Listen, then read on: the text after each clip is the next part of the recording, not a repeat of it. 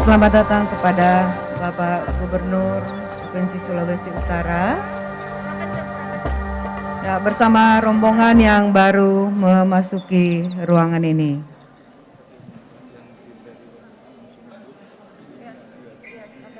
Ucapin lagi selamat datang.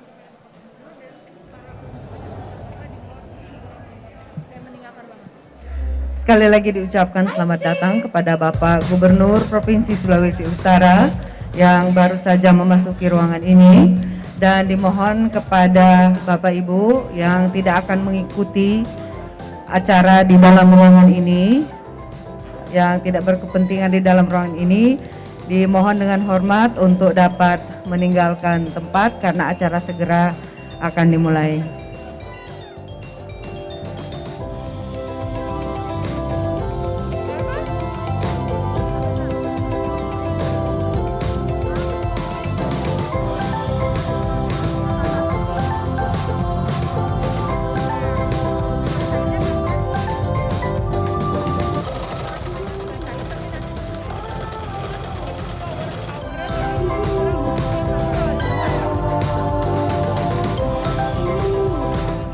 Terima kasih.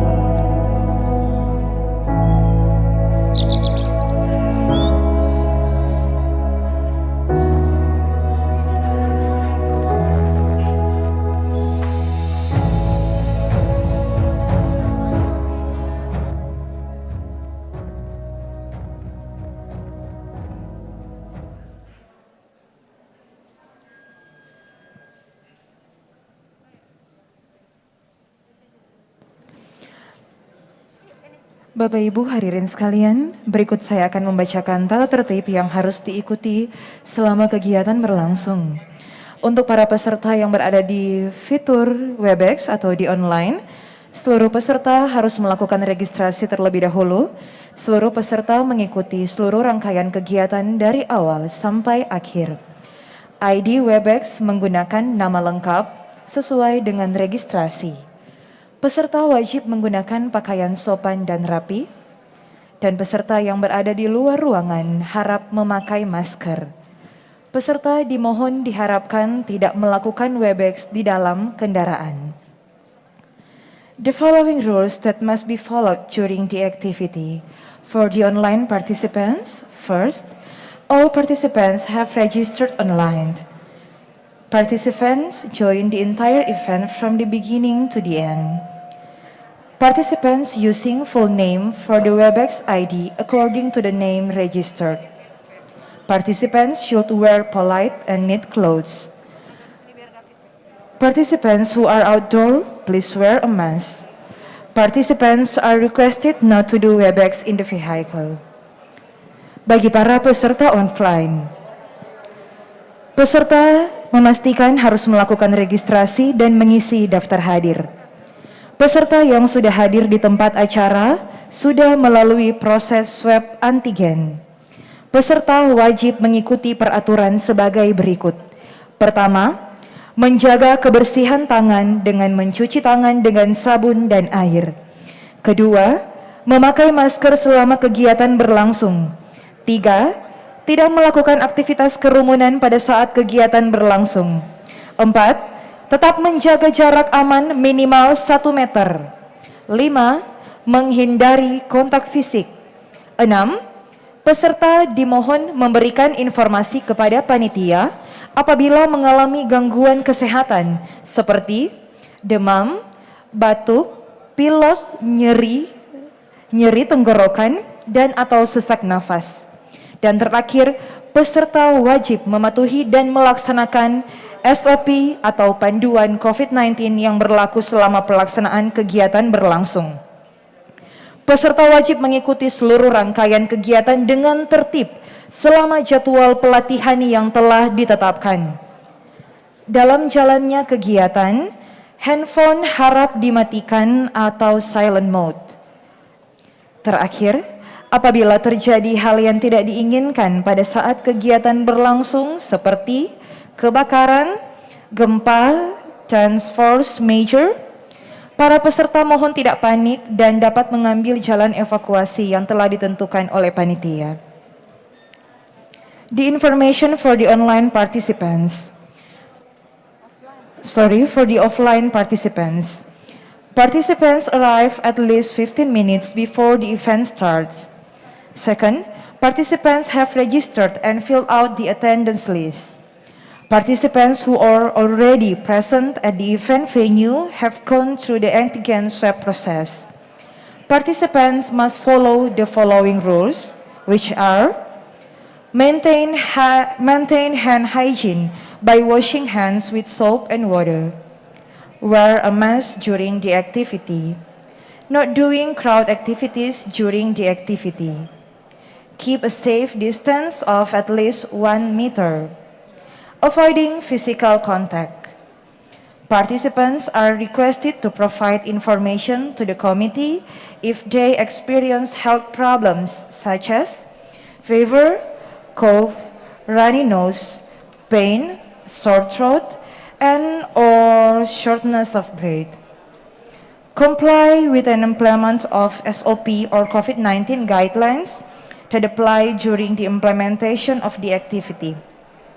The next one, participants are required to follow the entire series of activities in an orderly manner during the training schedule that has been set. Next one, during the activity, please turn off the cell phone or in silent mode. And the last one, if something unexpected happens during the activity, such as fire, earthquake, and force major, please, to all the participants, do not panic and can take the evacuation route that has been determined by the committee. Last, seluruh peserta telah melakukan pendaftaran secara online. Peserta mengikuti seluruh rangkaian acara dari awal sampai akhir. ID WebEx menggunakan nama lengkap sesuai dengan registrasi. Fitur chat box digunakan sebagai media untuk bertanya kepada narasumber. Format jika ingin bertanya melalui chat box adalah nama lengkap, pertanyaan ditujukan kepada Bapak atau Ibu siapa, dan kemudian pertanyaannya. Contoh, Adinda Putri, mahasiswa, kepada Bapak atau Ibu A, dan pertanyaannya. Harap bertutur kata yang baik dan sopan di kolom chat, serta bekerja sama menjaga kegiatan tetap kondusif. Seluruh peserta wajib mengikuti media sosial Instagram, Twitter, dan Facebook. The following are the rules that must be followed during the activity. All participants have registered online. Participants take part in the entire series of activities from beginning to the end. Webex ID using full name according to registration. The chat box feature is used as a medium to ask questions to resource persons. Format if you want to ask via chat box. Full name, question addressed to Mr. or Mrs., and question. Speak good and polite words. And the last, all participants must follow social media Instagram, Twitter, and Facebook.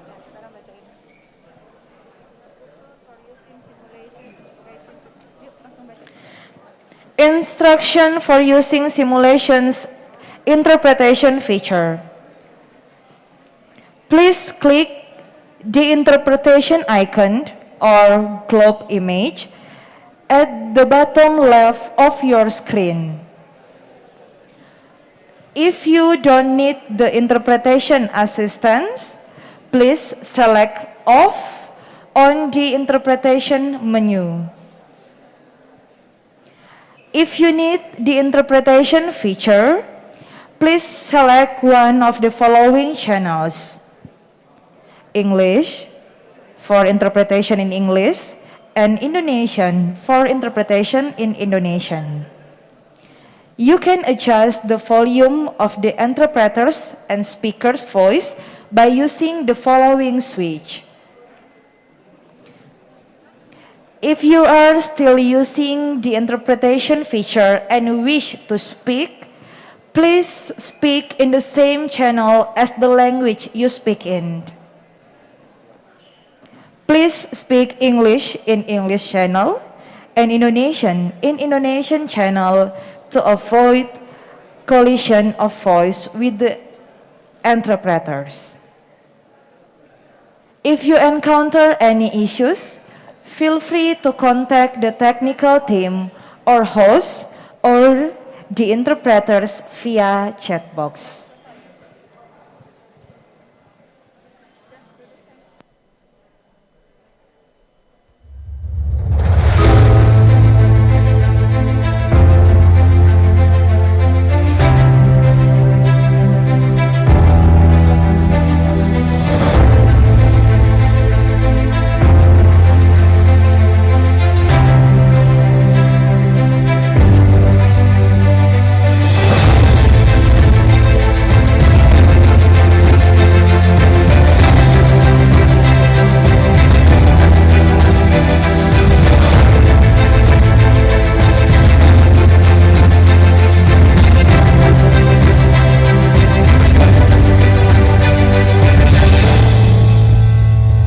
Indonesia juga menunjukkan bahwa akses perempuan untuk ekonomi digital memerlukan 3 prasyarat dasar. Pertama, pemerataan infrastruktur digital sehingga memudahkan akses jasa keuangan dalam ekonomi digital bagi perempuan. Kedua, literasi digital sehingga perempuan mampu memanfaatkan teknologi digital dengan baik, terutama untuk kegiatan produktif. Ketiga, memperbanyak pelatihan-pelatihan dan pengembangan keterampilan perempuan dalam kewirausahaan untuk kemajuan, perlindungan, dan pemberdayaan perempuan di masa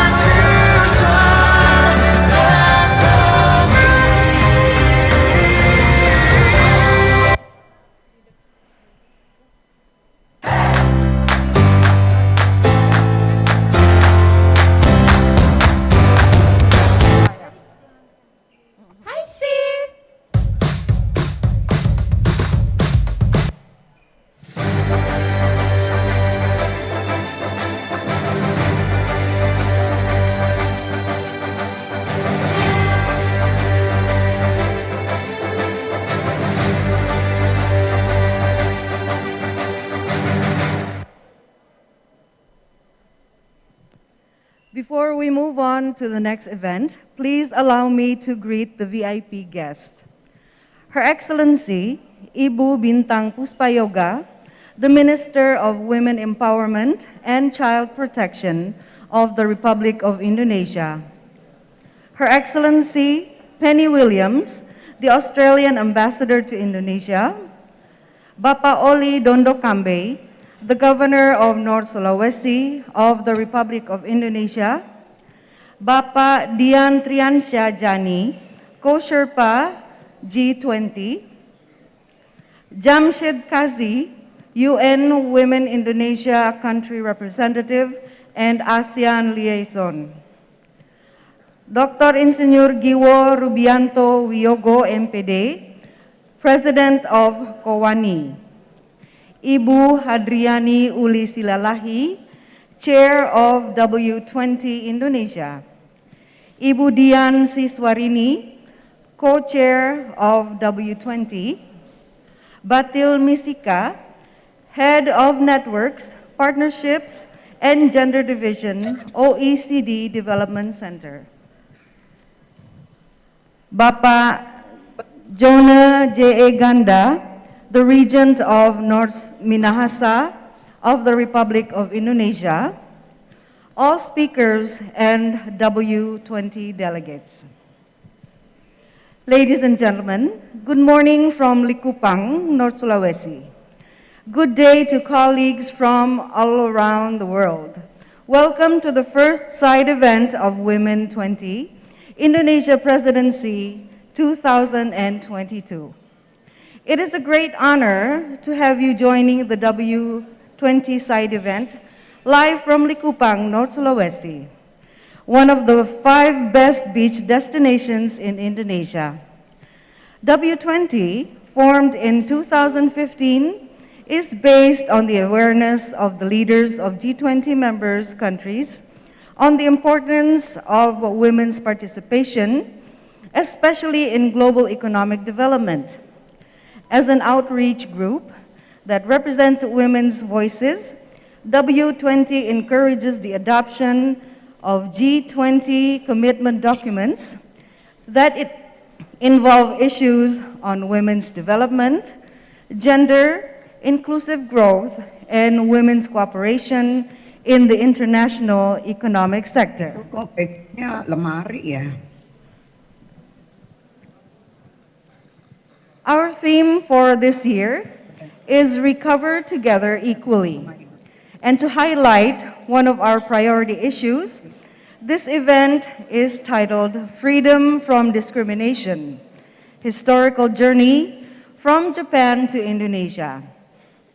We raise the importance of promoting equality, safety, and welfare by eradicating discrimination and violence that impairs women's participation in the economy. Before we begin, we would like to invite you to rise and remain standing at ease as we honor the Indonesia and sing the Indonesian national anthem, Indonesia Raya. Please rise.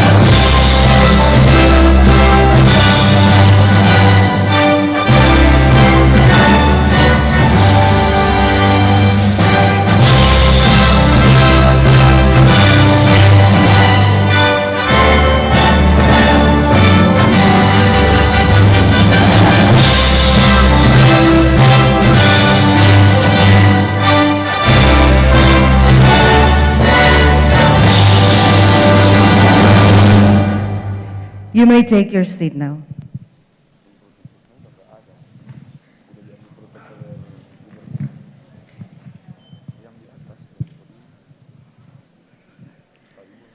Excellencies, distinguished guests, ladies and gentlemen, we are now going to listen to the welcoming remarks delivered by W-20 Chair of Indonesia Presidency 2022. We would like to invite to come to the stage Ibu Hadriani Uli Silalahi to deliver her remarks.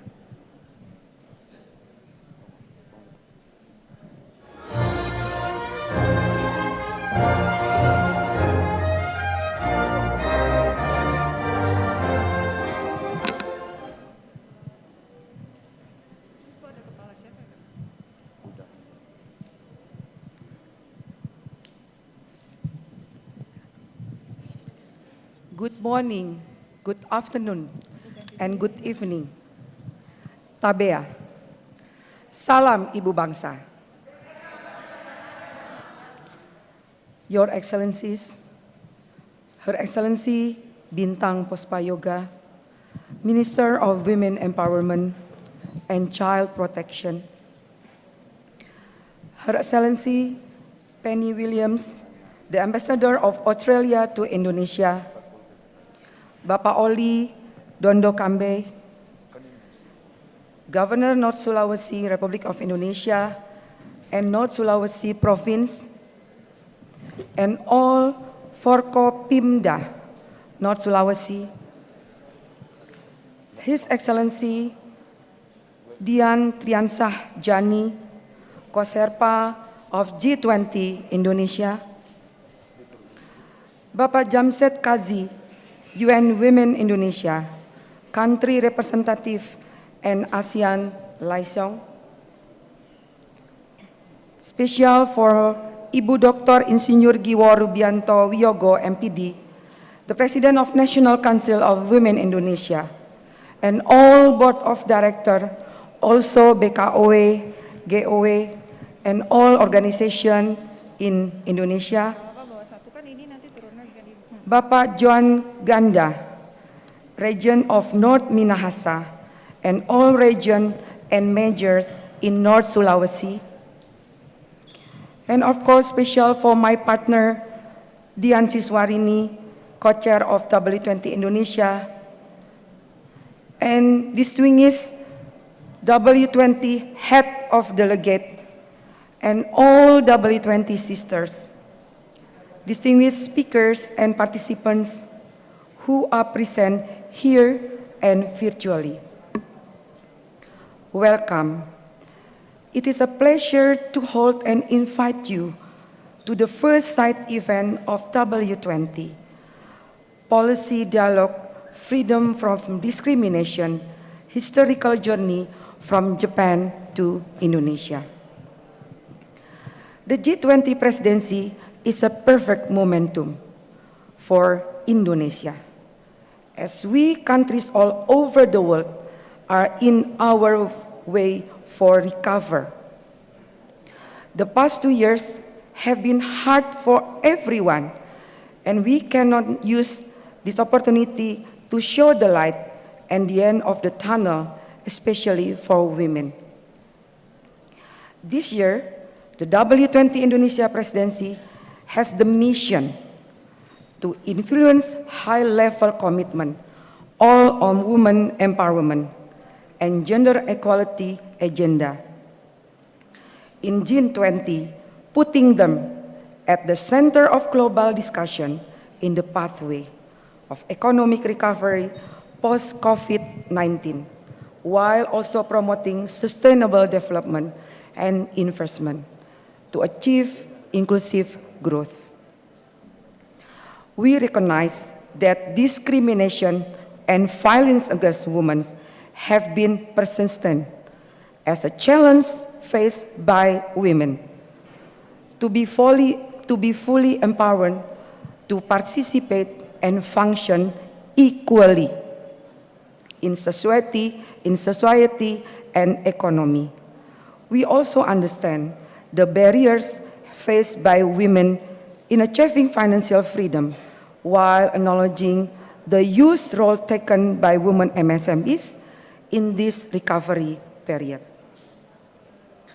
Empower women in the rural areas and women with disabilities are important in the process of building resiliency, since for the longest time it's being held back by the limitation in access. Due to the current situation, we also couldn't miss the necessity of equitable health response, which includes reproductive health and mental health. Distinguished ladies and gentlemen, the function and aim of W-20 site event is to receive inputs, insight, and thoughts for the development for W-20 knowledge. As I mentioned, it is in our strategy to build strong advocacy. Therefore, we need to build an even stronger case. Today, in this beautiful island, North Sulawesi, in Likupang, we are going to start in here by deep diving into the past presidencies, set the tone of the dialogue, convey Indonesians' priority on gender equality and women's empowerment, obtain important lessons to be empowered. It is then continue by identify actionable recommendation that W-20 can carry forward. Furthermore, W-20 Working Group on Discrimination is going to discuss on important steps in building W-20 communique. Distinguished ladies and gentlemen, and of course all sisters W-20, while we are in this beautiful place, Likupang, I would like to convey my sincere appreciation to all the people on Likupang or North Sulawesi and the government of Indonesia for the warm welcome, the hard work to prepare this meeting, and of course for the wonderful North Sulawesi courses. Finally, I would like to remind everyone here that we cannot risk losing the hard-fought progress on gender equality and women empowerment. Ever again, with everybody's help, we can put equality between women and men at the very core on the G20 agenda. Let's put recover together equally as the forefront in the achievement of the G20 effort towards gender equality and women empowerment. We wish everyone a great day, a great health, and a great decisions. Perempuan berdaya, Indonesia maju. Thank you. Terima kasih.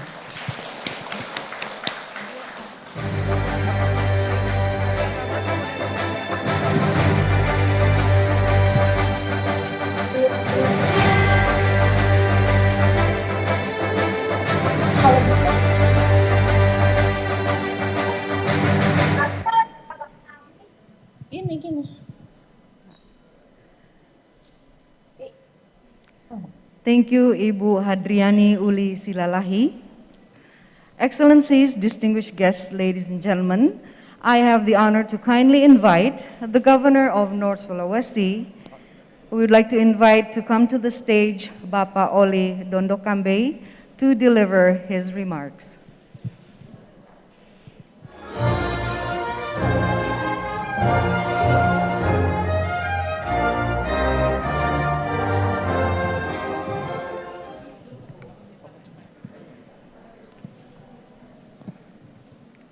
Salam sejahtera bagi kita semua. Assalamualaikum warahmatullahi wabarakatuh.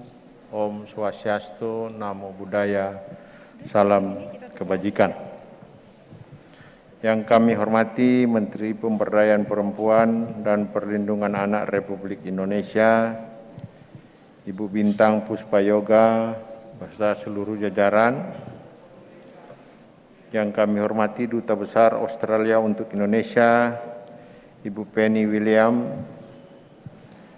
Yang kami hormati Co-Sherpa G20 Bapak Dian Triansyani. Yang kami hormati UN Women Indonesia Country Representative and Asian Relation Bapak Jamshed Kasih. Yang kami hormati Presiden Kongres Wanita Indonesia, Ibu Giwo Rubianto Wiyogo. Yang kami hormati Chair Ibu Andriani Uli Silalahi. Yang kami hormati Co-Chair Ibu Dian Siswarini, para narasumber dan pembicara, jajaran pemerintah Provinsi Sulawesi Utara dan pemerintah Kabupaten Kota se-Sulawesi Utara, segenap stakeholder terkait, para pejabat sipil TNI dan Polri, dan seluruh delegasi para wanita hebat perwakilan negara.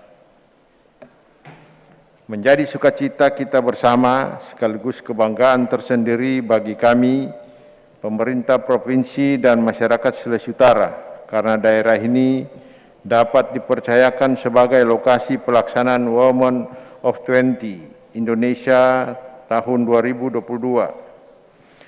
Seraya memanjatkan puji dan syukur kehadirat Tuhan atas anugerah serta kesempatan dan pertemuan ini, saya ucapkan selamat datang di bumi Nyur Melambai, Provinsi Sulawesi Utara, kepada saudara-saudara sekalian, para delegasi Women G20, selamat datang di pintu gerbang Indonesia ke Asia Pasifik. Kiranya pelaksanaan Women G20 di daerah ini akan dapat berjalan dengan baik, aman, dan dapat kita maksimalkan bersama sehingga akan meningkatkan koordinasi dan sinergitas kita dalam memperjuangkan kesetaraan gender dan pemberdayaan perempuan sebagai upaya membangun peradaban bangsa yang lebih maju di masa mendatang. Perlu saya informasikan kepada para peserta Provinsi Sulawesi Utara, sejak dulu tokoh wanita Ibu Walanda Maramis sudah mempertontonkan dan memperlihatkan peran perempuan di tengah-tengah masyarakat Sulawesi Utara. Dan tentu juga para pejuang feminis yang ada di Provinsi Sulawesi Utara sampai hari ini, banyak para pemimpin di daerah, wanita-wanita. Contoh, di sini ada Bupati di Kepulauan Sitaro, seorang wanita. Begitu juga Bupati di Bola Mongondo, seorang wanita. Rektor Universitas di Provinsi Sulawesi Utara, yang terbaik ada 2, Unima dan Unsrat juga wanita menjadi pemimpinnya. Hadirin dan saudara-saudara yang saya hormati, kita pahami bahwa kesetaraan gender adalah salah satu hak asasi manusia, tidak hanya laki-laki tapi perempuan yang memiliki hak yang sama untuk membuat pilihan hidup dengan kehormatan, keberanian, dan kebebasan. Perempuan memiliki potensi yang luar biasa, tidak bisa dipandang sebelah mata dan tidak bisa ditempatkan hanya sebagai warga kelas 2, melainkan sejajar sebagai mitra laki dalam konteks apapun. Negara Republik Indonesia tercinta sudah membuktikan pernah mempunyai presiden perempuan. Dan saat ini juga Ketua DPR RI seorang perempuan, adalah Ibu Puan Maharani. Kesetaraan gender senantiasa diperjuangkan penuh kebijakan yang berpihak pada perempuan di Sulawesi Utara. Terus dapat kita upayakan dan laksanakan. Begitu juga inovasi-inovasi dalam pemberdayaan perempuan yang terus dapat kita hadirkan. Karena itulah kami sangat bersukacita ketika kami dapat menjadi nyonya rumah atas pelaksanaan Women of 20 Indonesia tahun 2022 ini. Terlebih atas agenda deklarasi Likupang tentang kesetaraan gender yang turut dirangkaikan. Saya yakin Setiap daerah di belahan dunia memiliki komitmen yang sama, melakukan hal yang sama untuk terus memperjuangkan kesetaraan gender. Bapak, Ibu, Saudara-saudara yang kami hormati, dengan semangat atmosfer Women of 20, marilah bersama kita dorong kesetaraan, keamanan, dan kesejahteraan dengan menghapus diskriminasi terhadap perempuan. Bersama kita dukung upaya pemberdayaan perempuan melalui usaha kecil dan menengah yang memiliki dan dikelola oleh perempuan, serta pemberdayaan perempuan dengan disabilitas dan perempuan-perempuan pedesaan. Bersama kita wujudkan kesetaraan pelayanan kesehatan bagi peningkatan kualitas hidup perempuan. Hadirin dan saudara-saudara yang saya hormati, demikian yang dapat saya sampaikan pada kesempatan ini. Akhir kata, selamat berkolaborasi dalam pelaksanaan Women of 20 Indonesia tahun 2022 di Provinsi Sulawesi Utara. Semoga senantiasa Tuhan menyertai dan memberkati setiap upaya dan kerja kita semua. Terima kasih, salam sehat, dalam salam damai sejahtera untuk semua wanita hebat di pelosok Indonesia dan di penjuru dunia. Wassalamualaikum warahmatullahi wabarakatuh. Om Santi Santi Santi Om, Sadu Sadu Sadu, Shalom.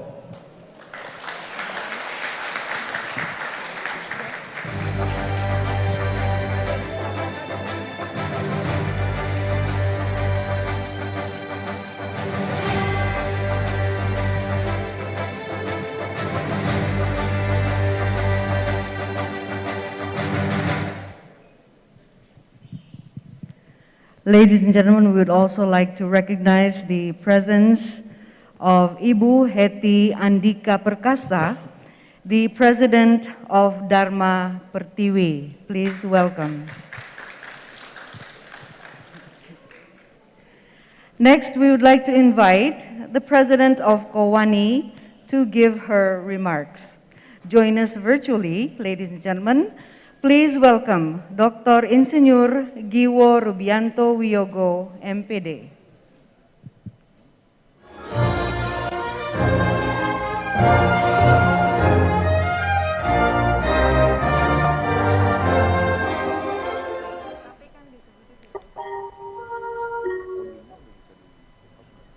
May peace and prosperity be upon us.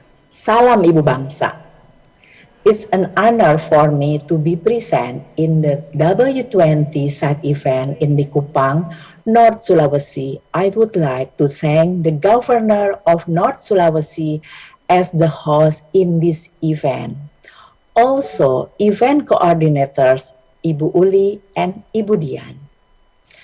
As President of Kowani and Head of Delegation, I would like to thank Indonesia G20 Sherpa Office and the Minister of Women's Empowerment and Child Protection for choosing Kowani to be part of Women 20 Indonesia 2022. As the largest federation of women organization in Indonesia with a long and proud history in achieving women's empowerment since 1928. Kowani is the oldest federation of women organization as well as a forum for collecting women aspiration in carrying out this role and participating in nation building.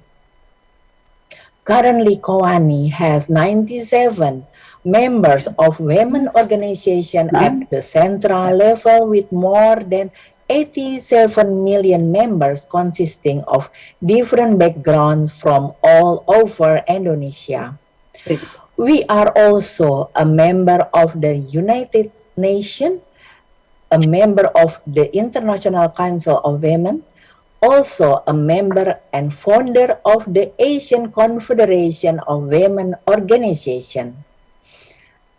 Ladies and gentlemen, the G20 presidential team Recover Together, Recover Stronger reflects the ongoing global challenges influenced by the spirit of resilience and recovery from the pandemic crisis.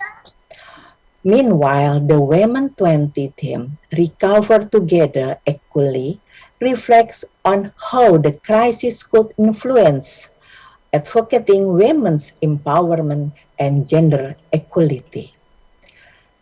This theme is also in line with the vision and mission that has been carried out by Kowani for 97 years within the Congress programs that is held every 5 years.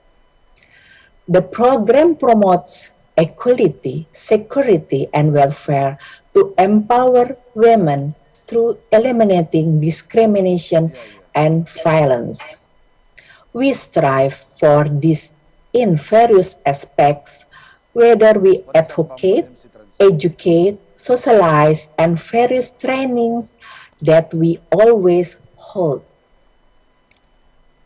Ladies and gentlemen, in this policy dialogue event, Freedom from Discrimination Historical Journey from Japan to Indonesia, I hope we can address the ongoing challenges of discrimination in G20 countries and how to solve them. With the goal of mainstreaming gender equality and empowerment of women, we must continue to speak out loud for the elimination of policy discrimination to create equality, security, and welfare for women. Therefore, may this discussion gives the insight and knowledge we gain today pave the way for building a just and sustainable world governance based on freedom, lasting peace, and social justice. May peace and prosperity be upon us. Salam Ibu Bangsa. Terima kasih.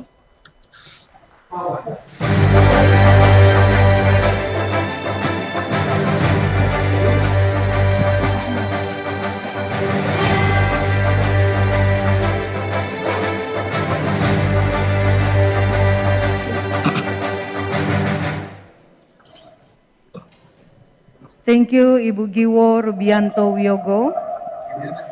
Next, we would like to invite the UN Women Indonesia Country Representative and ASEAN Liaison to give his remarks.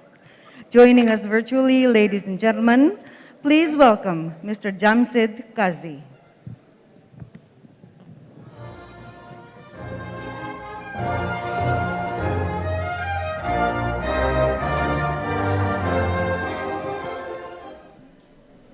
Her Excellency Ibu Bintang Puspayoga, Minister of Women's Empowerment and Child Protection of Indonesia, our gracious host, the Honorable Bapak Oli Dondokambe, Governor of North Sulawesi, Honorable Chair and Co-Chair of the W-20, Excellencies, distinguished guests, ladies and gentlemen, Selamat pagi and a very good morning. I am honored to be given the opportunity to deliver opening remarks at this very important forum. Allow me to convey my deepest regret for not being able to attend in person owing to a prior commitment. My deputy, Ms. Dwi Faiz, however, is there right now in wonderful Likupang and will be actively participating over the next couple of days. On behalf of UN Women's Executive Director, I commend the government of Indonesia for their high-level commitment and leadership of the G20 presidency, and I extend our congratulations to the chair and co-chair of the W20, the Sherpa, and the entire committee responsible for the successful series of events and activities since the kickoff on Hari Ibu, or Indonesian Women's Day, on 22nd December last year. The W20 theme, Recover Together, Equally, is well aligned to the overall G20 theme of Recover Together, Recover Stronger. No economic recovery will be complete or sustainable if women and girls are left behind or given lesser priority, especially by the 20 largest economies in the world, accounting for 80% of global GDP. Despite considerable progress on gender equality over the past decades, these gains have been uneven, tenuous, and have also been subject to many setbacks, particularly in light of the prolonged pandemic we continue to endure. The World Economic Forum estimates that at the current pace, we will still need a staggering 267 years to achieve gender equality on economic participation and opportunity alone. Here are some more sobering statistics about the persistent gender equality gaps that we must confront. Globally, women's employment declined by 4.2% because of the pandemic, representing a drop of 54 million jobs, with more women than men working in vulnerable jobs that have been hardest hit by COVID-19. This is exacerbated by the shadow pandemic of gender-based violence, which often means that women are confined at home with their aggressor, not only impacting public health, but further hindering economic participation. Technology is evolving, but in low and middle income countries, 433 million women are unconnected, and 165 million fewer women own a mobile phone compared with men. Digitalization brings immense potential to accelerate women's empowerment. Yet 1.7 billion people, more than half of whom are women, continue to be financially excluded from the digital economy. In addition to marginalization in economic terms, we continue to see women being underrepresented in public decision-making, including in politics and in public discourse. Only 12% of global leaders as either heads of state or heads of government are women. Women also tend to be excluded from some of the high-level discussion panels, and I sincerely hope we can put an end to the phenomenon of the Mano, or all-male speaking events during this and future G20 presidencies. It is a small but very significant step to signal the importance of including gender-diverse perspectives which lead to better informed policy outcomes. Having discussions and conferences like this one are important, but as the saying goes, we also need to walk the talk. And that means putting firm commitments on the table backed by financial investments.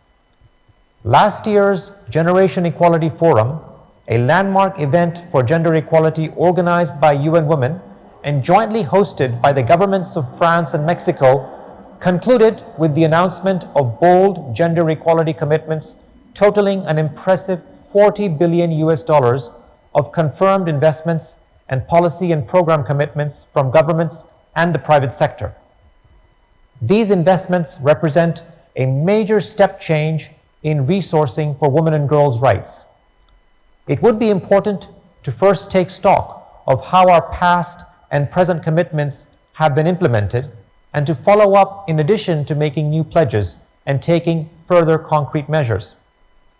To its credit, the W-20 initiated in 2015 has had a very strategic role in changing the mindsets of the G20 leadership in the world to start paying closer attention to women's empowerment and gender equality. One of the most concrete actions has been the commitment to reducing the gender gap for labor force participation between men and women in G20 countries by 25% by 2025 as part of the Brisbane Plan of Action, which we should not lose sight of. The important recommendations stemming from successive W20 deliberations should make its way into the G20 Summit Declaration, and we should make all efforts to ensure gender equality and women's empowerment become a standing item on the core G20 agenda every year. Otherwise, we may continue preaching to the converted. Women's economic empowerment and financial inclusion have been recognized as a key to achieving the 2030 Agenda for Sustainable Development. And in this increasingly digital world, technology is a great enabler, providing ever-growing opportunities for women to be economically active. The G20 is an excellent opportunity to strengthen the collaboration not just between the public and private sector, but with many other key stakeholders, including civil society, youth, parliamentarians, academia, and the media, among others. Societies benefit when we are able to harness the best talent and abilities without putting hurdles in the way for women and girls. The G20 has a powerful role to play in exhibiting leadership to drive the inclusion of women in the formulation and implementation of policies that impact and benefit women's economic empowerment. The W-20 has the responsibility and the opportunity to hold the G20 accountable for its commitments to gender equality. Finally, I wish you all the very best in your deliberations during the many W20 sessions. Let this be a defining moment when we can witness the accelerated implementation of bold and robust commitments that will drive us closer to achieving gender equality and the empowerment of women. More than ever before, this is what we need if we are to succeed in recovering together, recovering stronger, and recovering equally. Thank you very much. Terima kasih banyak.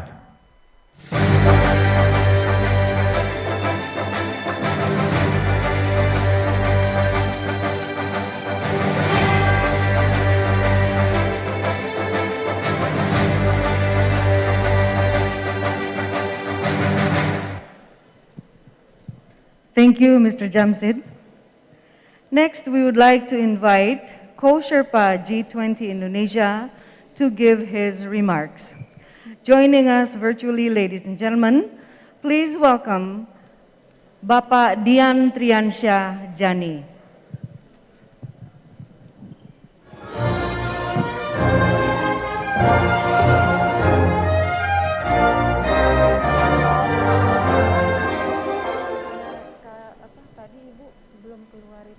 His Excellency Ibu Igusti Ayu Bintang Darmawati, Minister of Women Empowerment and Child Protection the Republic of Indonesia, Yang Mulia Bapak Oli Donom Kambe, Governor of North Sulawesi, His Excellency Ibu Penny William, Mr. Jamset MKZ, UN Women Indonesia Country Representative, Yang terhormat Ibu Dr. Iwo Rubianto Wiyogo, President of Kowani, Ibu Hardiani Uli Silalahi, Chair W20 Indonesia, and Ibu Dian Siswarini, Co-Chair W20. Distinguished speakers, participants, ladies and gentlemen. Assalamualaikum warahmatullahi wabarakatuh. Salam sejahtera untuk kita semua. Good morning from Jakarta and peace be upon us all. Let me begin by saying that it is an honor to be here and to convey my sincere congratulations to W20 Indonesia and its team for organizing this side event on freedom from gender discrimination, journey from Japan to Indonesia. I would also like to welcome the delegates that are present in this beautiful Likupang, a hidden paradise in the north of Indonesia, with a stunning, pristine, white beach. Unfortunately, I can only envy you for not being physically present. For Indonesia's presidencies, women participation is an essential element in our quest to recover together and recover stronger. With the pandemic still looming, it is more important now than ever that all stakeholders must work together to achieve a full recovery. We know that women are continuing to face heavier burden during the pandemic, including increased sexual and gender-based violence against women, unequal access to the labor market, gender pay gap, and job losses linked particularly to women's occupation in the informal economy.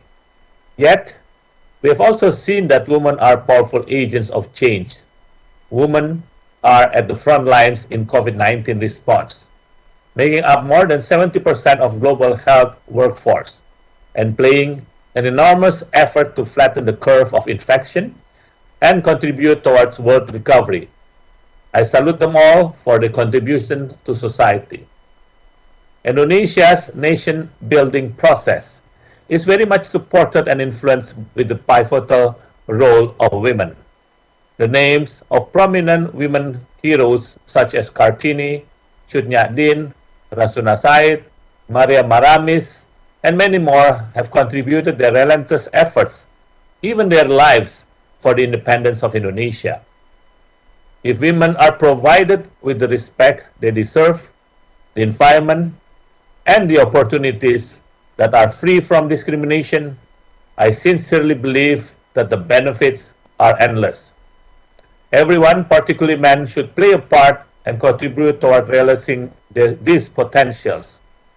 President Joko Widodo himself has become a he for she ambassador and campaign to mainstream gender equality. Hence, inclusiveness must be the key word on our path to recovery. In fact, inclusivity is at the heart of Indonesia's G20 presidency. Our team, Recover Together, Recover Stronger, denotes the strong belief that global recovery must involve all and benefit everyone in order to result in a better future. And Indonesia believes that we can achieve this by focusing on the three main priority areas. Witnessing that the pandemic is still ongoing, the first priority is on enhancing the global health architecture to ensure that the world can manage and fully recover from COVID-19, as well as raising the resources needed in preparation of future health emergencies. The second priority is on digital transformation. As we embark on the future, we must ensure that everyone can enjoy the benefits of digitalization, including women, particularly as it is a cross-sectoral issue that relate to various aspects of our lives, including education, jobs, health, agriculture, and many more sectors of the economy. The third priority of our presidency is on energy transition, to ensure that all countries will have affordable, clean energy in our joint efforts to address climate change and pursue sustainable development. I shall not go into details about the substance, as I know you will be discussing this in the W-20 during our presidency. But simply to say, I appreciate the efforts of W-20 Indonesia to start the discussion on the challenges and how to overcome the challenges faced by women. And hopefully, today's event can stimulate further talk and also lead to recommendation as well as concrete action, I repeat, concrete action that can be implemented to ensure that the world becomes a better place for us all, particularly for developing countries. We in our presidency wanted to have more concrete action being undertaken so that we could also lead by example. Allow me to share my sincere hope that today's freedom from gender discrimination discussion will be a cornerstone in addressing the many issues that women face today, especially in light of the pandemic, as well as the challenges and opportunities in the future. We are on this planet together. Thus, we need to work together so that no one is left behind, particularly no women left behind. We will only be safe if everyone is safe and healthy. To close, I would like to present colleagues and participants in this W20 gathering with a famous quotation from Ibu Kartini, a national hero and fighter for women emancipation. In Bahasa Indonesia, or our language, I quote, "Habis gelap, terbitlah terang," unquote. Or simply put, from darkness, there will be light. I hope, or should I say, I am confident that Indonesia's G20 presidencies and Indonesia's W20, there will be more light and a brighter future for women all over the world. I thank you and I wish you all a fruitful discussion. Wassalamualaikum warahmatullahi wabarakatuh.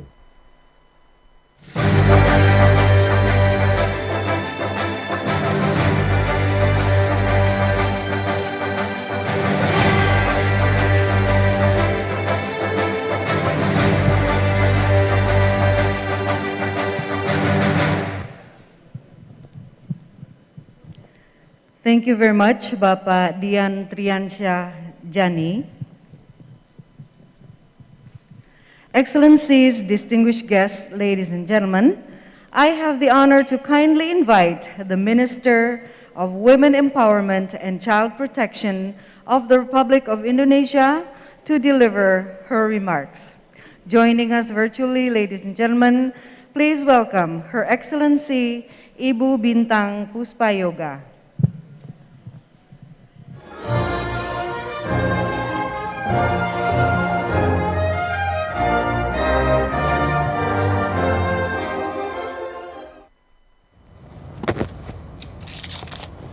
Assalamualaikum warahmatullahi wabarakatuh. Shalom. Om Swastiastu, Namo Buddhaya, Salam Kebajikan. Good morning, and may health and happiness will be always among us. Honorable W-20 Head of Delegation from all G20 member countries, Serva Chair from the Coordinating Ministry of Economic Affairs, Governor of North Sulawesi, Head of Region of North Minahasa, resource person, delegate, and participants. Head of Delegation, delegate ladies and gentlemen, welcome to District of Likupang, North Sulawesi, Indonesia.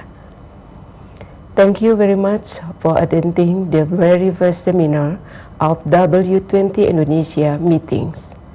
Today, representative of W20, global, regional, and national NGOs, universities, development partners, and individual practitioners gather together here to advocate one of the most strategic issues on the entire planet, which is gender equality and women empowerment.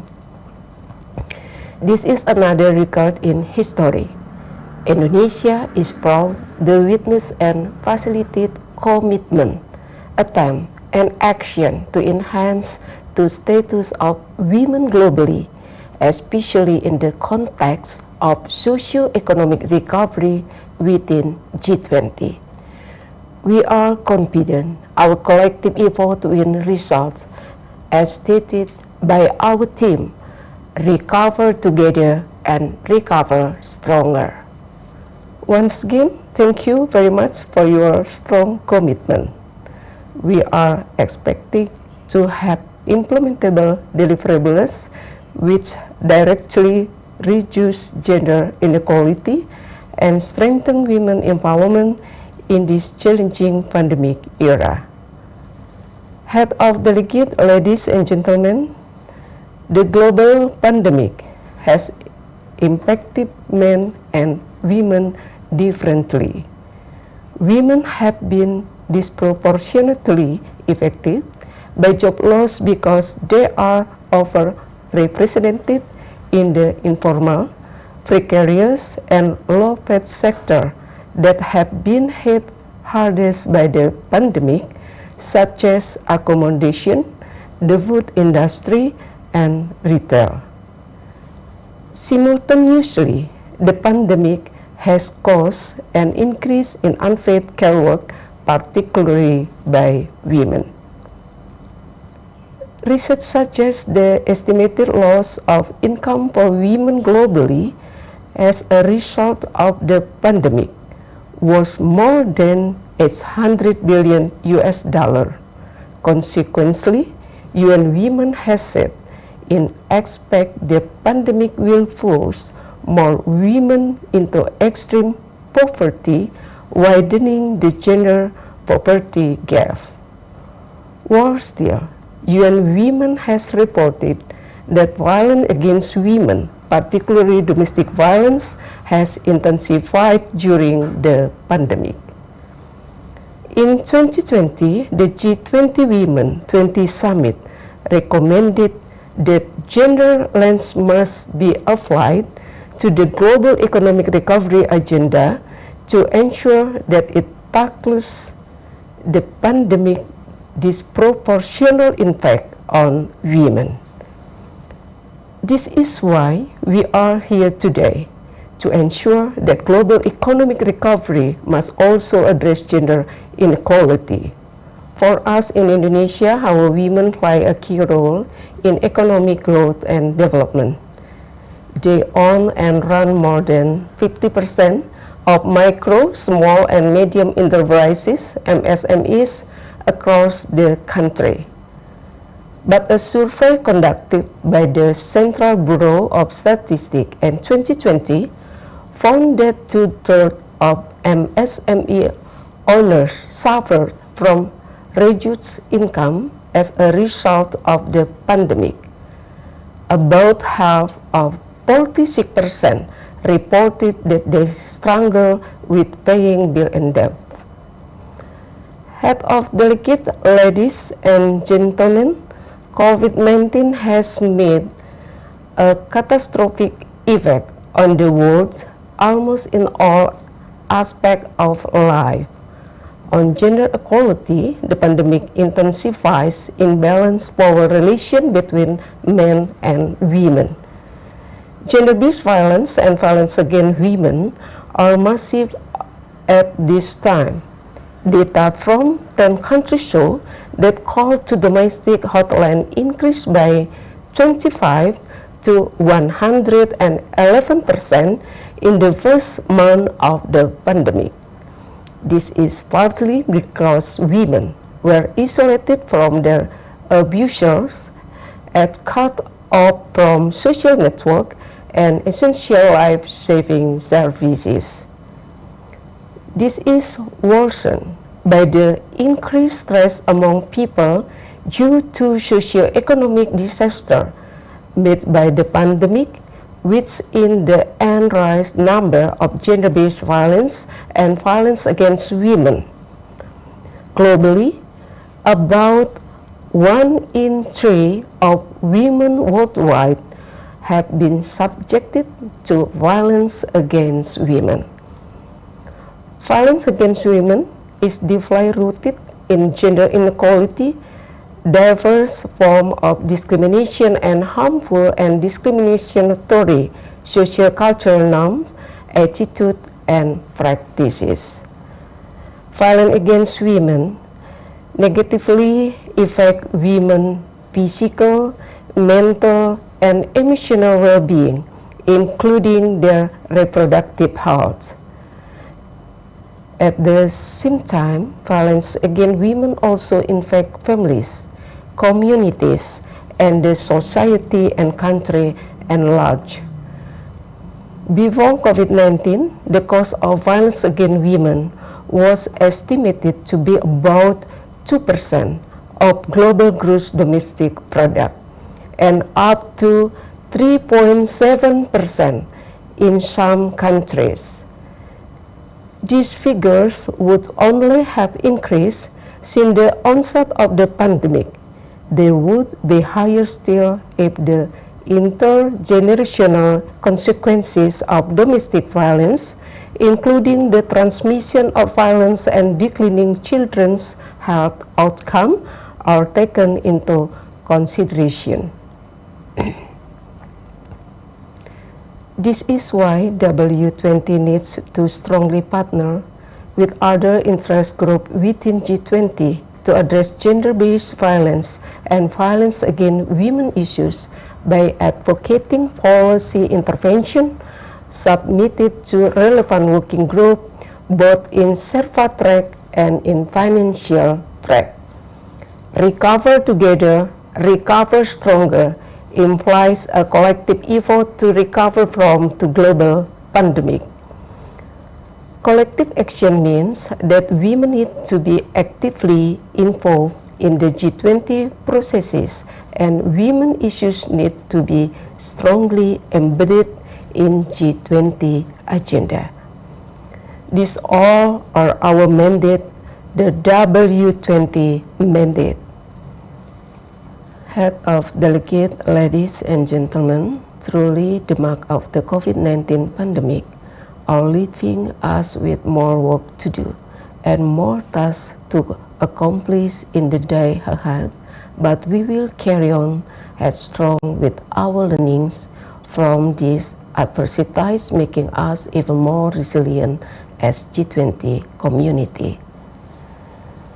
To be empowered, women will need to possess the ability to deal with difficulties and transcend barriers imposed upon them by social cultural norms and stereotypes, as well as other challenges such as economic insecurity, race, and vulnerabilities, as well as exponential impact of discrimination. For W20, we will continue to ensure that the results of this event are anchored to key strategic input that will strengthen the resilience of women to address discrimination. When women are empowered and children are well protected, prosperity will be available for all. Wassalamualaikum warahmatullahi wabarakatuh. Shalom. Om Santi Santi Santi Om. Namo Buddhaya. Thank you.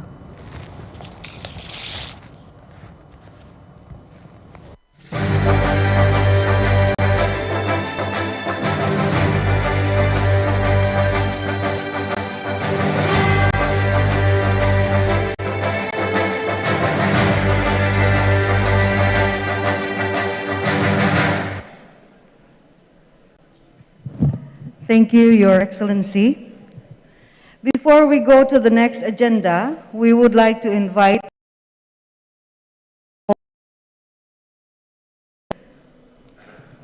for the first session, we would like to invite Bapak Oli Dondokambe, the Governor of North Sulawesi of the Republic of Indonesia, and Mrs. Rita Dondokambe, Ibu Dr. Devi Kandotanos, wife of the Vice Governor of North Sulawesi, Ibu Hadriani Uli Silalahi, W-20 Chair of Indonesia Presidency 2022, Ibu Dian Siswarini, W-20 Co-Chair, Bapak Jona J.E. Ganda, the Regent of North Minahasa, Republic of Indonesia, dan Ibu.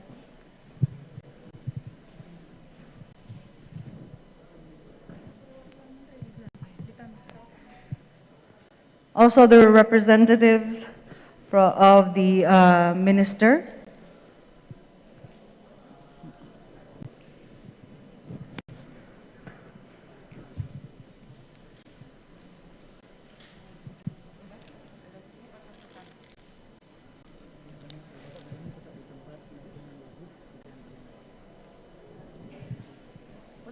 Dari sini aja.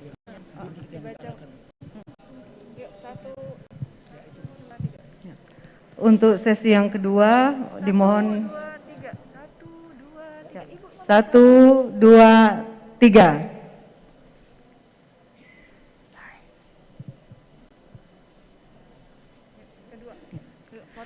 Untuk sesi yang kedua, kami mohon Bapak Gubernur untuk tinggal di tempat. Kemudian sesi yang kedua diundang juga Pangdam beserta Ibu. Ibu juga tetap, maaf. Bapak Pangdam beserta Ibu, Bapak Kapolda beserta Ibu, Kepala Pengadilan Tinggi, Bapak Danlanut Sri beserta Ibu, dan Bupati Minahasa Utara beserta Bapak Danlan Tamal. Yang terakhir Bapak Danrem diundang untuk ke depan.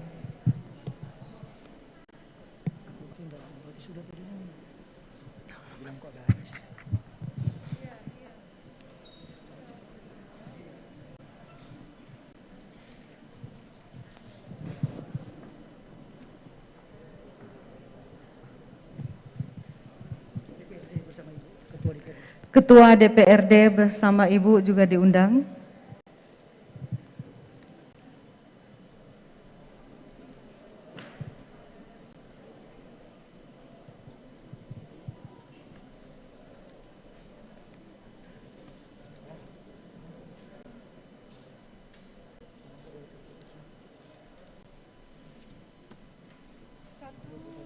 Satu, dua, tiga. Terima kasih. Selanjutnya, foto session yang ketiga, para bupati dan wali kota beserta wakil yang hadir. Dimohon juga Bapak Gubernur untuk tetap berada di atas panggung, beserta Ibu juga.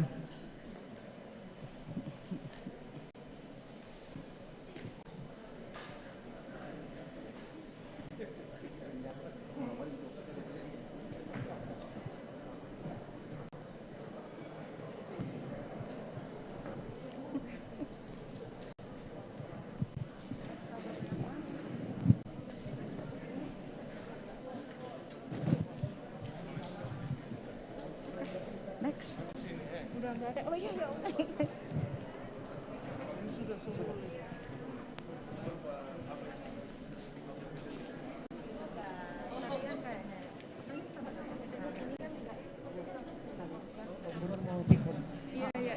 1, 2, 3. Terima kasih, silakan untuk kembali ke tempat.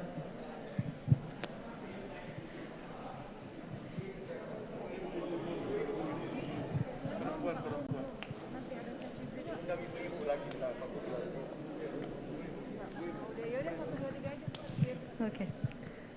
Ya, 1, ibu-ibu siap. Oh ya. Hitungnya 1, 2, agak dilama-lamain. Ya, siap.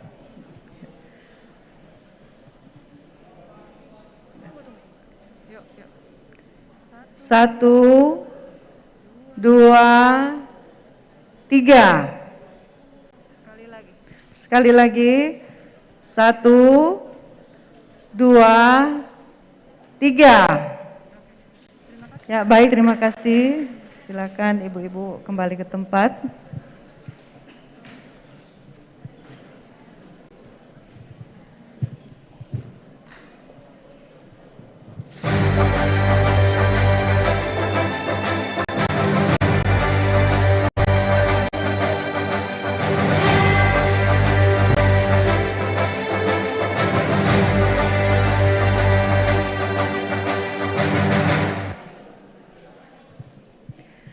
Ladies and gentlemen, we will now start the policy dialogue discussing W-20 historical journey.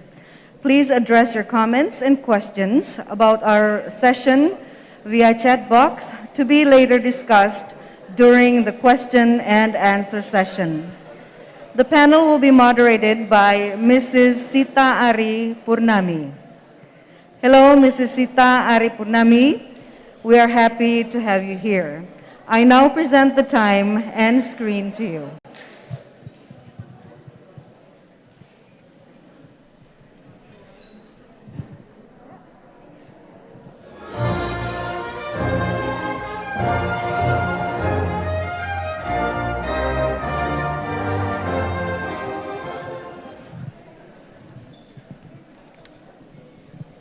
Ini nggak usah kan, ini semua Bu Sita. Baru nanti thank you Bu Good Sita morning, ya kan. good afternoon, good evening, ladies and gentlemen. Duduk aja nih lama.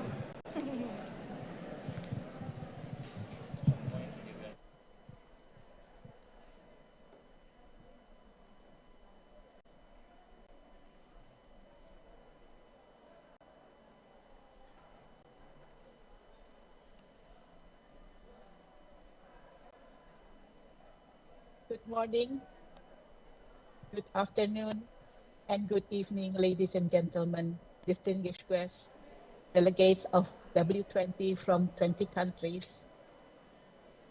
Welcome to our session on policy dialogue today. I hope everybody are in good health in this condition of pandemic.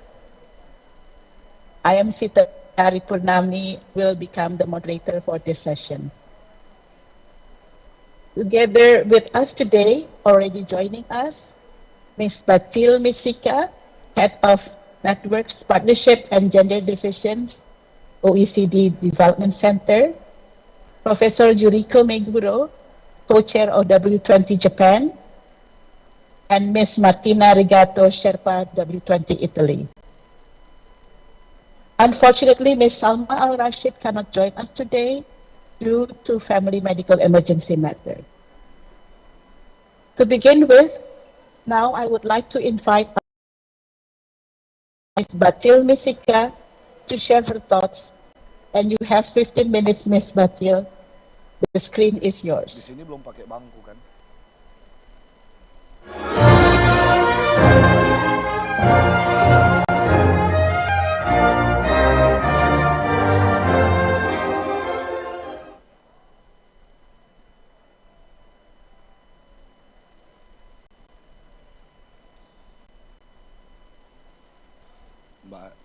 Can you hear me? Yes. Yes, it seems you can. It is my great honor and pleasure to. I have a PowerPoint to go with my presentation. So it would be wonderful if it can be uploaded.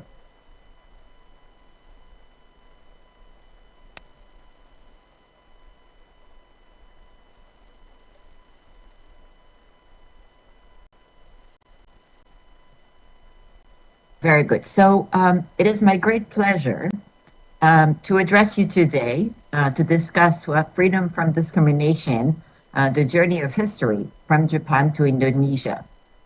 Next slide, please. So this is what I'm going to. Why did we decide to start this collaboration with the W-20, and what is the Social Institutions and Gender Index, which is the lens through which we've established this collaboration? Then I'll go into key findings. What have we learned using this lens of gender norms to look at the W-20's priority issues? And then finally, how can we move towards more gender-sensitive policies in the context of COVID-19? Next slide, please. Okay, so this shows you why social institutions are very important for gender and for the G20 gender targets. You see, the tip of the iceberg is what you can see in real life. So what we call outcomes. For instance, violence against women, or the fact that women earn less than men. However, what you do not see underneath is the root causes. And this is what the SIGI, our index, which is a global reference, measures. For example, if women have more unpaid care work, as a result, they will not be able to work full-time. So you will observe a reduced labor force participation. So this is what the SIGI is about, really. And it is also an official source for monitoring SDG 5.1.1. Next slide, please. Okay, so we started this honor of collaborating with the W20 back in 2019 when Japan had the G20 presidency. And we moved on with Saudi Arabia in 2020. Then we moved to Italy in 2021 and now with Indonesia. What did we measure in these reports that were commissioned by the W20 presidencies? We looked at some of the gender gaps that you can observe in terms of outcomes. So that's the tip of the iceberg. We looked at how laws and so legal frameworks have evolved. And the particularity of our work is that we do not only take formal law into account, but also tribal law or religious law. So this allows us to have a comprehensive view of what the legal framework is for women in a given geography. We also monitor changes in social norms and attitudes. So those are attitudinal data that we've been monitoring.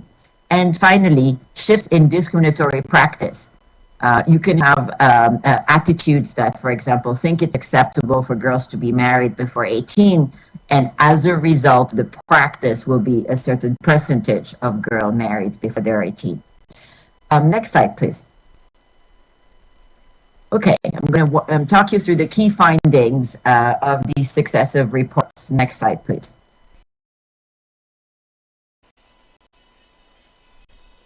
Next, please. Okay, so the first dimension of our findings is on discrimination and equality. Next slide, please. Okay, so you can see that we start with good news. According to our report, in nearly all G20 economies, the women's labor force participation rate has increased between 2012 and 2022. So for the G20 countries for which we have data, you can see that while labor force participation for women has evolved, however, the absolute gap remains quite important. So it was 21 percentage points in G20 country in 2019. So it is still not ideal. So you can see on the right-hand side a couple of examples of what's holding women back. For example, can you go back one slide, please? Thank you. In 17, 20 countries, women cannot do the same jobs as men. So for example, they can't work in construction, energy, and mining because those are considered manly tasks. And only 7 of the G20 countries have signed and ratified regional conventions addressing violence against women. And that's absolutely insufficient. Signing these conventions is not enough, but it's an indispensable step towards eliminating violence against women and its acceptance. Next slide, please. Now, unpaid care work is one of the biggest barriers to equality in the labor market.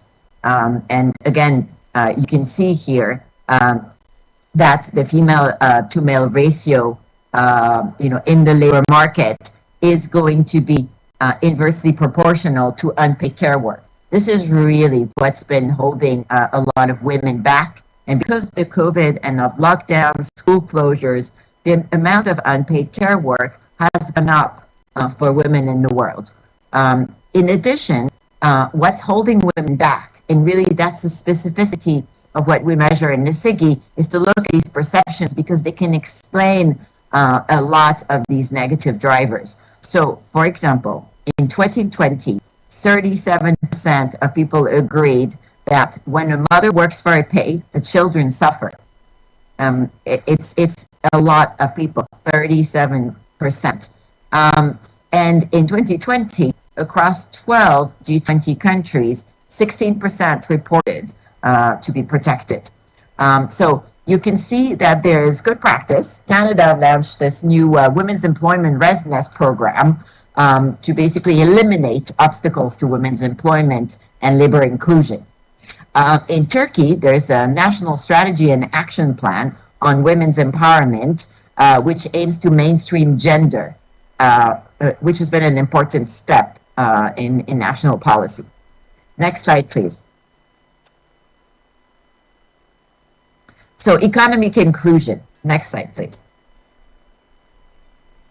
So women are still underrepresented as business owners across G20 countries. And we expect this figure to keep lowering because there's going to be a lot of bankruptcies as a result of the COVID crisis. But between 2019 and 2020, the percentage of women amongst business owners, so increased in 8 countries, decreased in 10 countries of the G20, and stayed the same in 1 country. And some women are consistently underrepresented, especially in Saudi Arabia. They're 2% of business owners only, compared to 34% in the United States, which is still quite low. So what's holding women back? Well, there's some issues with inheritance. For example, in 2 of the G20 countries, the law does not provide daughters with the same rights as their brothers. So as a result, if you want to start a business, you will need to borrow money. But if you did not inherit in the same way that your brother did, that makes it very difficult. Without any collateral, it's very difficult to sustain a business or to stay open while there is a crisis if you do not get any other form of support. In 9 countries, the law does not prohibit discrimination and access to credit based on gender, which means that there are countries that do discriminate on the basis of gender when it comes to accessing credit. And that is, it's really tragic to think that you might be denied credit just because you're a woman, just because of your gender. Next slide, please. So in terms of good practice for women's economic inclusion, well, we need to facilitate their access to finance and capital because this has been really a lifesaver, especially in times of crisis. We need to address also non-monetary barriers to entrepreneurship, such as unpaid care work. How can you expect to be an entrepreneur if you have to spend all your time in domestic chores? And finally, establishing training opportunities on financial literacy for women entrepreneurs' needs.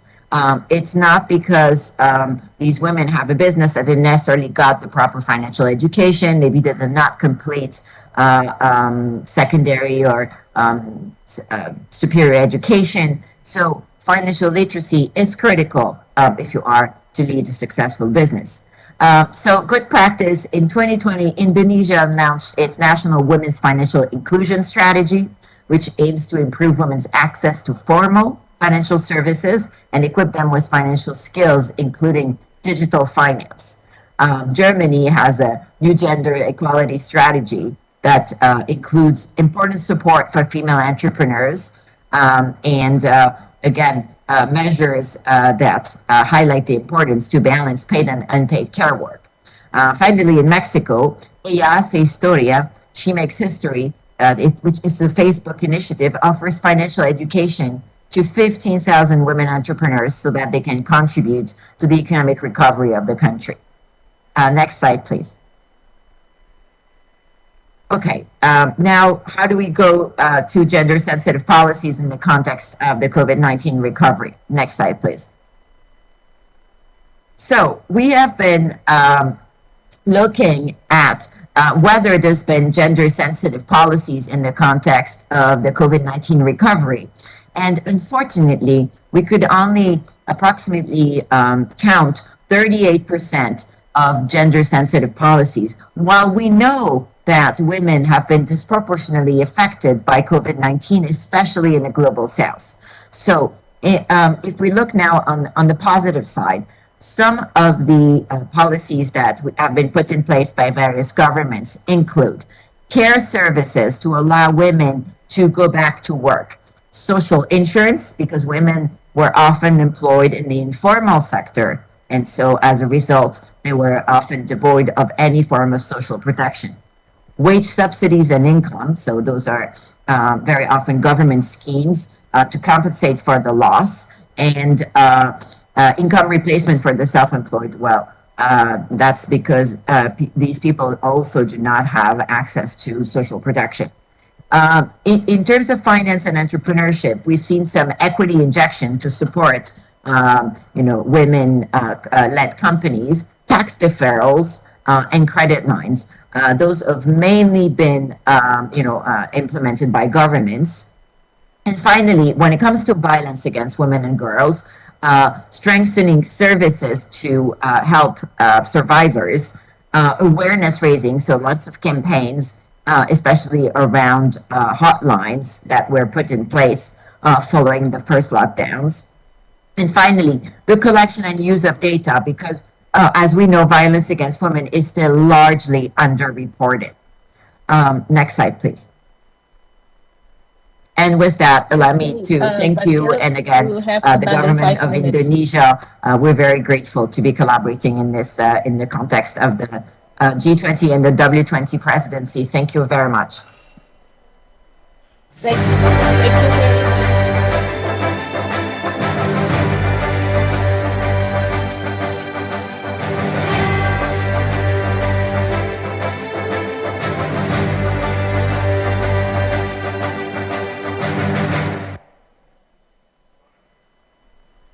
Thank you very much, Ms. Batil.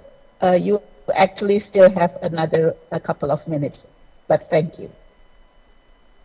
As for the next speaker, I would like now to invite Professor Yuriko Meguro, the co-chair of Japan W-20. The time is yours, Professor. You have 10 minutes to share your thoughts. The screen is yours.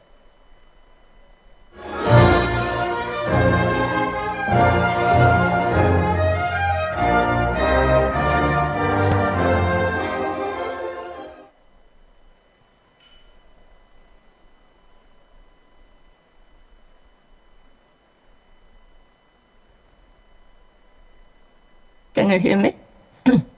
Yes, clearly. Can you hear me? Yes, clearly, Professor. Yes? Yes. Go ahead, Professor. Can you please open your camera, Professor? Oh.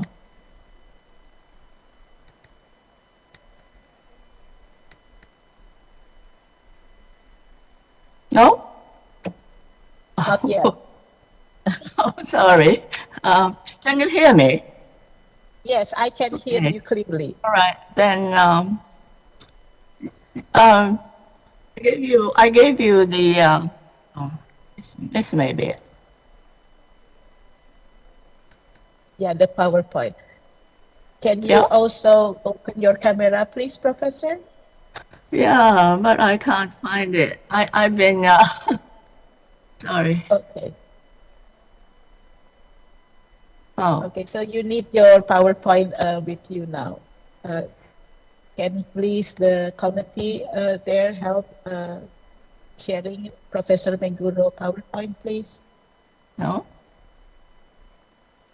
Oh.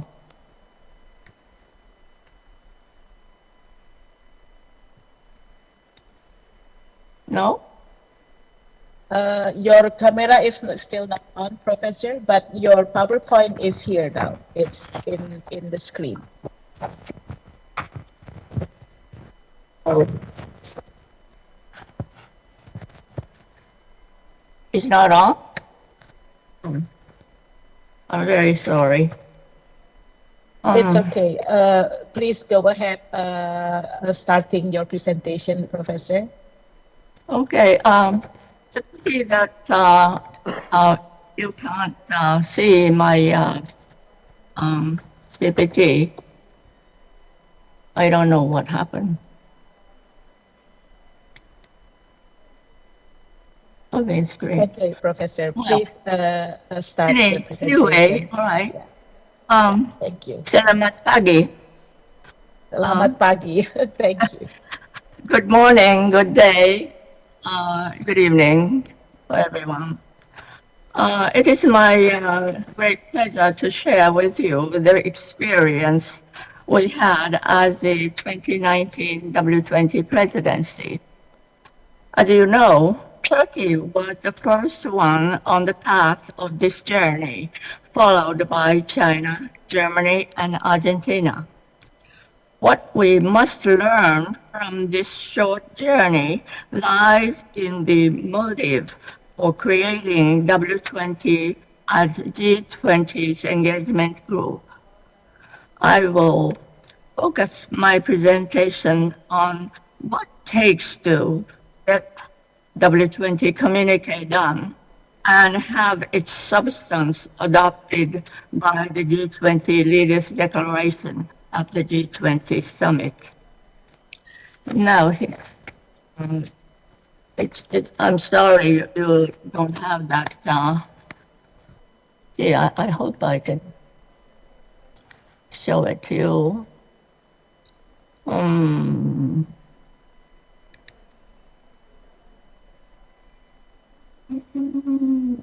Just.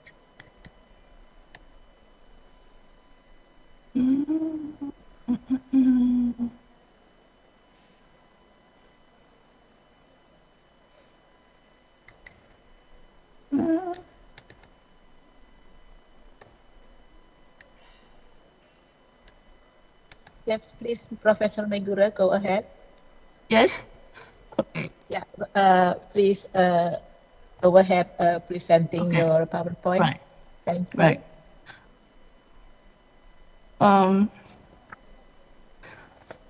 All right. Japan's overarching theme is closing the gender gap for new prosperity. When we say new prosperity, it's not the same thing as what we had in the past and even now, but we mean the prosperity on the basis of a new type of value.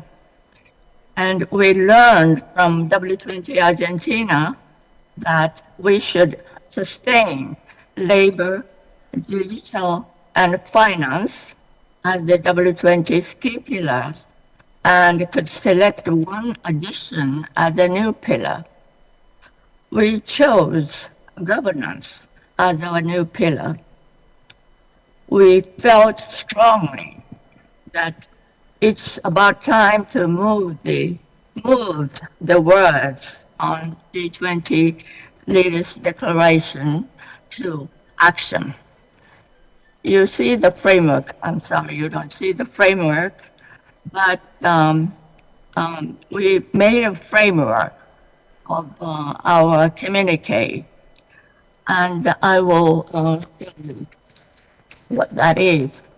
The framework has 4 pillars that I just described, and we attached 7 recommendations and 15 bullets.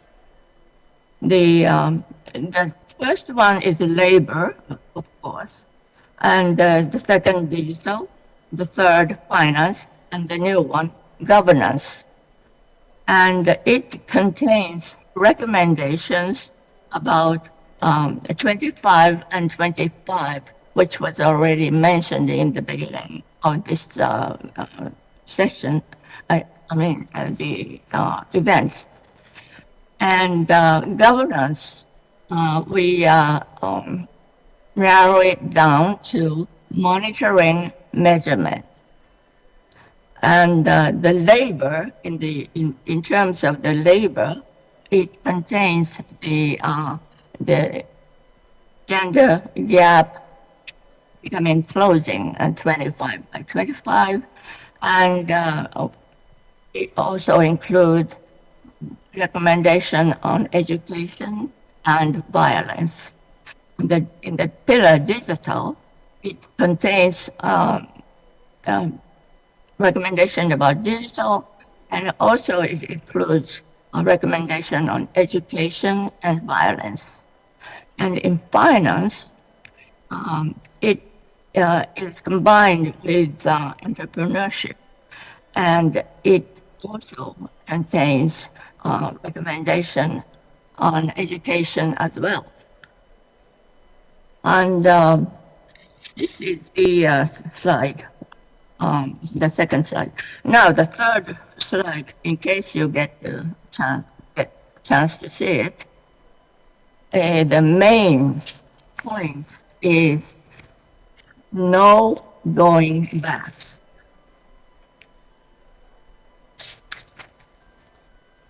Now, our determination was that we would not go back to any point as long as we are in presidency. So there are 3 points. Keep up with the level of G20 Leaders Declaration 2018 Argentina. This G20 Leaders Declaration 2018 Argentina stated that gender equality is crucial for economic growth and fair and sustainable development. Our overarching theme is in line with this particular statement. And another target was G20 Leaders Declaration 2014 Australia. This Leaders Declaration was crucial in giving birth to W-20. We were eager to accelerate the words into action and made our #1 recommendation to be reflected in G20 Leaders Declaration. And this #1 recommendation is request the labor and employment ministers to present a midterm report on the 2014 Brisbane commitment to reduce the gender gap in labor force participation by 25% by 2025 during the 2020 G20. And this achievement was not only for no going back, to accelerate implementation with speed. Now, the next slide is about how W20's recommendations are reflected in G20 leaders' declaration. The result of advocacy for our recommendations was quite remarkable. For example, number one, a considerable amount of recommendations are crucial recommendations and crucial keywords reflected in G20 leaders' declaration are directly from W20's communique. It was amazing in the way that certain expressions and words and phrases were not ordinarily in general international documents. There are many of the feminist words, and it was very exciting to see it.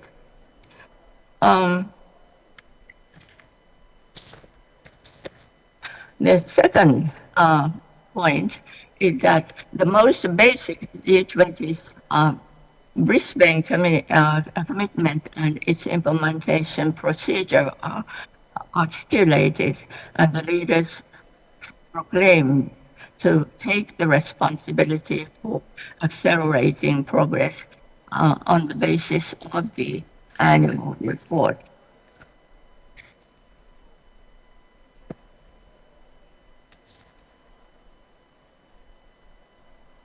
Now, the third point is that leaders addressed systemic and normative causes of gender gaps, such as in unpaid care work,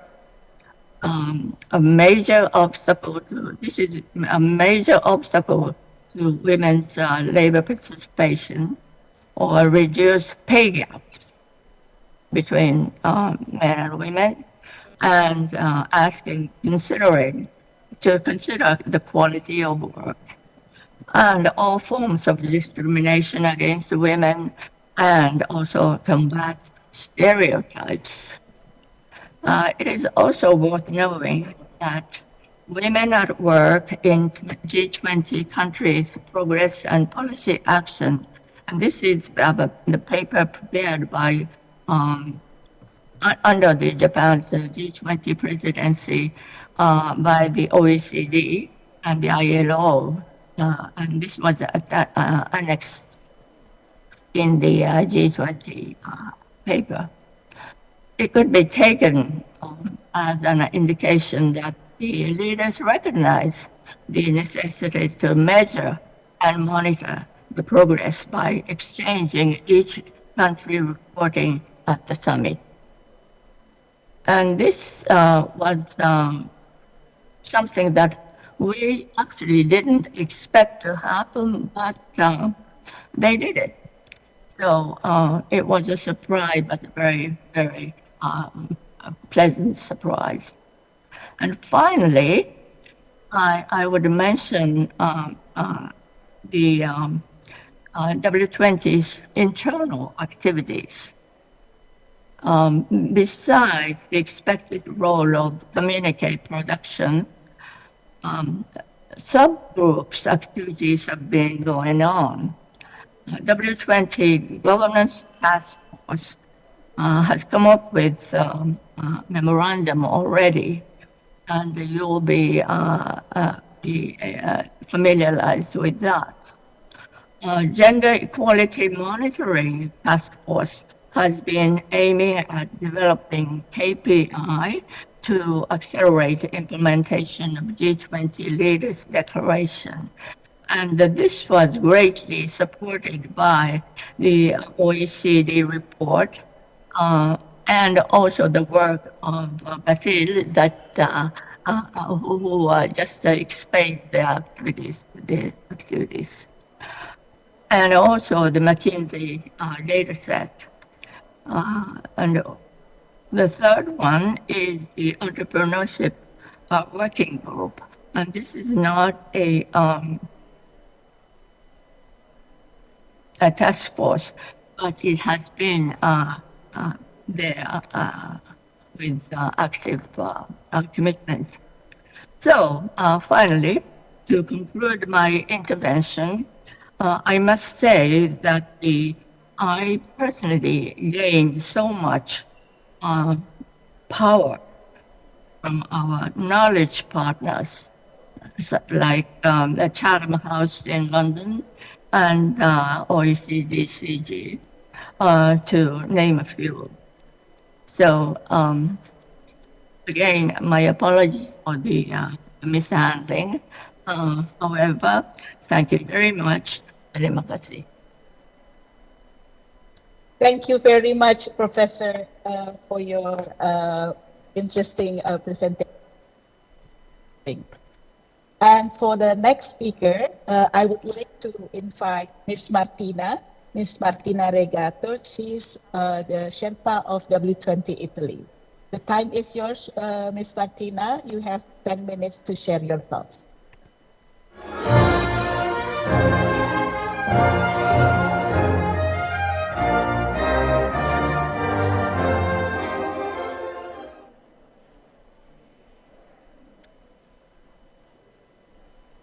Your Excellencies, good morning, good evening, selamat pagi. It's an honor being here. Greetings from Milan, Italy. And I kindly ask my Indonesian colleague to share my slide with our participants.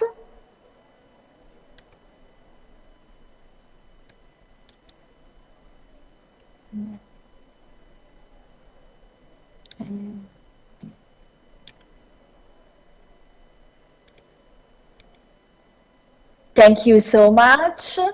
Up next time being here with you live in your beautiful and amazing countries in a COVID-free spirit.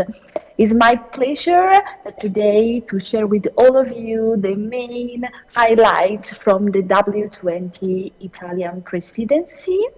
Our presidency has been focused on three main pillars. Next slide, please.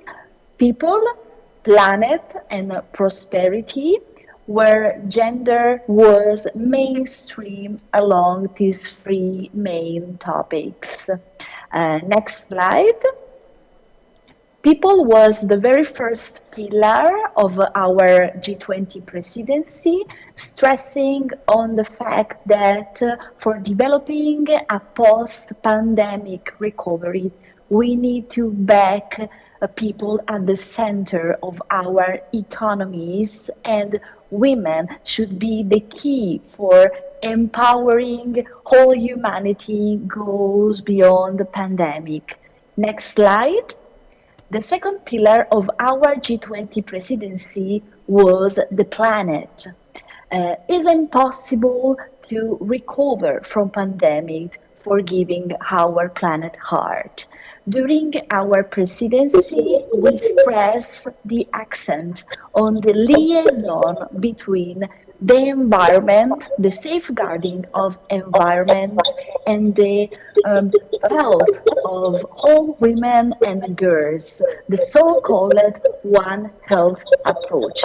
It's impossible to protect the health of all women and girls without protecting environment. And COVID-19 has showed us the interconnection between the humanity's health and the environment, and the reason why we should protect our planet heart. Please consider that climate change is a big challenge for all of us, but at the same time, green and blue jobs are very important job opportunities for empowering young women and women all over the world. We are moving through a green and blue transitions made by renewables, but also made by the creation of new important jobs. And what we have learned from our presidency is that we should empower women.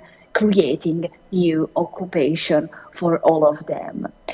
Environment is also a key point of building, readapting our cities. Our cities should be smart in terms of technologies, in terms of green solutions, but we can redesign our city without thinking on women lifestyle, on women needs, and on women's security. So green's transition should not leave no one behind. We should create smart cities focused on women needs and on women empowerment too. The three pillars of our presidency is prosperity, people, planet, and prosperities. Next slide, please. We can't achieve prosperity without empowering women. Empowering women, putting women at the center of the recovery from one end, but also, let's say, valorizing the new opportunity of both digital and green technologies to create new jobs for women. People, Planet, Prosperity has been the main framework of our presidency, but also we should consider these three pillars as interconnected pillars where women issues are mainstream through them. And I think the main lesson we should take back home in order to continue our successful dialogue also towards and during the Indonesian presidency is that our empowerment is made possible only if we create decent and inclusive jobs for everyone, especially for women. Next slide. Next slide again, please. For accelerating women empowerment and, let's say, be aligned with the G20 2021 People, Planet and Prosperity Framework, we decide to focus the Women 20 presidency on 5 main topics: labor, finance and entrepreneurship, and digital, has the 3 main historical topics of the W-20 since our constituency under the Turkish presidency in 2015, and then we decided to add, as Italian presidency, 2 further pillars, one on environment and another one on gender-based violence and violence against women and girls. Finally, we decided to add also 2 cross-sectoral topics, one on health inequity in order to support the recovery, the post-pandemic recovery, and to ensure the right to health for all women and girls. And finally, we decided to focus our attention also with a focused topic, cross-sectoral topics on cultural changes. And if you think cultural changes is the issues that unifies the dots among these 3 main pillars, we can achieve decent labor, we can achieve financial empowerment and entrepreneurship opportunities for all women if we do not work on cultural changes, on creating since childhood in all schools a culture of inclusiveness where women are equal to everyone. Women's rights are recognized. Next slide, please. The main takeaways we are taking with us and we want to hand over to our Indonesian colleagues are focused on specific key recommendations. First of all, we need, in order to achieve equality and guarantee women empowerment, we need to better measure the gender gap, and we need to have disaggregated data, gender disaggregated data, able to measure the current women's situation in the G20 countries. For example, we know that during pandemic, this was also mentioned by the co-Sherpa of the G20 Indonesia. The violence against women cases improved dramatically, but we don't have enough gender disaggregated data to measure this phenomenon. We don't have gender disaggregated data on vaccine tests addressed to all women. So in order to support the women empowerment, firstly, we need gender disaggregated data. Secondly, we need more women again in the decision making in all private and public sectors. In Italy, we have a special law called the Law Golfo Mosca, able to guarantee in all board of directors that the 40% of members of those boards of directors should be women in order to improve diversity in all boards. And so we need in whole sector, from green jobs to institution and medical organization, we need women in all apical positions, because women now globally, we are half of the world. So it's a matter of representativeness to have more women in decision making.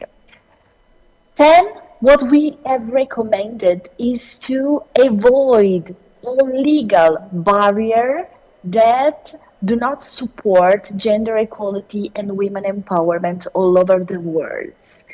And so we need to improve, to work all together synergically to improve legal reforms that protect women and guarantee a more equal world to all women.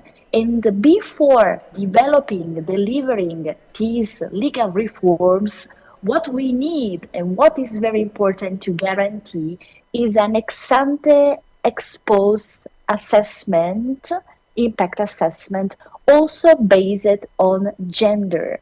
This means before developing a policy or a new law, each government should evaluate ex ante, so before delivering this law, the impact that law will have on all women and girls. And this is very important also from a private point of view.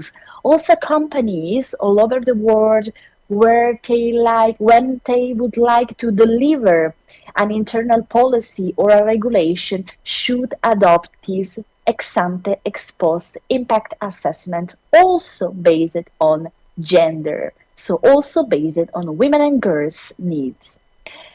It's very important too in whole industries and both on the public sector to invest on women occupations and so fund entrepreneurship for all women in order to create also independent jobs and let's say support women creativeness in express themselves also with entrepreneurial ideas.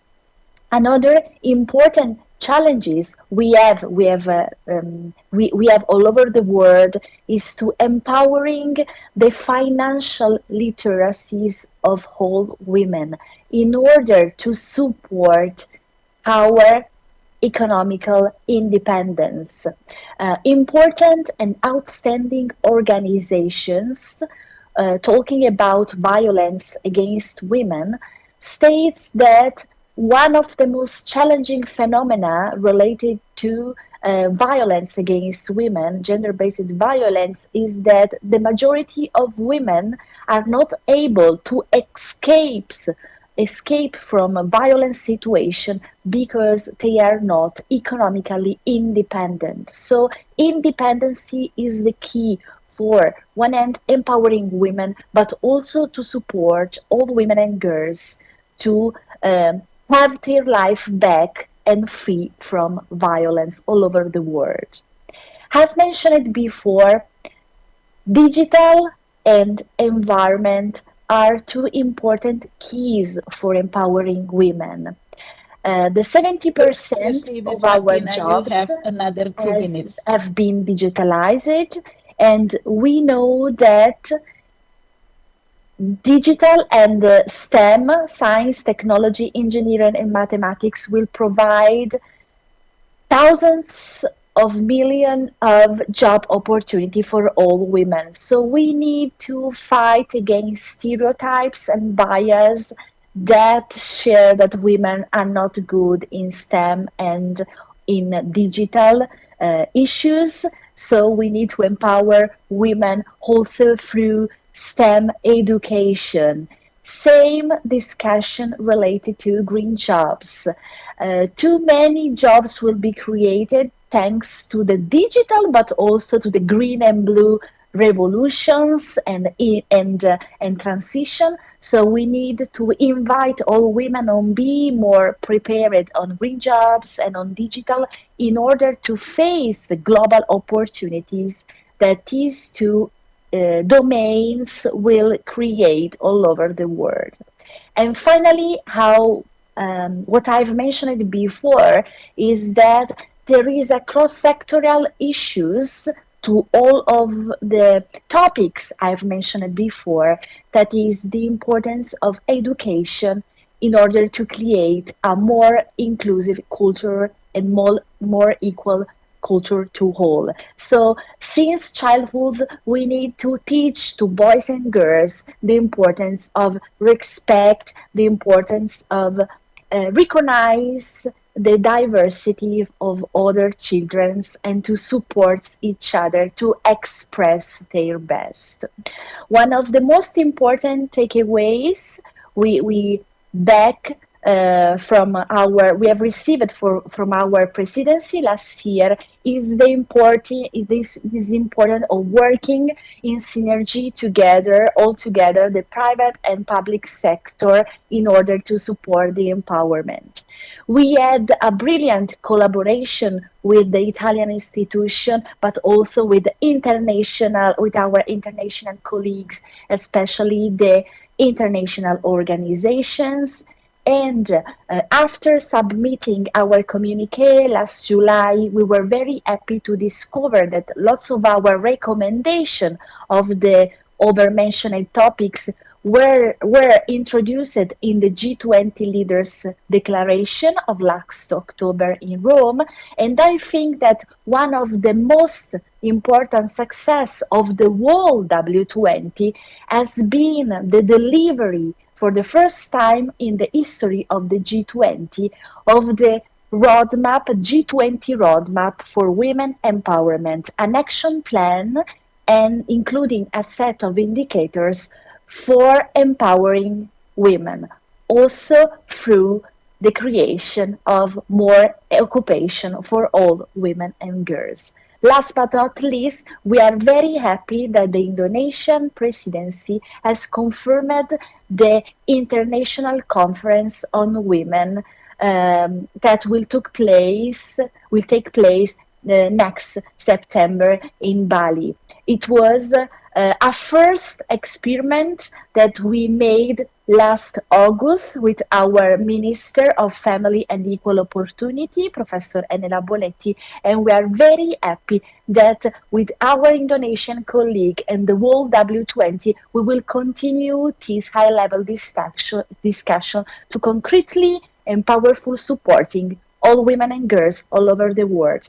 Thank you so much for your attention, and I wish you good luck and a successful presidency to my Indonesian colleague. Thank you so much. Thank you very much, Ms. Martina. It's very interesting to learn your experiences. Ladies and gentlemen, distinguished guests, sisters of W20 delegates, we all have listened to interesting and wonderful presentations from our speakers. Now I would like to invite participants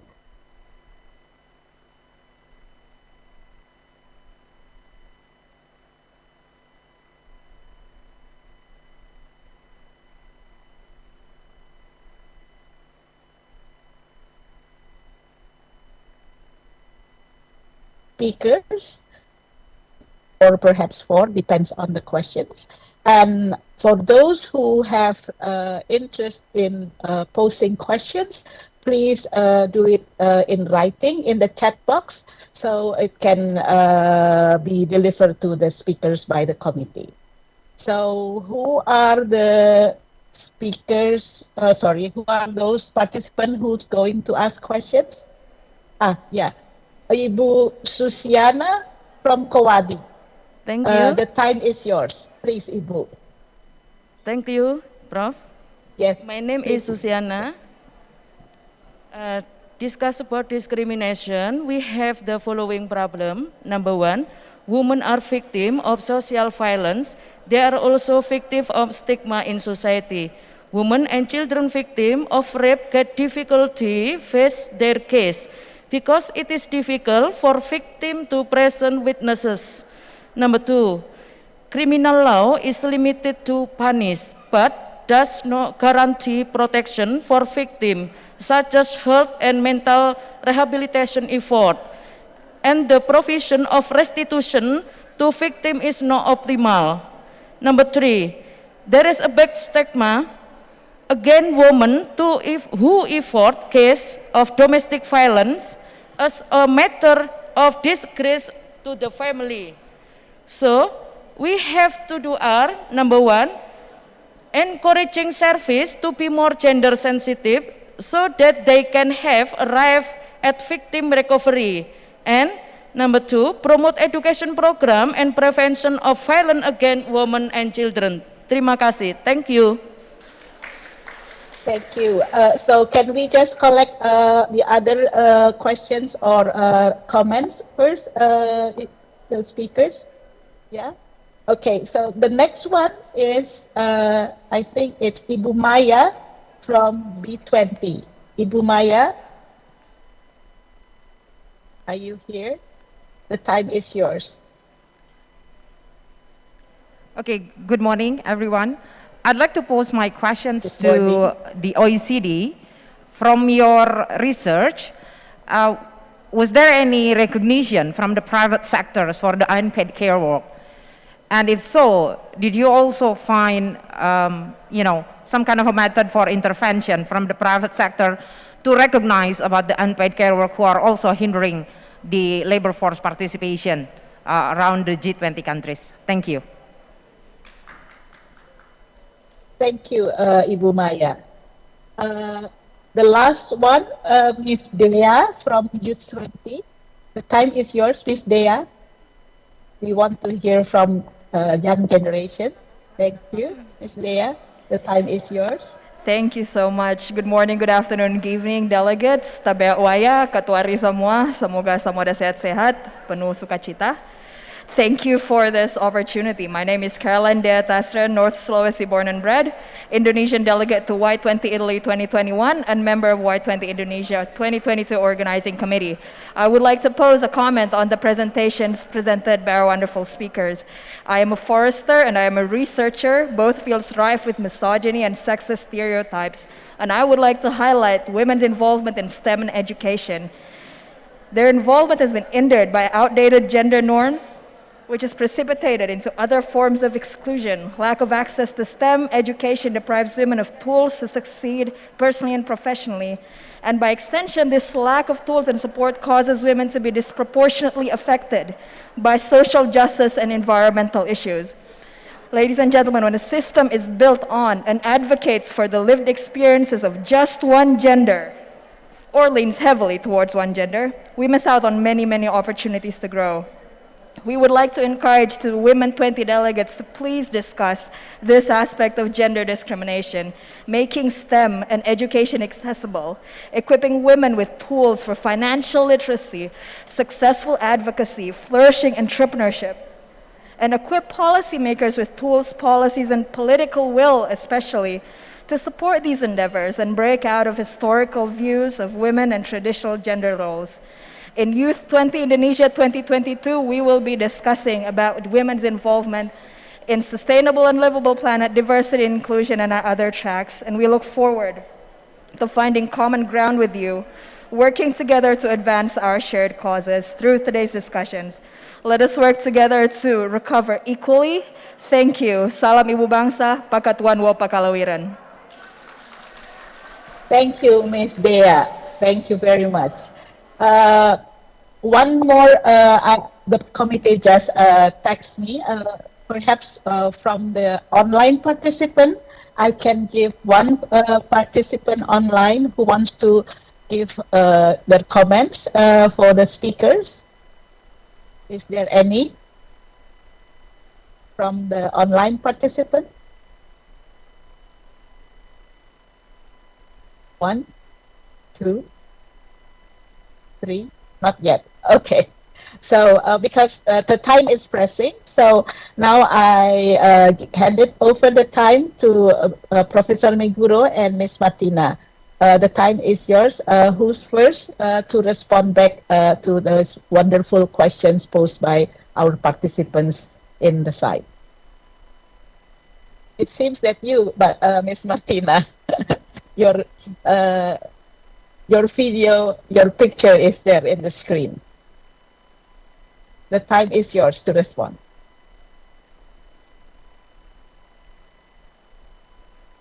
You don't have the sound. Oh, can the committee unmute Ms. Martina? Thank you so much. I need the support of our organizer for the microphone. Well, very challenging questions, but also very interesting comments. We should all work on cultural changes, really since childhood, but also supporting a different media, offline and online media coverage in order to transmit, share new modern models of women in order to support the empowerment. And I also see a comment on our chat related on funding, on all centers and all initiative for fighting against violence against women.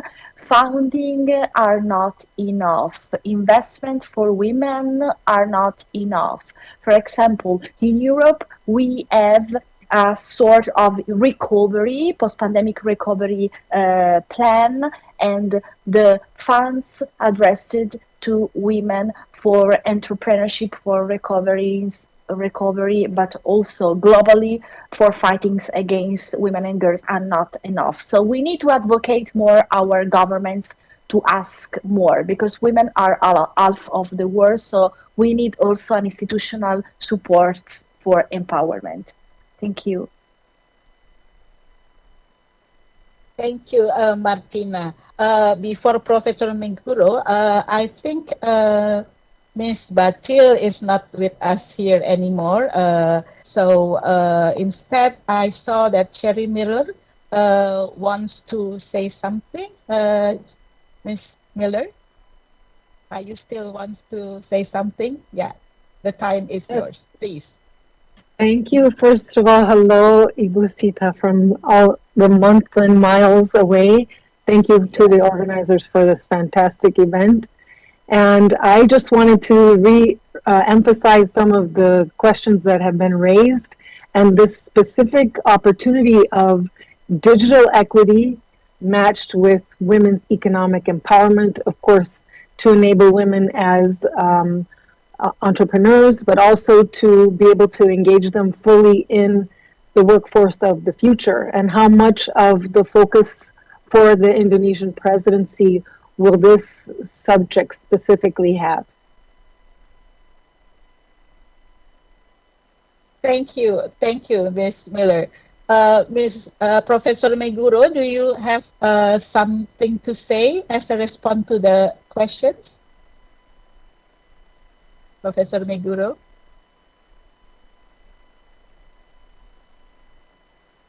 Okay, so it seems that there's no response back from Professor Meguro. Ladies and gentlemen, oh, sorry. Professor Meguro, are you still here? You want to respond back? Please.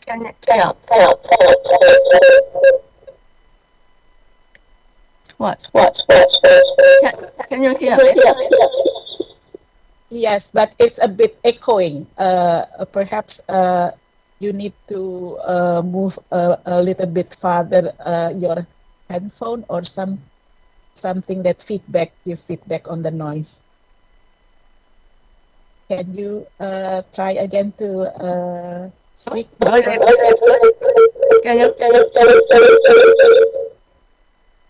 Can you hear me? We can hear you, but still echoing.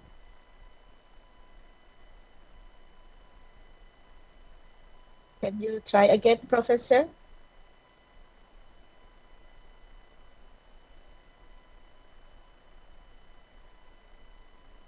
Professor Meguro, are you still with us? Can you still unmute?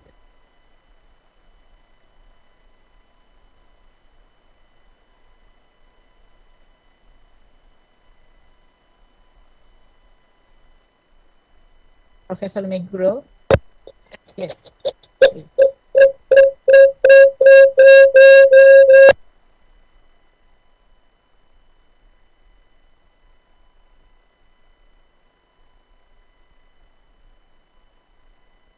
Sorry, Professor Meguro, the time is very pressing because we have to go to the next sessions. Perhaps your response can be written and then we can post it back to the participant who asked the questions. I'm so sorry. I have to very strict on the time since there's the next session waiting.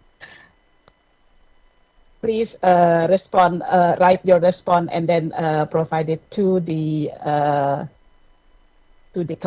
us, and then we will distribute it to those who ask the questions. Distinguished guests, ladies and gentlemen, sisters of W-20s, all participants online, offline, we all listened the very interesting and wonderful presentation from our speakers. And it is interesting to know that one of the things that I pick up that these speakers really wants to make women into the center. It's possible to do that, and but of course we need to do more effort in order to open up rooms for the empowerment of women. What is interesting from OECD, unpaid care works, it's the biggest challenge of all of the issue that are faced by women. And from 2015, from Turkey presidency until now, we are still discussing what is the possible effort to do that. We already work very hard, but the situation of women still in the same spot and still problematic. So hopefully, with the help of the beautiful and interesting, wonderful discussion from the speakers, we can gain some knowledge and that can be put as our point for departure for our next work. I'm Sita Aripurnami as your moderator. Thank you very much. Sorry about the challenge of the technicality. I'm doing it online. And thank you very much for the wonderful speaker, for Ms. Batil Mikisa, for Professor Meguro, and for Ms. Martina Regato, all of them doing it online. And round of applause for everybody online, the speakers, participants, and also those who are present in the beautiful Likupang. I hand it over again to the beautiful MC, Ms. Hannah. Thank you very much.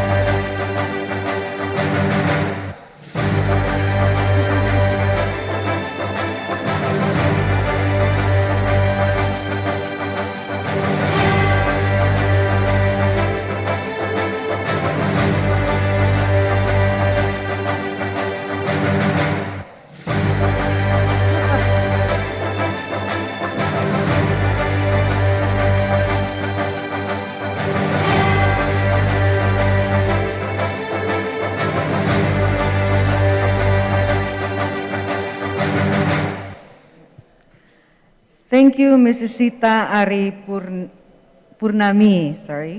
What an insightful discussion. Once again, thank you to our respected panelists, responder, and moderator. Ladies and gentlemen, we will start the next session, Perspectives and Recommendations.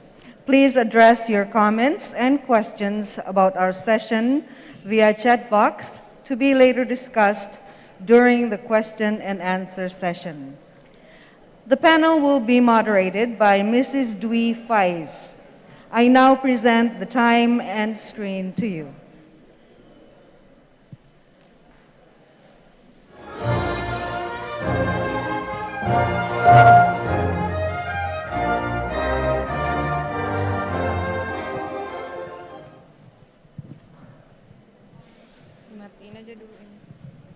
Good morning, good afternoon, good evening. For all sisters of W-20, distinguished ladies and gentlemen, the participants of this policy dialogue. After we hear from the historical journey from Japan and Italy, now we're coming to a session where perspective and recommendation for W-20 Indonesia is being provided by experts, by our W-20 delegates, our sister, from South Korea and from Australia. But before that, let me introduce you, I would like to invite Her Excellency Penny Williams, Ambassador of Australia to Indonesia, to provide an opening speech to our session on perspective and recommendation. Your Excellency, the screen is yours.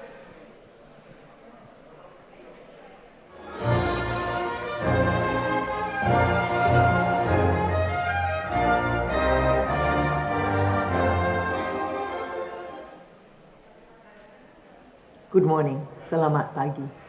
I'm Penny Williams, Australia's Ambassador to Indonesia. It's my great pleasure to participate in this W20 event, the first during Indonesia's G20 presidency.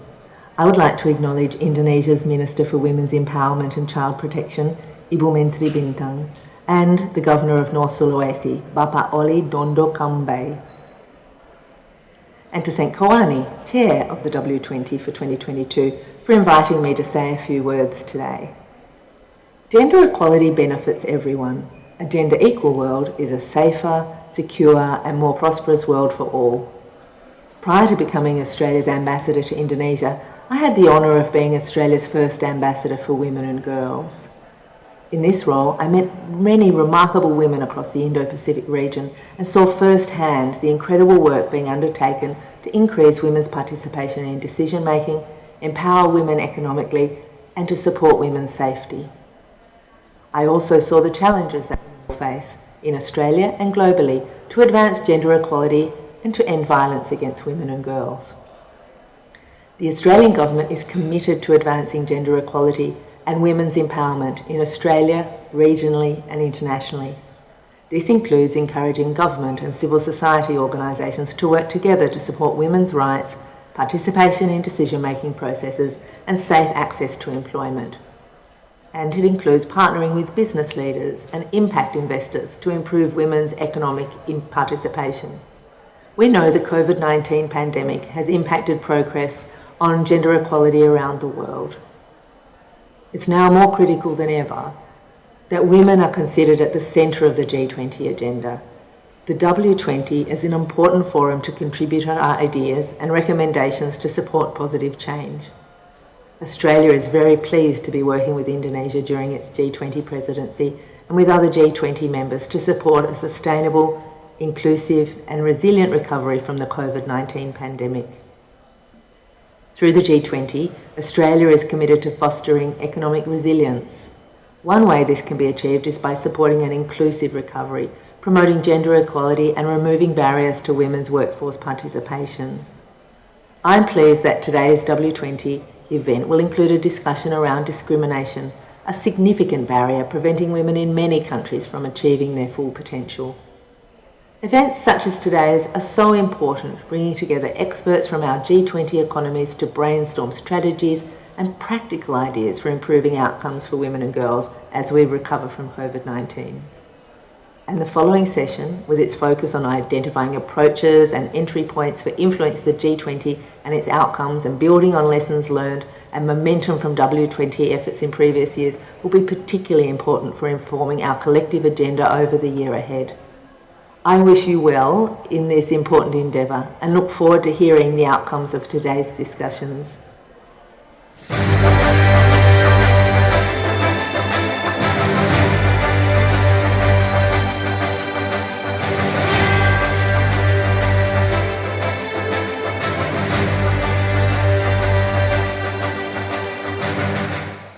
Thank you, Ambassador Penny. Now I would like to hear perspective from Sister Engagement Group, the Business 20.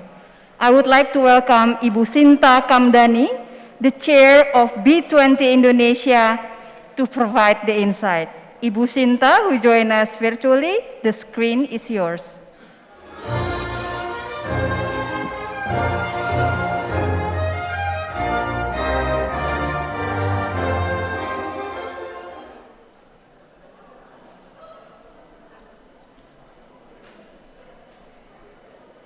Good afternoon to you all.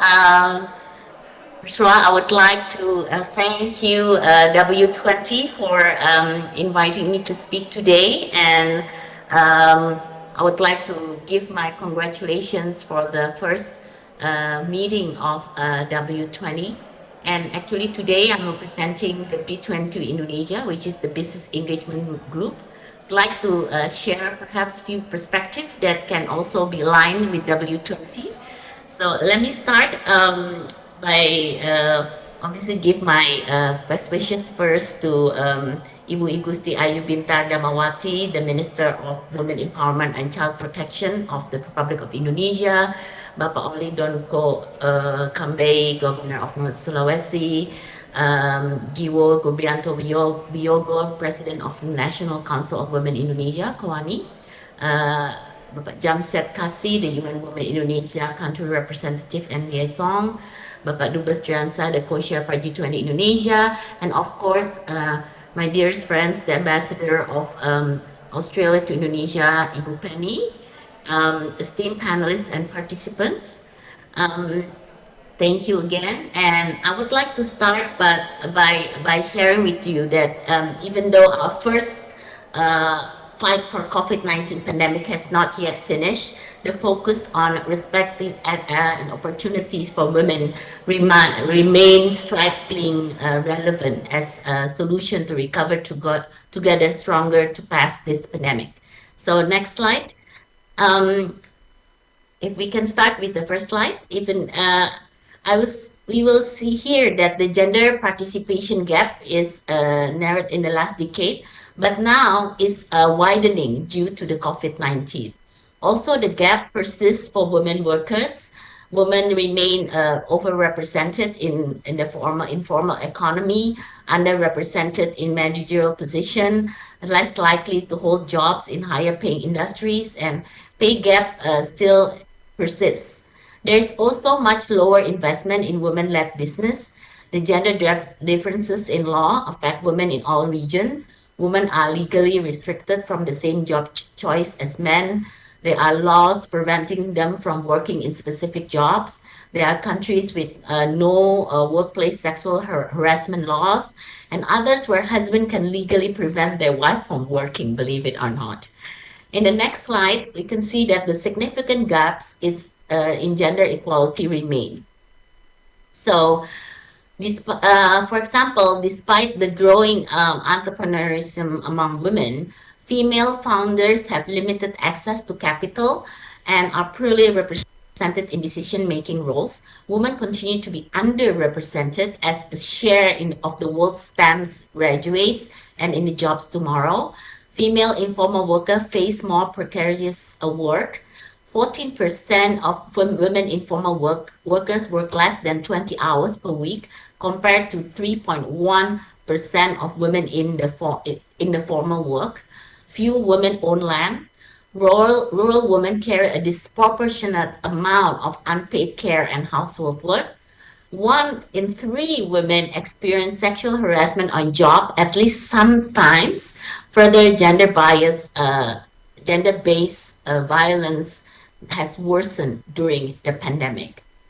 In the next slide, I think we can see that these facts and trends give rise to many challenges, which can be summarized as follows. Funding and resources continue to block growth in entrepreneurialism. There are limited opportunities for women to share knowledge, resources, and opportunities across borders. Women are not as ready as they need to be for digital jobs and the economy of the futures. They face greater jobs insecurity, including in the informal and rural economies, and have fewer leadership opportunities. Gender-based violence continue to haunt women in the workplace. So together, we have an opportunity to help address some of these challenges. In the next slide, I would like to share that these and many more issues have been the focus of the G20, in particular since Brisbane, when the Australian G20 presidency committed to 25 times 25, which is to reduce the gender gap in the labor market participation by 25% in 2025, with the aim of bringing 100 million women into the labor market, increasing global and inclusive growth, and reducing poverty and inequality. In addition, the Italian presidency built on this committing to the G20 roadmap towards and beyond the Brisbane target, so more, better, and equally paid jobs for women. With the greater reason, the G20 Indonesia presidency will also provide a strategic avenue to continue this roadmap and make a difference. Businesses are aware the need to change the gender equal economy.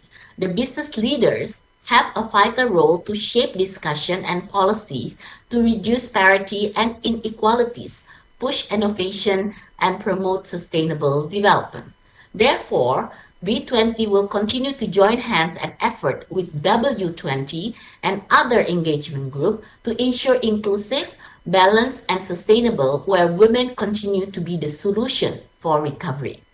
Previous B20 task forces have addressed various policy challenges, including policy and roadmap to strengthen the pipeline of women into STEM, policy that protect the rights and opportunities of women by eliminating barriers to women for inclusion in the workplace, for equal participation in the economy, and policy that promote women-owned or led small and business-sized enterprises. So in the next slide, with our leadership and upholding the theme of advancing innovative, inclusive, and collaborative growth, the B20 Indonesia presidency will encourage global policymakers to continue their efforts to overcome the pandemic and foster a sustainable, balanced, and inclusive recovery. The B20 aims to recommend policy that will ignite benefits for the broader global ecosystem, amplify growth across all segments of society, and balance short-term momentum and long-term impact, especially through the establishment of B20 Women in Business Action Council.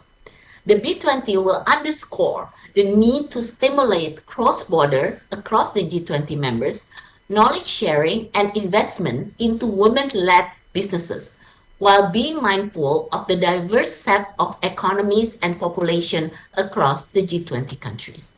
The strategic priorities aims to drive collaborative, innovative, and inclusive sustainable growth. We also include strengthening the resilience of women-led businesses and accelerating supporting infrastructure for women entrepreneurs and MSMEs, building the digital capability of the female workforce, strengthening the foundation for equitable workforce participation and leadership, and eradicating gender-based violence in the workplace. The next slide summarizes the proposed focus of the B20 Indonesia through Women in Business Action Council, which I believe also align with what W20 would like to aim for. This is based on hard facts and data around the global trends, documented challenges facing women in works, insight from previous G20 and B20 cycles, and inputs from the members and other stakeholders. In summary, enormous opportunities for individuals, society, and economies can be realized if gender equality in workplace can be achieved both in terms of workforce equality and workplace equality.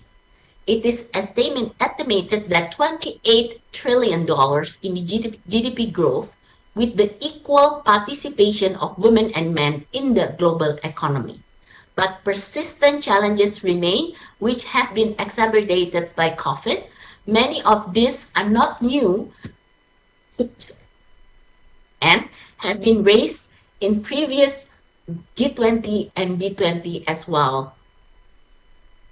These challenges, I think, suggest that we need to act along 5 factors. They focus on entrepreneurship, second, cross-border collaboration, third, digital capability of women, fourth, foundation for equitable workforce participation and leadership, and fifth, gender-based violence. In the next slide, I've shared here that to succeed in achieving this objective, we will need to join forces and work closely together. A central partnership element of the Women in Business Action Council is the proposal to develop the One Global Women Empowerment Platform, with a vision to empower every woman-led business in the global economy. The goal is to establish a body supported by secretariat and technology that will help to facilitate critical support in accelerating the impactful inclusion of women-led businesses in the global economy. This platform will also act as the bridge between G20, B20, W20, and any other engagement group presidency outcome, ensuring continuation effort from B20 Indonesia to B20 India and to B20 Brazil and so on. At the high level, the proposal will include addressing the 5 challenges discussed earlier, be multilateral and supported by the long-term commitment of diverse stakeholders, including G20 government, agency, businesses, philanthropies, financiers, and many others. Third, to utilize important infrastructure that is already in place and working and supplemented where needed. Fourth, leverage digital capability. And of course, last one is to have a full-time secretariat. The 5 proposed pillars are the essential element to support the women-led businesses globally. I think digital capability, cross-border knowledge sharing, funding, and technical support, and supporting policy development efforts are critical elements that will be executed in parallel around the world. The ideas is bold and ambitious, but we have the opportunity to do something and realize that $28 trillion growth in the global economy. In the next slide, I think in addition to this platform, B20 is also urging the business to develop the gender reporting framework and guidelines. However, you may wonder why gender reporting is important to accelerate the effort of gender equality. First, indicator in gender reporting framework also complement effort of B20 theme, particularly on inclusive and sustainable future. Second, voluntary and mandatory reporting on gender diversity is well recognized among businesses, especially in G20 mature economies, and also gaining traction in the developing markets. Third, gender reporting has potential to provide link between business and regulators, advocating for policy that will be supported by both. And fourth, while industrial standards for reporting framework are available, good practices from G20 countries will contribute to the global discussion. As you can see, most of these discussed topics are very relevant to the G20 countries. And I think will be captured for this gender reporting is availability of company commitments, policy regulation, employee disaggregated data by sex and job level, percentage promotion going to women, annual turnover, and many others.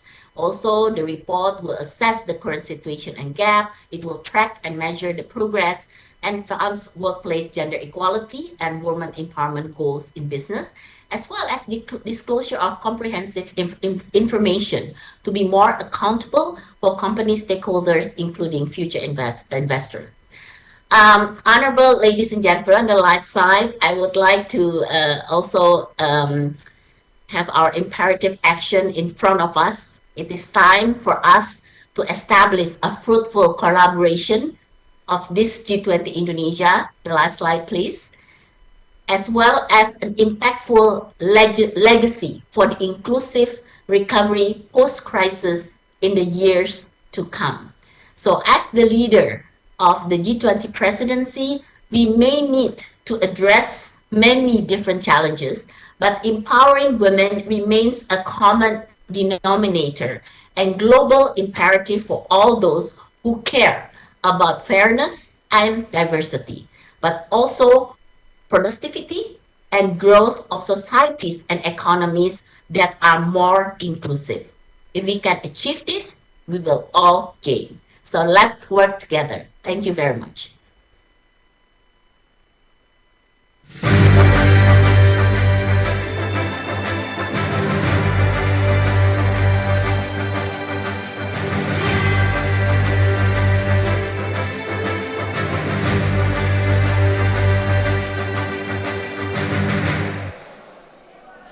Thank you, Ibu Sinta. A very, very wonderful insight from our sister engagement group B20.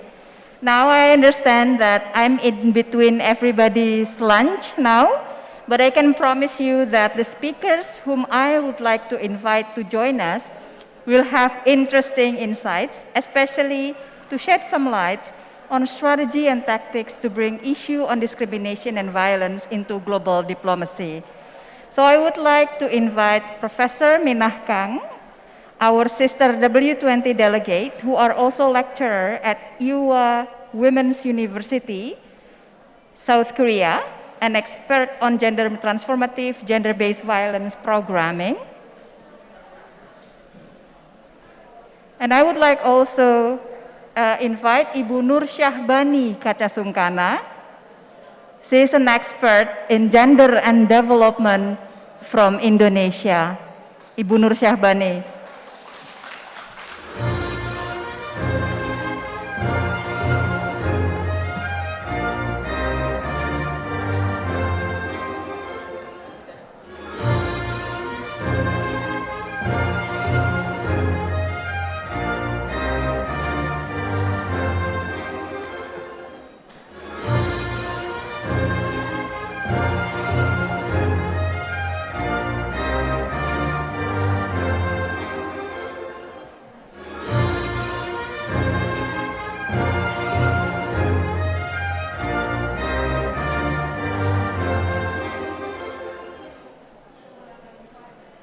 Thank you, Ibu Nur Syahbani, for joining our discussion.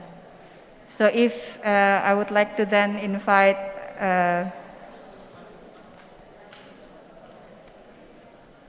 invite you to present a perspective on how we can move forward on the issue of discrimination and violence against women or gender-based violence. Please.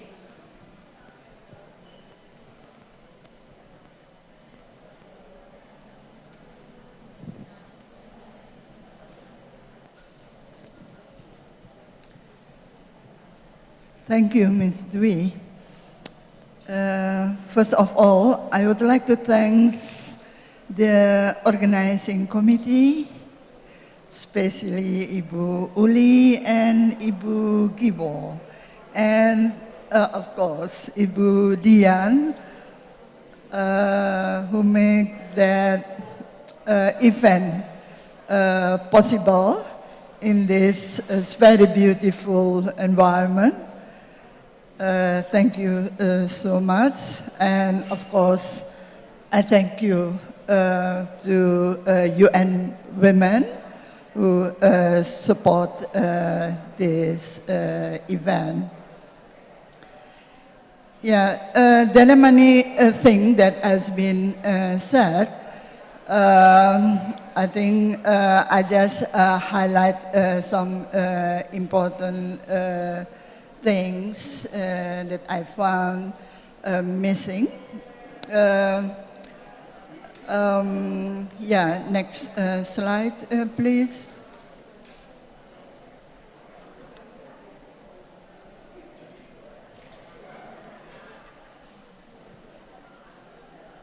Next slide, please. Maybe third slide.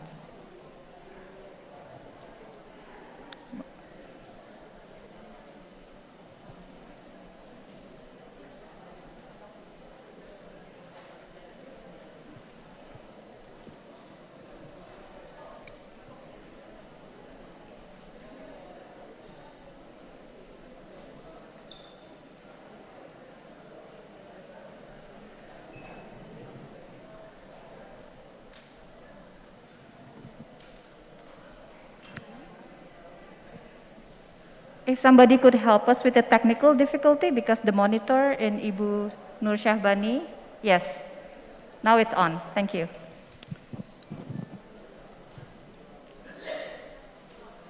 Yeah. No, next slide, please.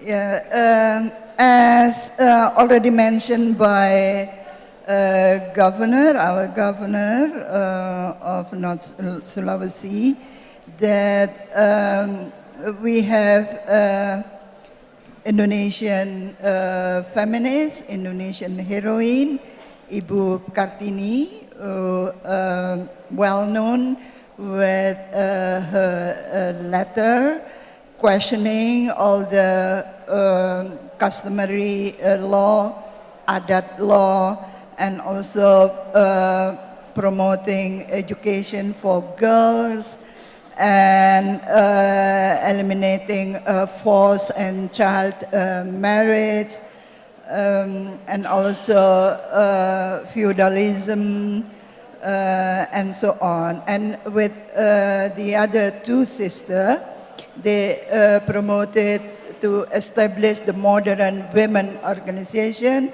and the first women organization was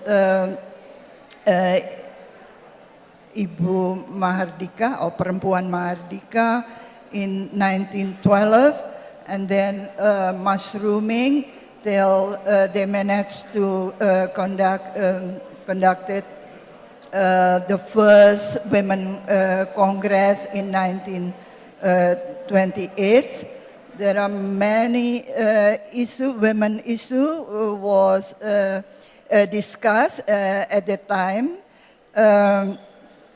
From equal marriage law, especially divorce and polygamy, and economic rights, education, illiteracy, and so on, many things. Our Ibus at the time is very progressive, and also now, like Indonesian Women Congress, also leading in a campaign of sexual violence bill and domestic workers bill.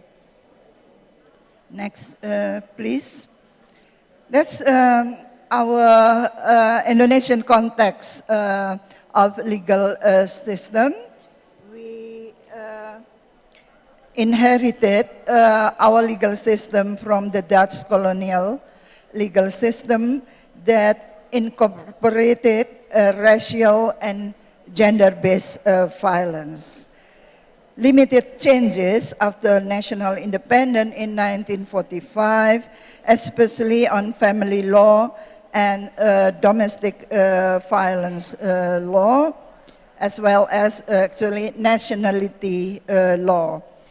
But continuing legal pluralism, there are two court systems, Sharia court for Muslim and general court for non-Muslim, while customary law also applies.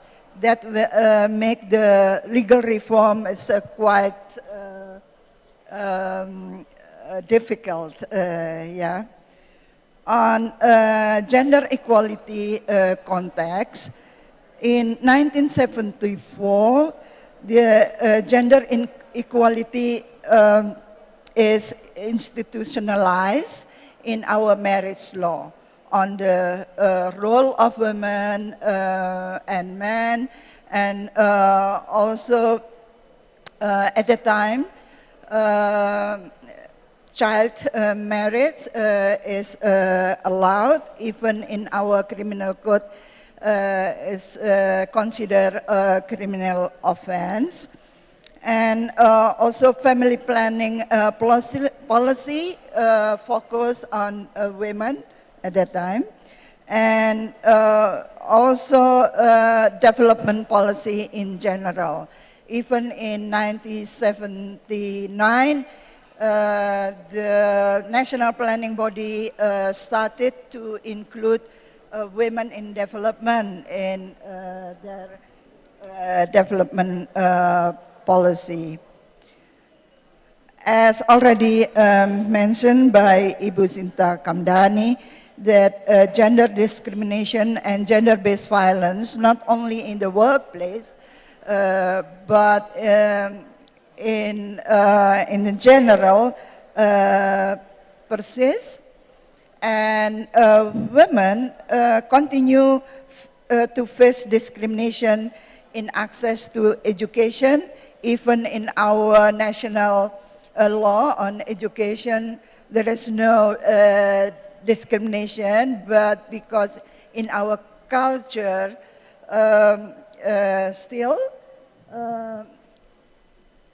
men consider as the breadwinner, so most of the people, especially poor people,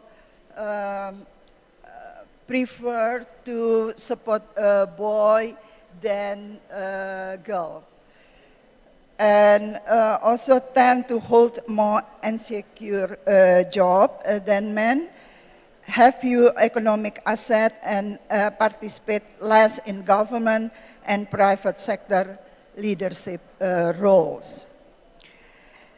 Increasing number of unconstitutional regulation, especially at a local level, and in Aceh, Sharia law applies since 2001. We have a special autonomy law, and of course patriarchal interpretation of holy books, culture, and social norm.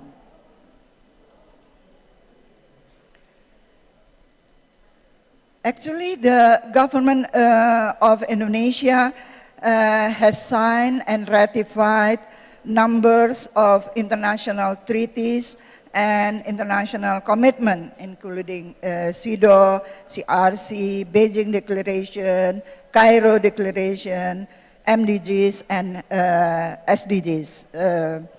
The government of Indonesia also signatory state of ICECR and also ICCPR, which have been ratified in 2006. And a national machinery has been established to implement CEDAW and other related provision. And by establishing Ministry of Women Empowerment since 1974. That's really progressive at that time, and strengthening the position of the ministry, but unfortunately the budget is very limited, so we need to support the ministry to get more budget. So in the local level, like the Women Empowerment and Children Protection Agency at the provincial and local level have a bigger budget as well. And also we have a National Commission on Violence Against Women. That's a very unique, and also Child Protection Commission. We also have like a witness and Victim Protection Institute. It's also helped the victim to get protection. And the important convention that not been ratified is ILO Convention number 189 on domestic worker protection. It's really important because million of domestic workers, according to ILO research, there are 4.2 million domestic workers, and maybe 6 or 7 million who going abroad as migrant workers. Ibu Nur, I would like to remind you that you have two more minutes. Okay.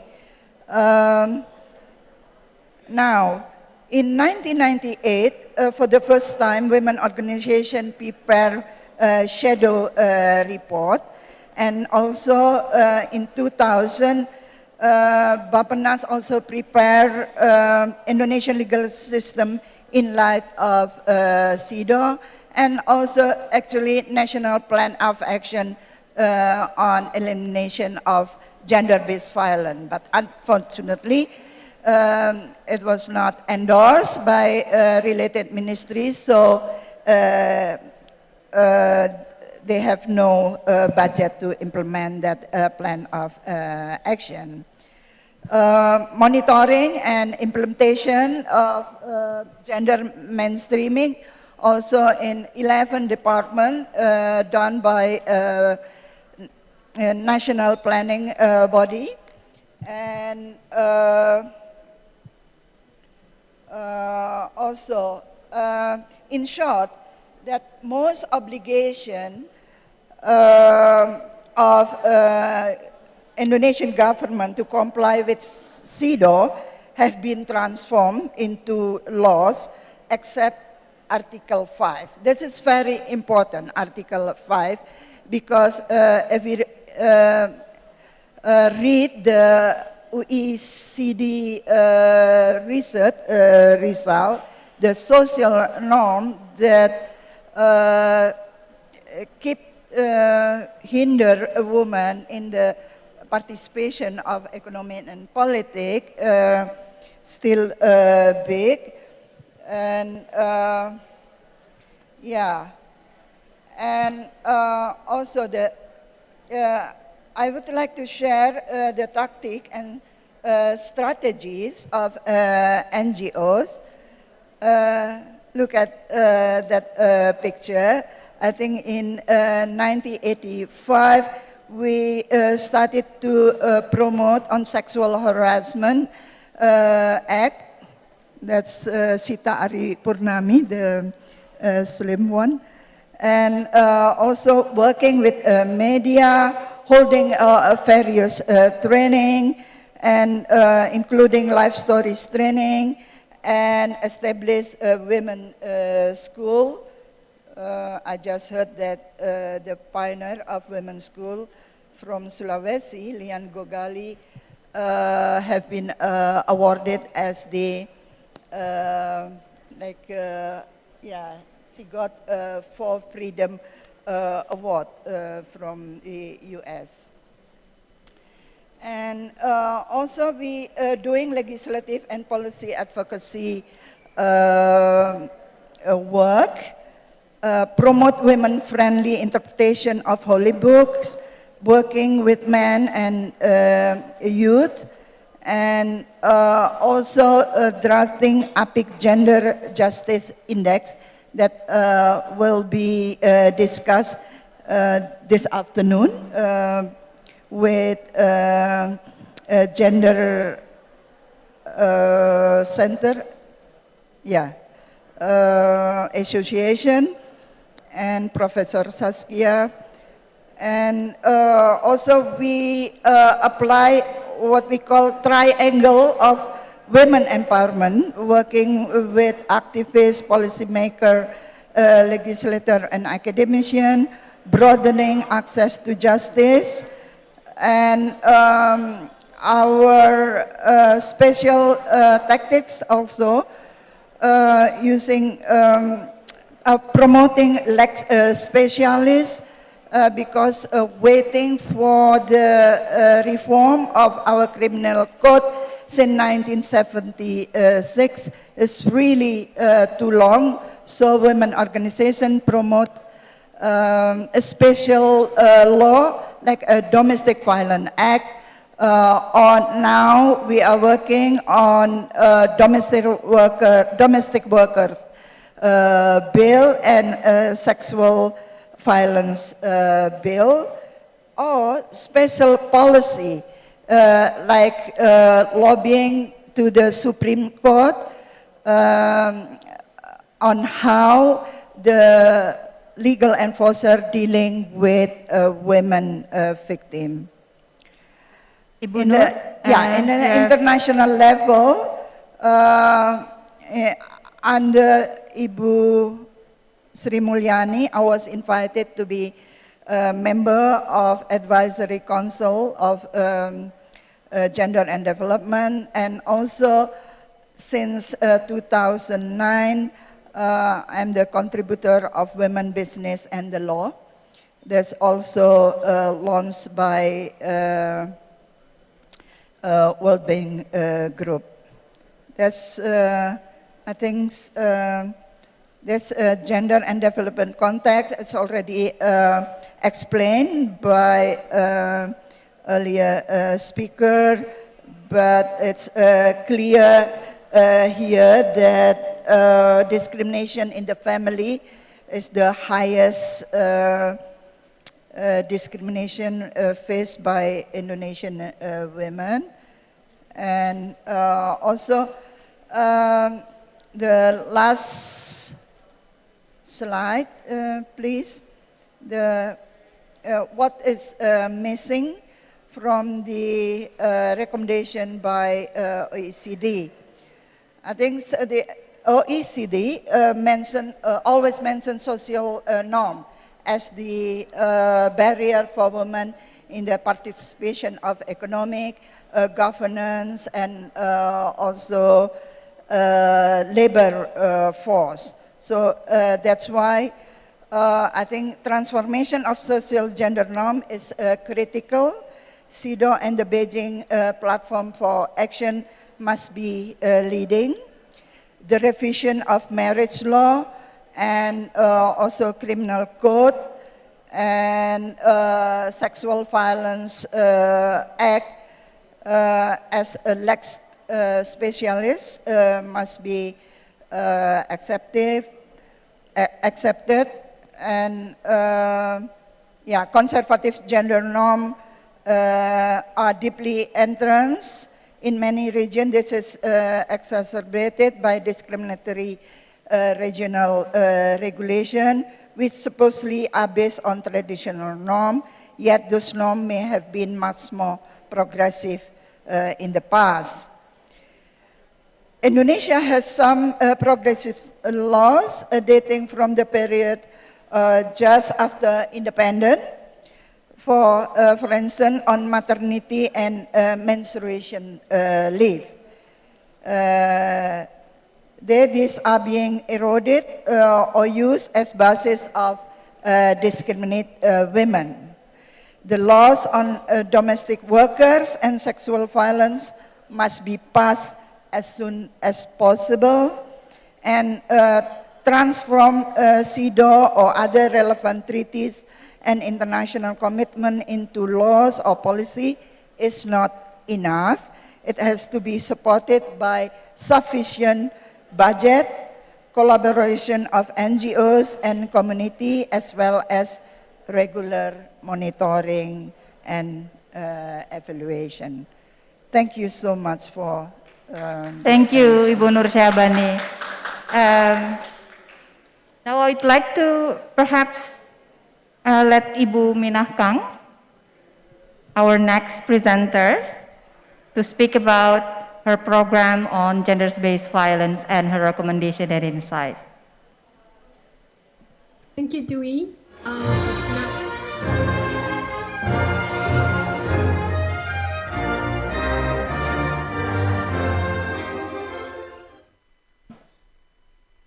Thank you, Dwi.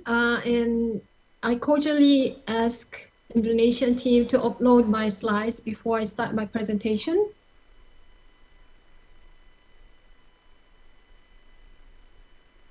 Thank you very much. I'm Dr. Mina Kang, professor at Ewha Women's University and W-20 delegate from South Korea. In this presentation, I'd like to introduce to you all about gender transformative approach, which I consider as the most relevant approach to the gender inequality and gender-based violence. Next slide, please. I'd like to introduce gender transformative first, and then humanitarian, another concept of humanitarian development peace nexus, which is related to gender transformative approach, and present two cases from South Korea. And I'll conclude my presentation with implications. Next slide, please. Gender transformative approach is most expanding and inclusive approach. If you see the continuum on the bottom, from the gender inequity, unequal, to gender transformative.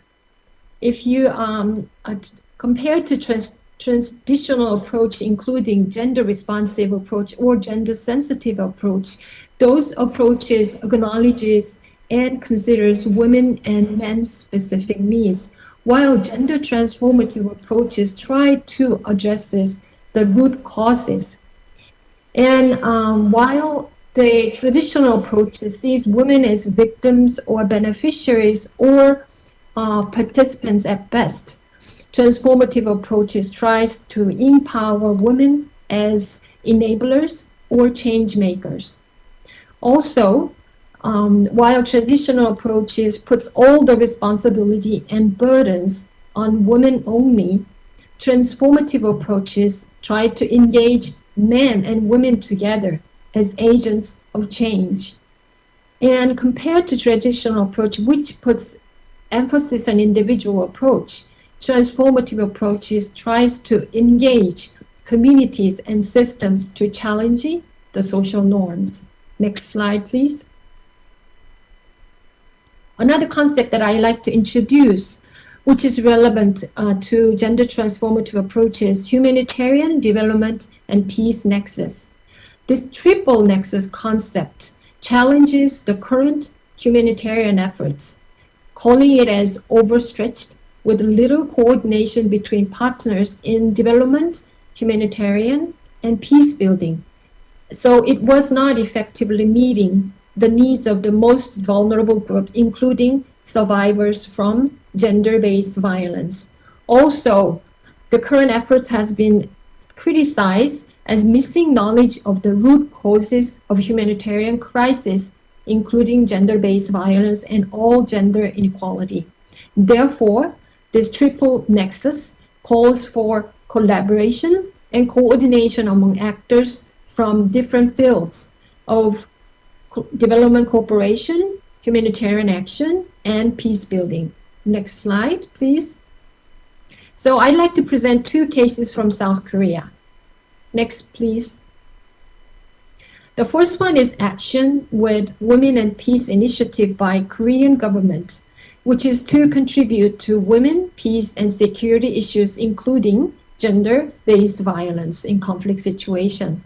And it is doing so by empowering women and reaffirming the collective will of the community and mobilizing resources to combat GBV in conflict situation. Next, please. And as a background, we all know that gender-based violence was recognized as a key and urgent issues in global society. Therefore, the UN action and mandate was established, and also UN has been emphasized not only protection or support, but also empowering women to perform the role in sustaining peace and development. Therefore, Republic of Korea decided to take the leadership of democracy and peace and launched a new initiative of action with Women and Peace in 2018. Next slide, please. Their actions are in three folds. First of all, The initiative holds annual conferences. Until now, it has held 3 conferences so far, and also it supports humanitarian assistance and development project to enhance the capacities of communities and empowering the vulnerable women in order to deal with the root causes of the violence.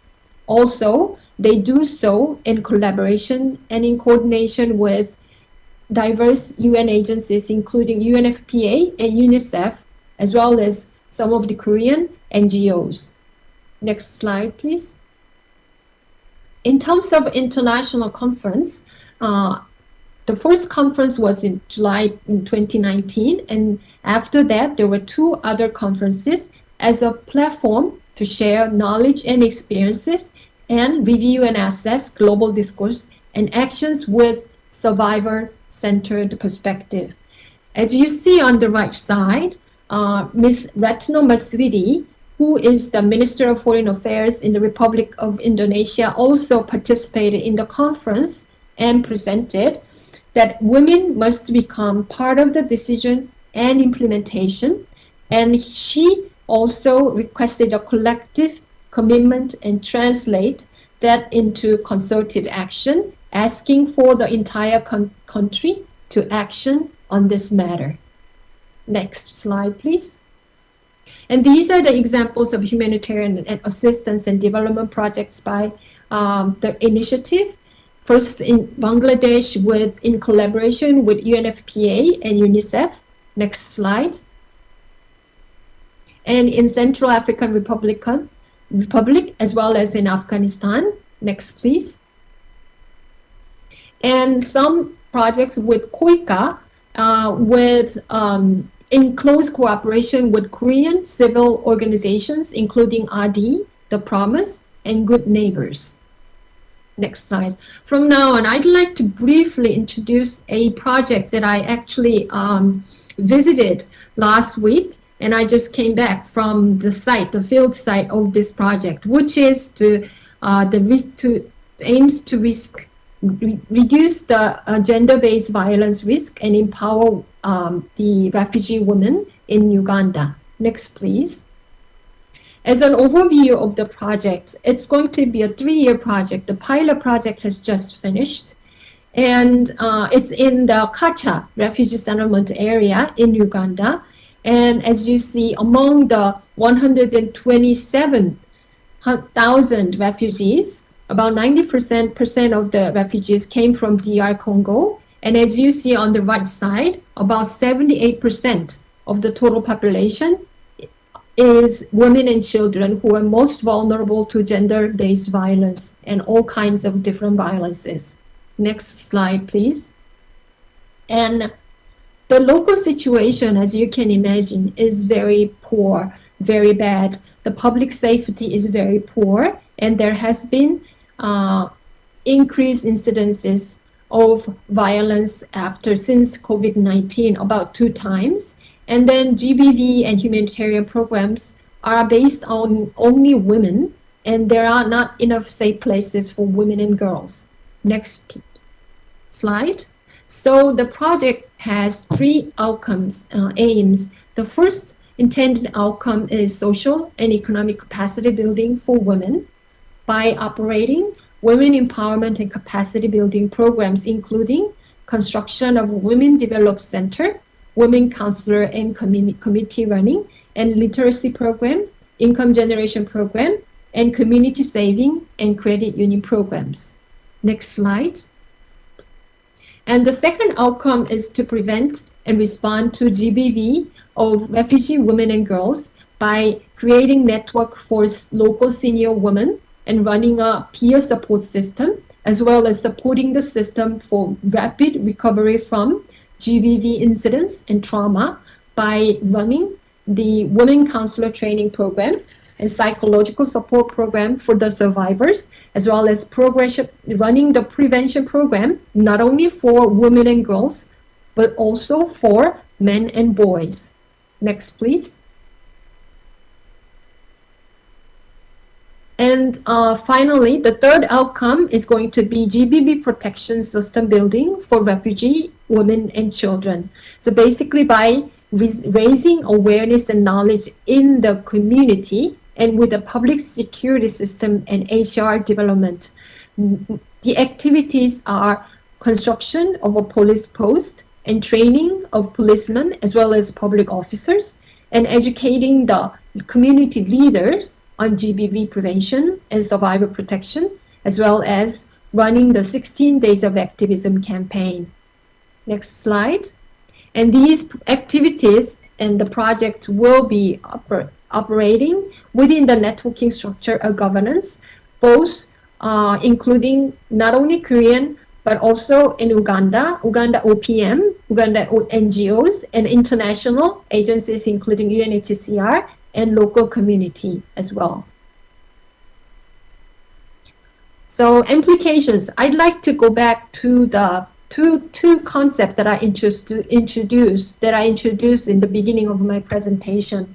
The first one is the triple nexus: humanitarian, development, and peace nexus. This is important because when we work on gender inequality and gender-based violence, we should work in collaboration and in complementation across the institutional boundaries of each community actors, while fully respecting humanitarian principles and seeking energies to achieve the SDGs.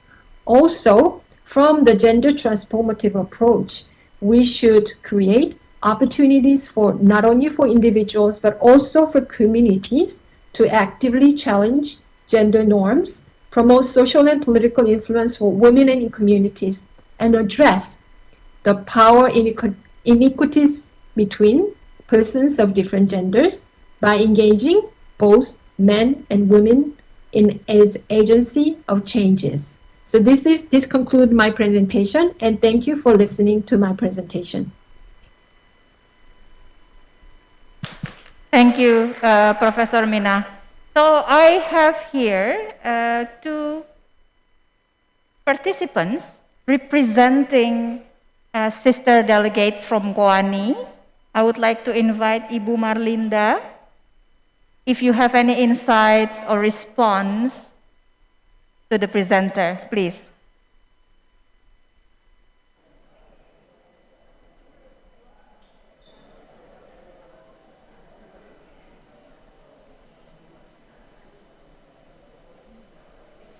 Much for Ibu Dwi Zais.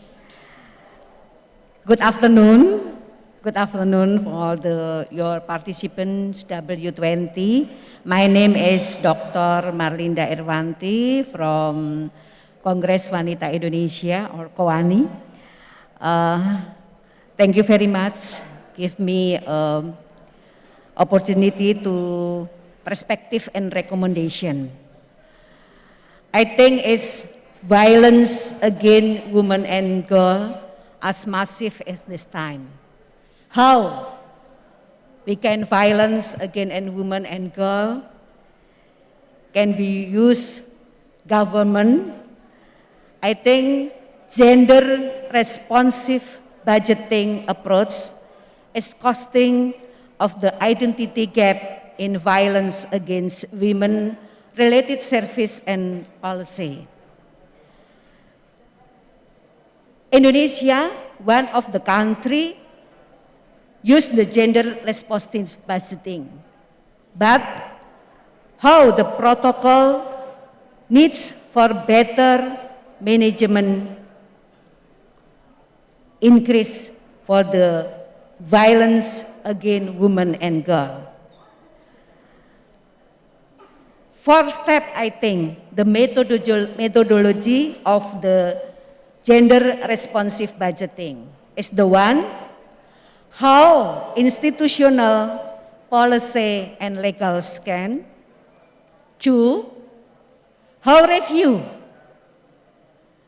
previous research or violence in the country, review of available administrative.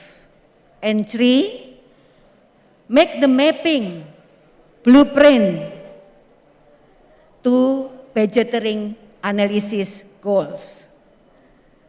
Using gender responsive budgeting, we can examine budgetary planning and allocation by government to address violence against women and girls.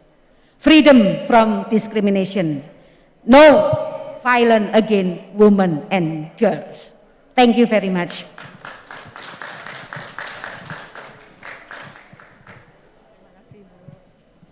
Thank you, Ibu Marlinda. I would like to invite our brother engagement group from L20, Bapak Rexon. The time is yours. Yes, good afternoon, everybody. Rexon Silaban speaking here on behalf of Labor 20. For Indonesian, we are come from Konfederasi Serikat Buruh Sejahtera Indonesia. Thank you for inviting us here. We already have memorandum of understanding with Women 20 and Labor 20 because we have similar issue about gender parity, gender equality, and gender discrimination. My question will address it first to the international speaking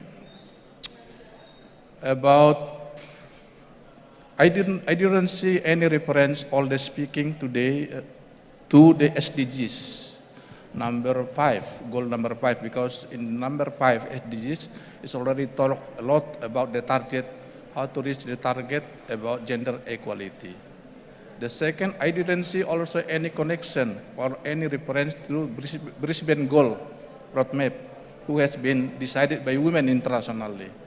So I'm just worrying that every time G20 have their own target, and then every country have the conference, they have their own goals, and nobody knows where I'm heading to. That's why I came down to Mbak Kacasungkana, Nur Sabani, what the Indonesia heading to, women, because maybe I'm lacking about the information. I didn't see any common target, because the issue about discrimination, gender pay gap, there is no protection for domestic workers, has been years by years without any measurable target, and the way we tracking the target, how many percent?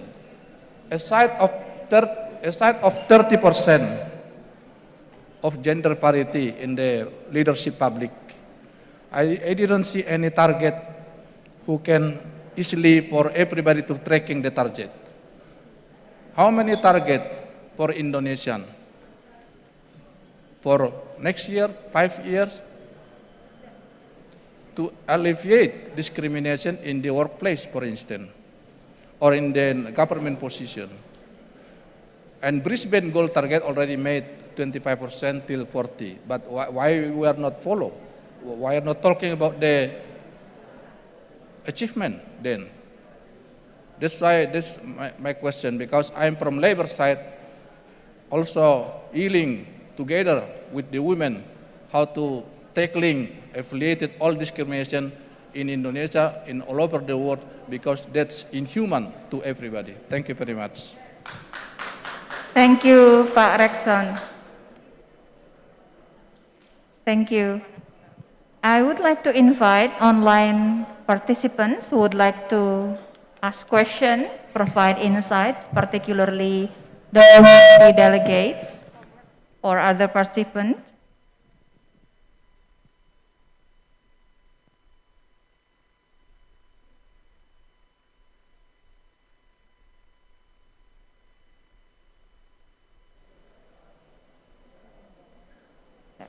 Undangan.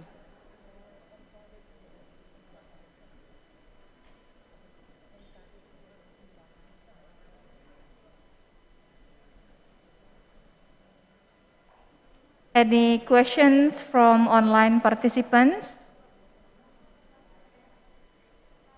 Okay, pass. I know that we have only around 5 minutes, but if I can summarize the discussion in the perspective, I think it is important to understand that W20 is not alone in this journey. We have support from our sister and brother engagement group from B20, who have also some similar targets, trying to address similar root causes, which is discrimination and violence. We will also hear from many perspectives around how we should work together between policymakers, university, and also NGOs, hand in hand, not only to address the legal framework, but also address the normative change. And in this regard, we also know that we cannot work alone. Collaboration with private sector is important. Collaboration with men and boys will also work towards gender equality is important. And also I would like to address the importance of having target. In Brisbane 2014, we understand that the 20 biggest economies in the world is trying to achieve the target to reduce the gap of female labor force participation 25% by 2025. So we must remember that. We must also remember that this is not only about participation in the economy, this is not only about legal reform, but it is also about norms changing. So with that, I will conclude this session and would like to invite you again in 90 minutes from now to join us to hear other perspectives from Indonesia and W20 delegates from Australia. Thank you for your participation.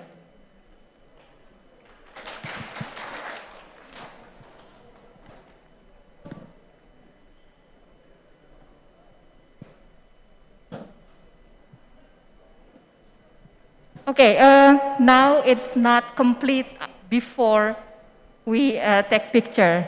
So, ladies and gentlemen, participants who are joining us from online, if you can open your camera.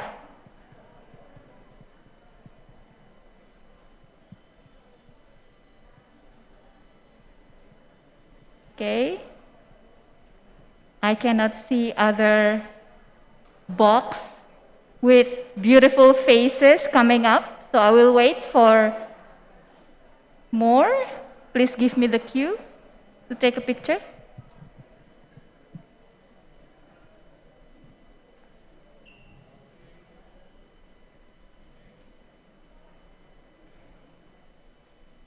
Ready?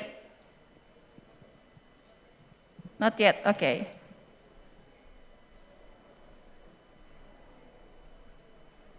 I can see Ibu Sinta, I can see Mina. I cannot see anyone else joining. Are you ready? Are we ready? Okay, 1, 2, 3. Another one. 1, 2, 3. Thank you, thank you.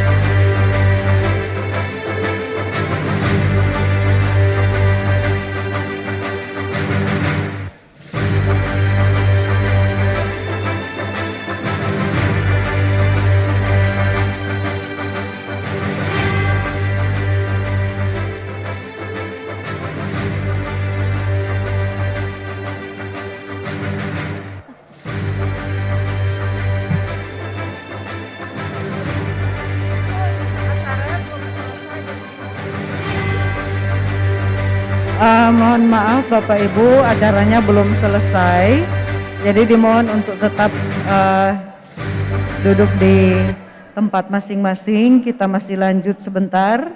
Jadi sekali lagi acara masih mau dilanjutkan lagi sebentar sebelum kita masuk pada jam istirahat ya.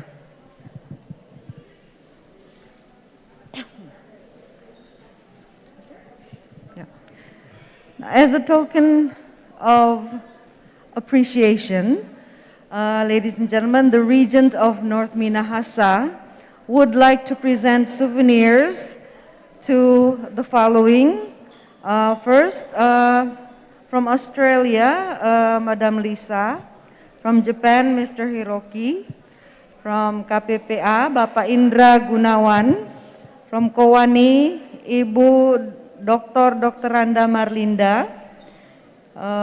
Ibu Irwanti SAMSI. Ibu Adelia.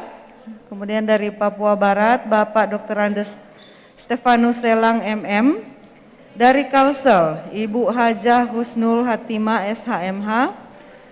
Kota Batu, Bapak MD Furkon SPD SA SHMMMH.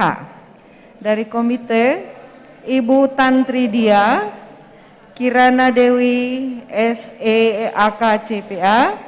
Kemudian dari Sulawesi Utara, Ibu Gubernur, Ibu Rita Dondo Kambe. Ini akan diserahkan oleh Bapak Bupati Minahasa Utara.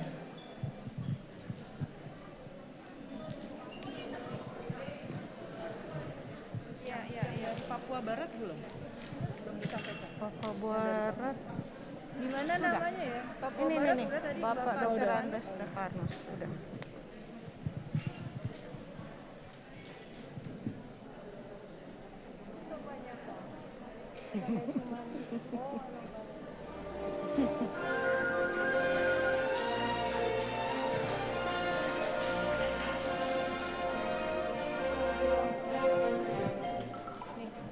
Madam Lisa. Ya, Madam Lisa from Australia. Mr.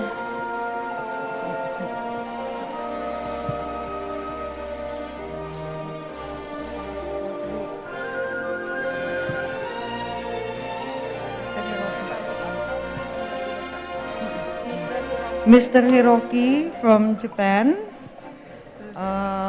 Bapak Indra Gunawan dari KPPA. Ibu Dr. Anda Marlinda Irwanti SAMSI dari Kowani. Ibu Adelia dari XL. Dari Papua Barat, Bapak Dr. Andes Stefanus Selang MM.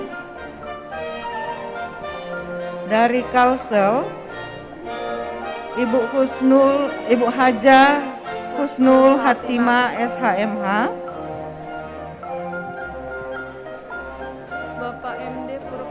Bapak MD Furkon SPD SHMM MH dari Kota Batu.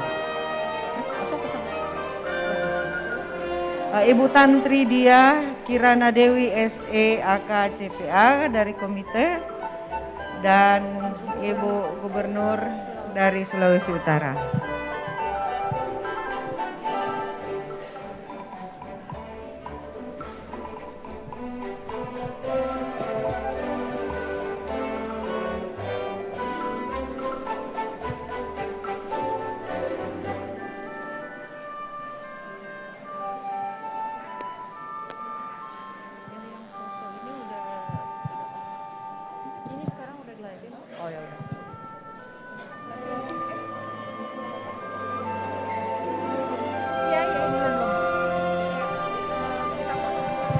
Ya, silakan untuk foto bersama bagi para penerima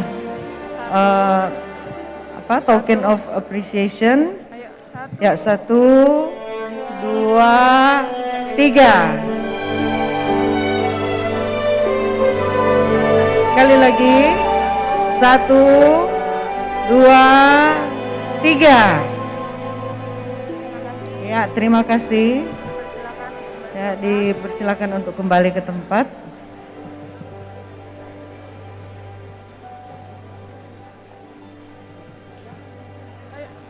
Setelah ini akan ada foto bersama, dan untuk untuk yang hadir di Webex tetap di tempat. Jangan meninggalkan ruang Webex. So before continuing the perspectives and recommendations session, we will take a break for 60 minutes. So please remain in the Webex room and enjoy the beautiful traditional music of North Sulawesi. Jadi Bapak Ibu, sebelum kita lanjut pada sesi berikutnya, kita akan istirahat selama 60 menit. Jadi bagi yang masih berada di di Webex Room, tetap bersama kita dan nikmati penampilan dari musik tradisional dari Sulawesi Utara. Kemudian nanti akan ada foto bersama ya.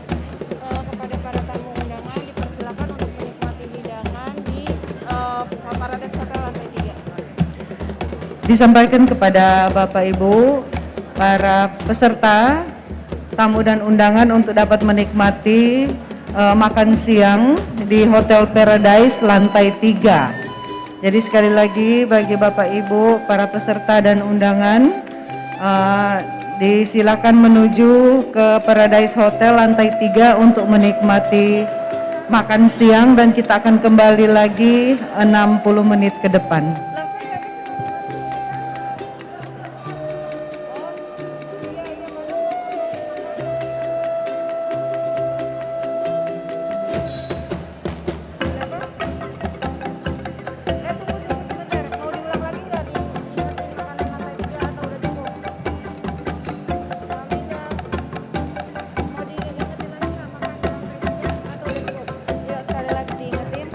Diingatin lagi kepada Bapak Ibu, para peserta dan undangan, bahwa makan siang sudah disiapkan di lantai 3 Paradise Hotel. Jadi Bapak Ibu silakan menuju ke lantai 3 Paradise Hotel untuk makan siang, dan kita akan kembali 1 jam lagi. Terima kasih.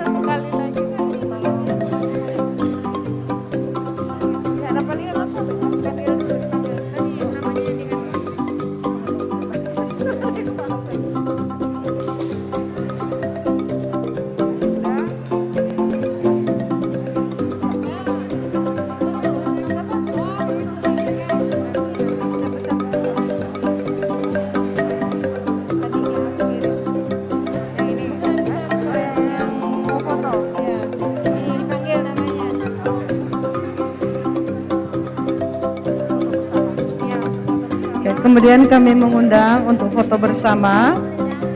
Yang pertama W-20 Chair, W-20 Co-Chair, Embassy of Japan, Embassy of Australia, UN Women, Ibu Nur Syahbani dan Prof. Evi untuk foto bersama.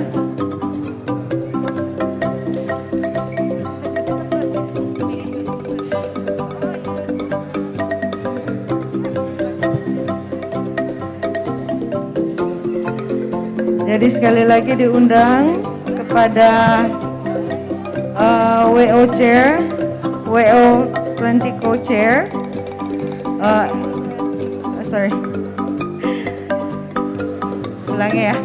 Diundang lagi, I would like to invite once again W20 Chair, W20 Co-Chair, Embassy of Japan, Embassy of Australia, UN Women, Ibu Nur Syahbani dan Prof. Evi untuk foto bersama.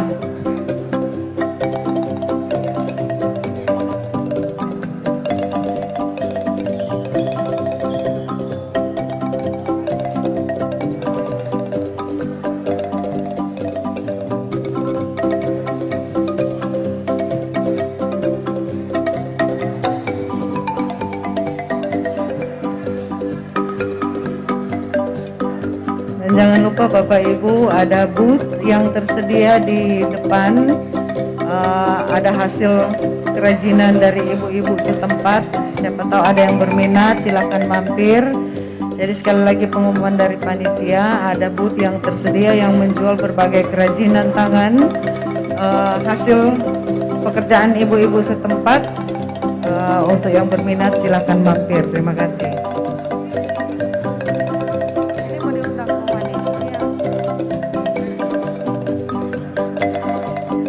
Ya, nanti sesudah foto sesi ini diundang Kowani untuk foto bersama dengan Bapak Ibu yang sudah duduk di depan untuk foto session ya. Jadi yang sudah dibacakan tadi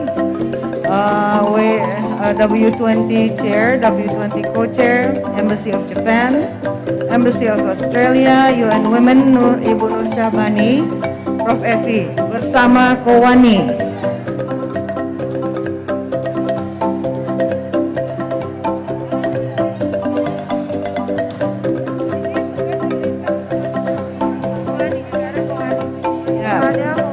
Kepada Kowani disilahkan untuk ke depan untuk mengambil foto bersama-sama.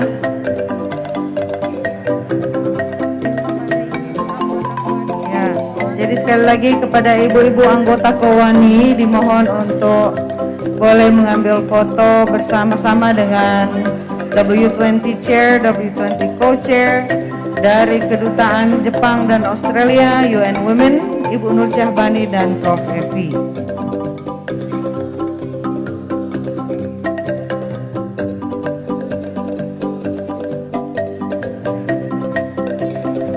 Sesudah Kowani diundang dari EG untuk boleh foto bersama-sama dengan bapak-bapak dan ibu-ibu di depan.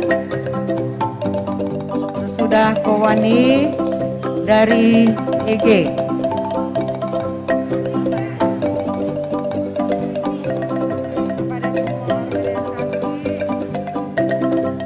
Sesudah dari bersama EG, semua organisasi yang ada pada saat ini disilakan untuk foto bersama.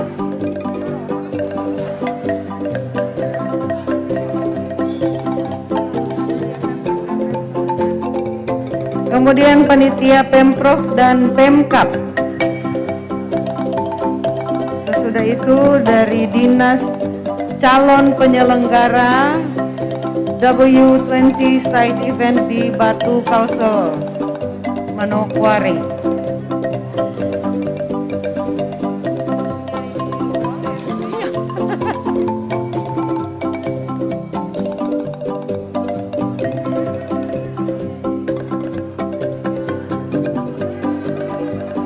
Kemudian dari komite, silakan foto bersama ya.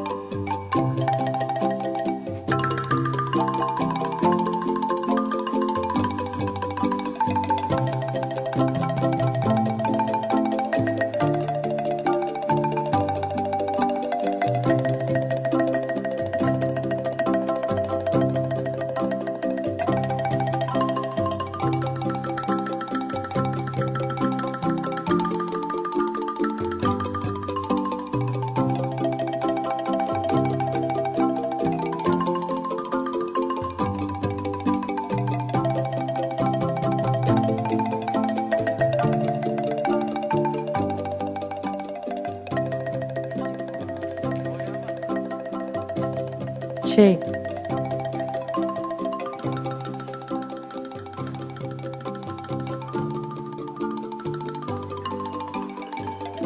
Nothing's gonna change.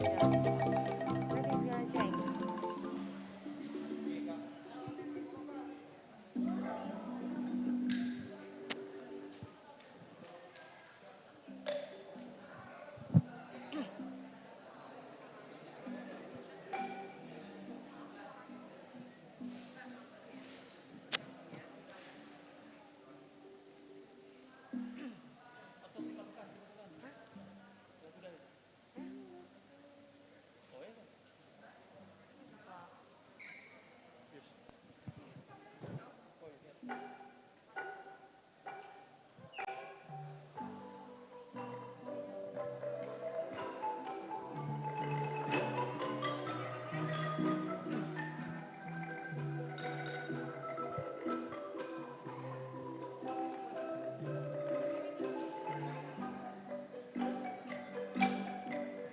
If I had to live my life without you near me, the days would all be empty. The night will seem so long. With you I see forever oh so clearly. I might have been in love before, but it never felt this strong.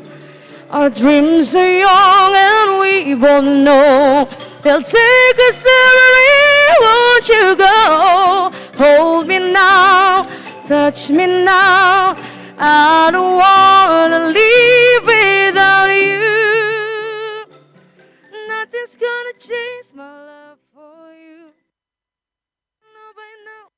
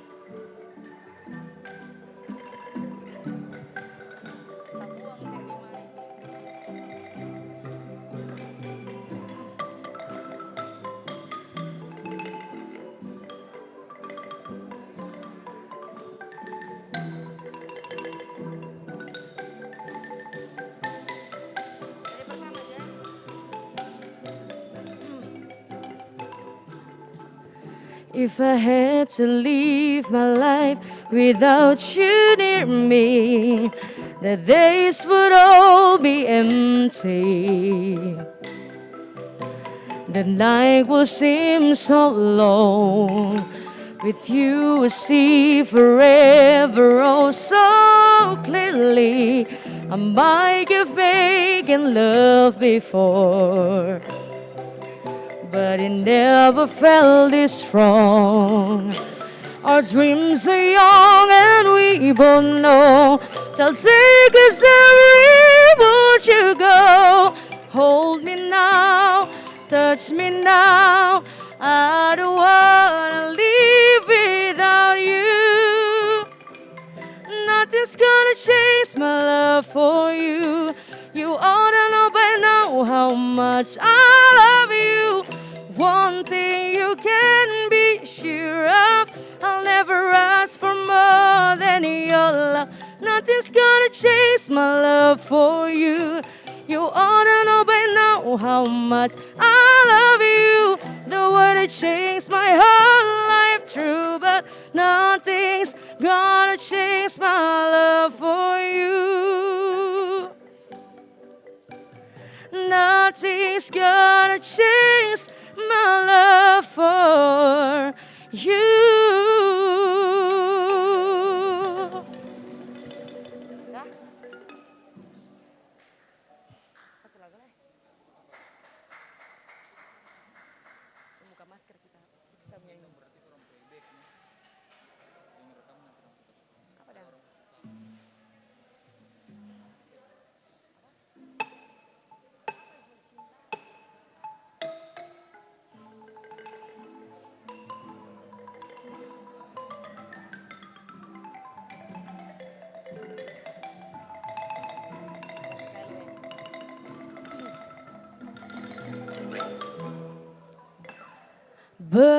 bergetar hatiku saat ku berkenalan dengannya.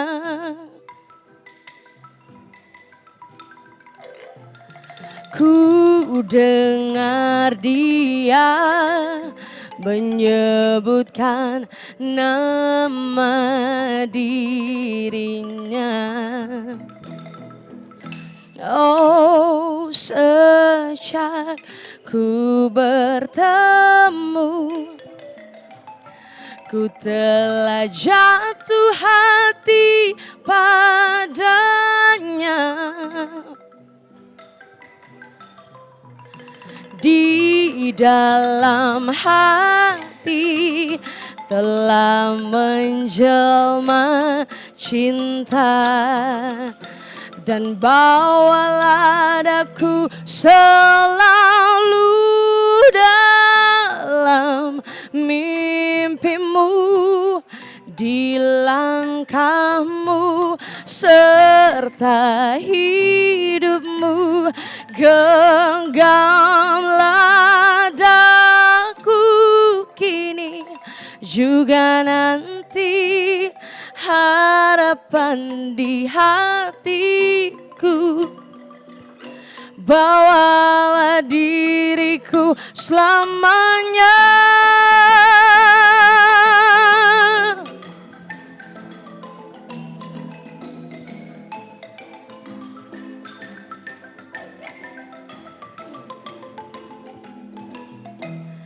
Bergetar hatiku saat ku berkenalan dengannya. Ku dengar dia menyebutkan nama dirinya. Oh, sejak ku bertemu, ku telah jatuh hati padanya. Di dalam hati telah menjelma cinta, dan bawalah daku selalu dalam mimpimu, di langkahmu serta hidupmu. Genggamlah daku kini juga nanti, harapan di hatiku. Bawalah diriku selalu dalam mimpimu, di langkahmu serta hidupmu. Genggamlah daku kini juga nanti, harapan di hatiku. Bawalah diriku selamanya.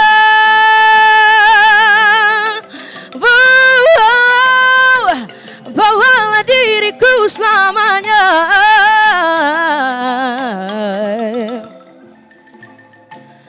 Bawalah diriku selamanya.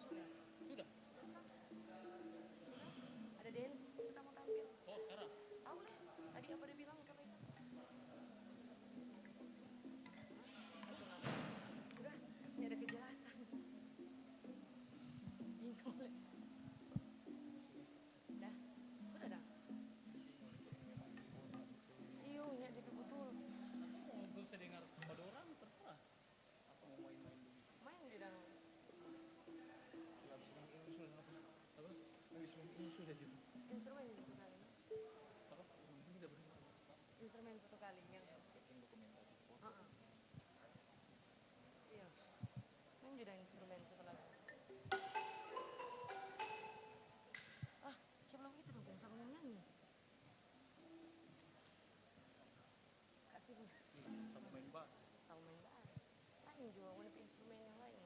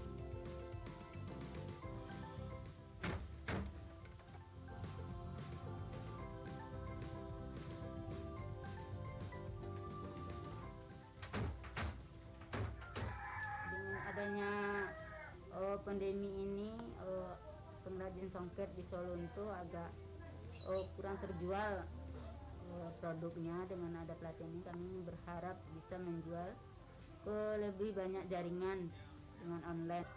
Perempuan pintar, semua pintar. Terima kasih all.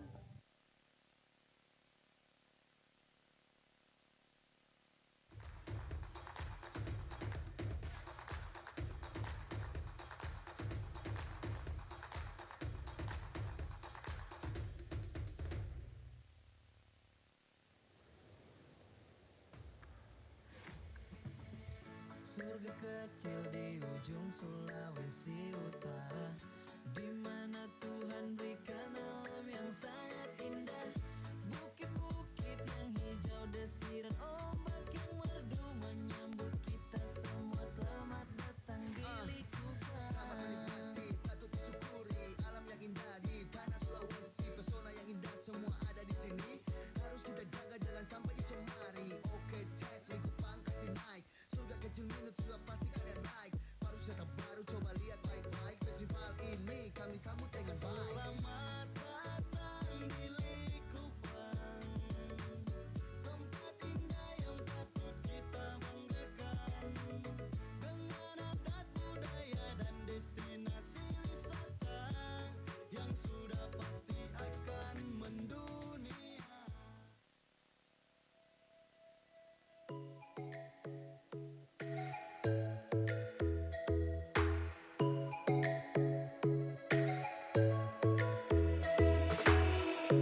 Lightning strikes by my window. Cek, cek. Grup Kolintang mohon untuk menurunkan peralatannya. Untuk selanjutnya, dancer akan syuting.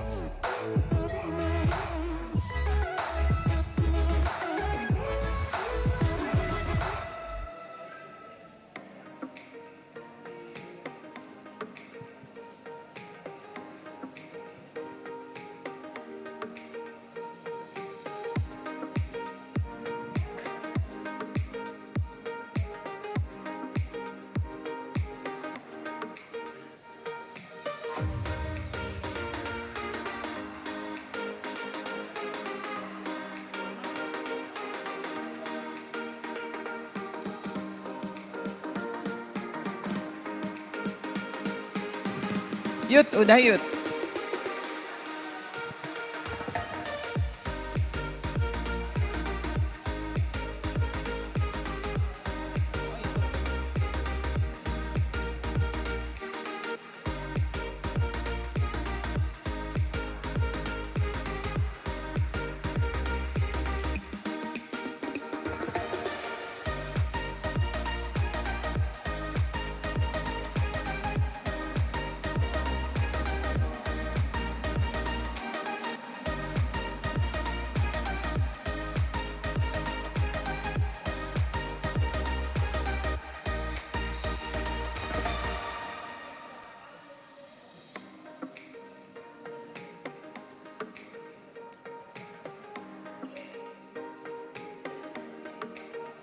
Ada pisangnya.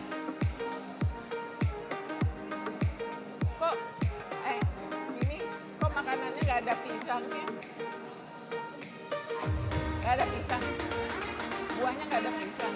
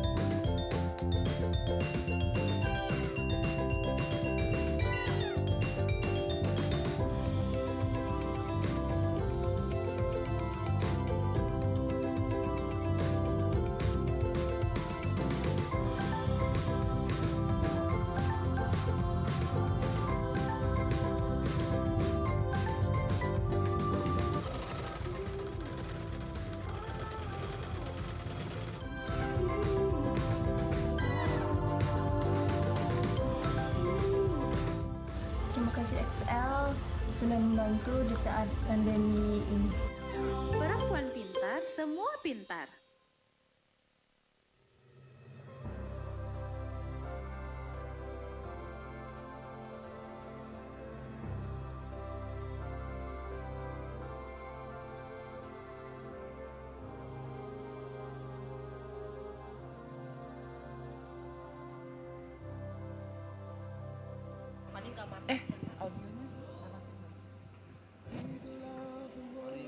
Webek.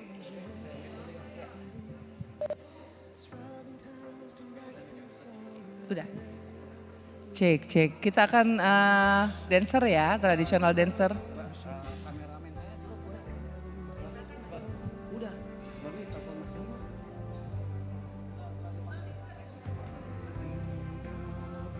Sebentar ya, lagi ada yang foto-foto.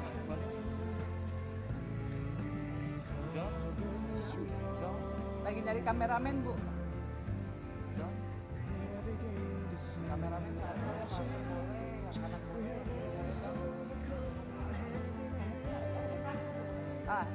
enggak di present, langsung kan ini buat makan siang.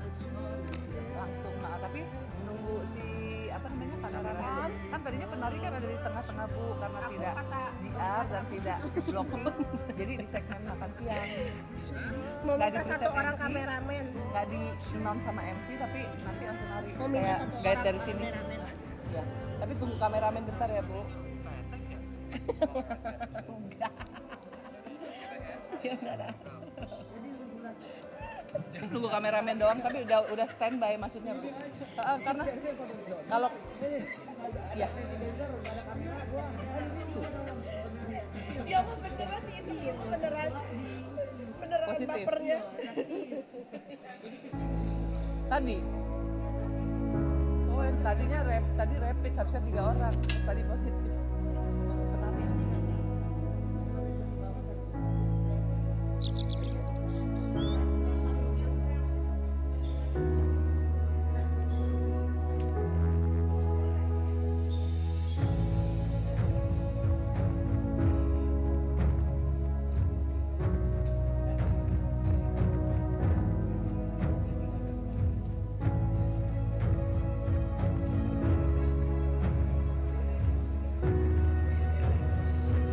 Ya 1 jam dari tadi aja ya kan?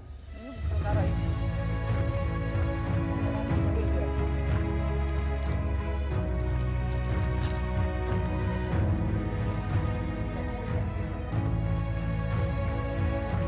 Ntar lagi diatur sama Mas.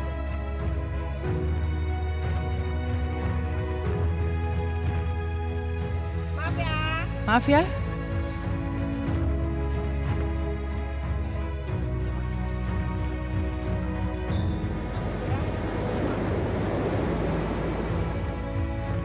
Bu, dia blockingnya musik dulu, sudah di tempat atau gimana?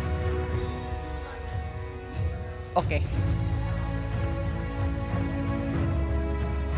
Mas Irwan, jadi blockingnya nanti musik dulu baru dia masuk. Oke.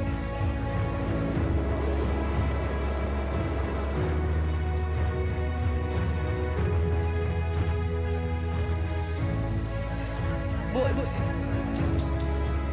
Tapi airplane mode-nya dimatiin, Mas. Ntar bunyi WA loh. Bu, airplane mode-nya dipencet.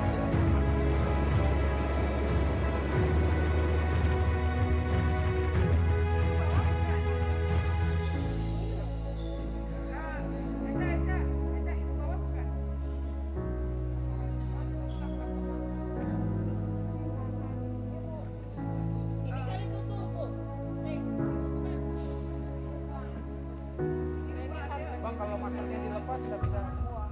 Ini gua aja dah. Ini bang. Ya ini buat yang masker. Nah, ntar gua tinggal colokin cas aja. Masker harus nyala. Iya.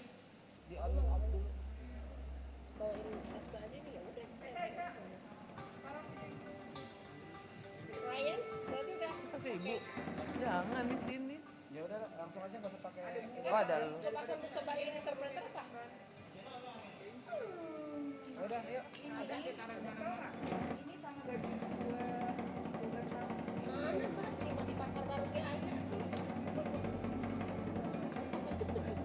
Belikan atuh ya besok. 5 2. Udah ya, oke ya, standby ya. Standby mau dibuka Webex-nya. Ya. Oke. Udah, kameramen aman. Oke, aman ya. Saya hitung 10 ya. Oh, dia mau di-onin. Pas 1. Pas 1. Iya, 2. 10, 9, 8, 7, 6, 5, 4, 3, 2, 1.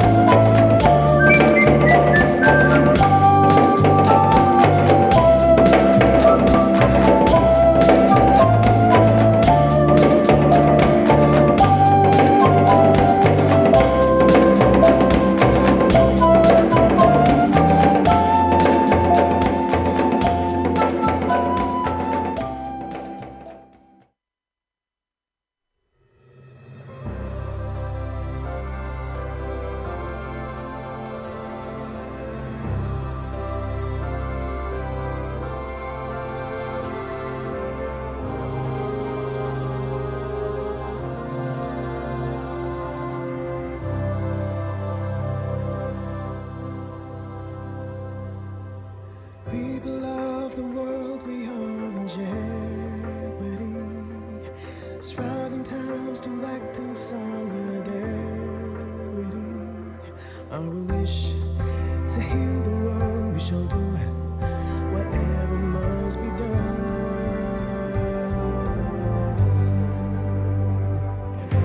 We cover together, stronger, navigate the sea of change. We have always overcome hand in hand.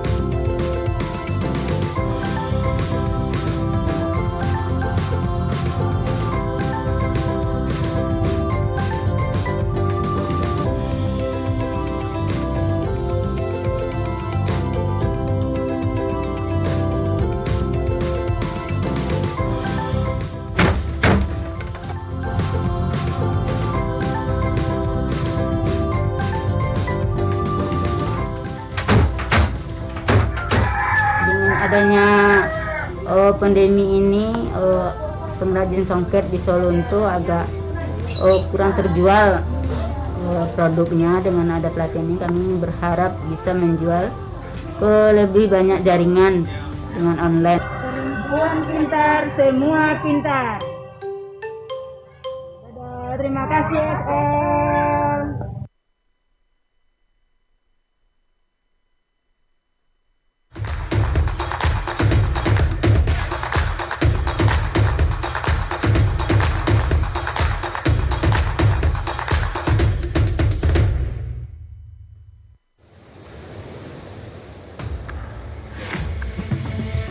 Surga kecil di ujung Sulawesi Utara, di mana Tuhan berikan alam yang sangat indah. Bukit-bukit yang hijau, desiran ombak yang merdu menyambut kita semua. Selamat datang di Likupang. Selamat menikmati, patut disyukuri alam yang indah di tanah Sulawesi. Pesona yang indah semua ada di sini. Harus kita jaga, jangan sampai dicemari. Oke, cek Likupang kasih naik. Surga kecil minut sudah pasti kalian like. Pariwisata baru coba lihat baik-baik. Festival ini kami sambut dengan baik. Selamat datang di Likupang, tempat indah yang patut kita banggakan. Dengan adat budaya dan destinasi wisata yang sudah pasti akan mendunia.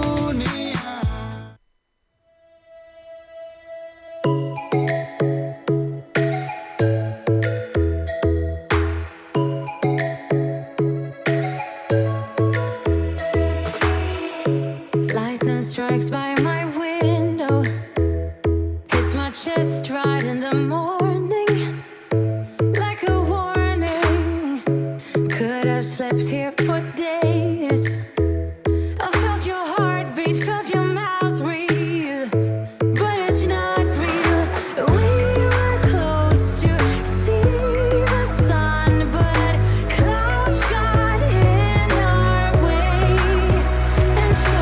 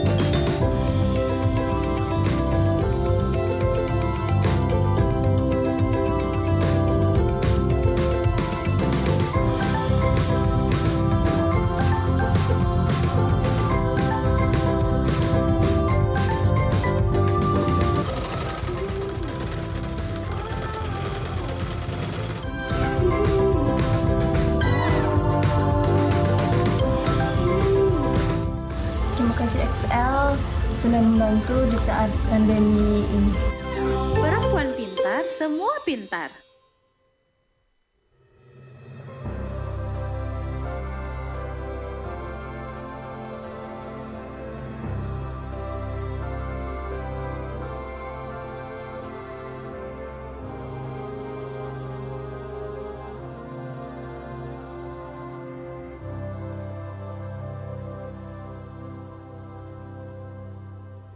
People of the world, we are in jeopardy.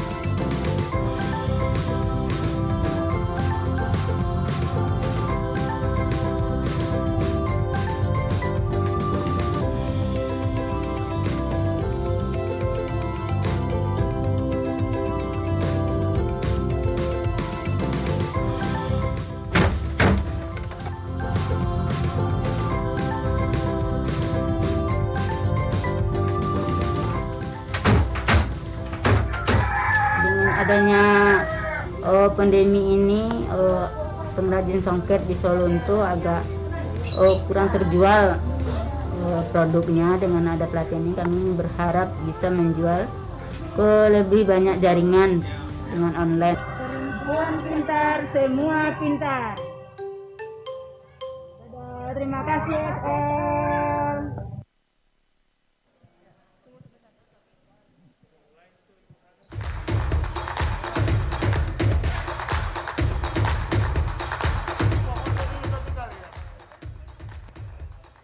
Diinformasikan kepada para peserta undangan juga disilakan untuk masuk ke ruangan ini karena sesi berikut akan segera dimulai. Jadi sekali lagi diinformasikan kepada Bapak Ibu para peserta untuk boleh mengambil tempat. Kita akan segera lanjutkan ke sesi yang berikut. Selamat menikmati, patut disyukuri alam yang indah di tanah Sulawesi. Pesona yang indah semua ada di sini. Harus kita jaga jangan sampai dicemari. Oke, cek Likupang kasih naik. Surga kecil minut sudah pasti kalian naik. Pariwisata baru coba lihat baik-baik. Festival ini kami sambut dengan baik. Selamat datang di Likupang, tempat indah yang patut kita banggakan. Dengan adat budaya dan destinasi wisata yang sudah pasti akan mendunia.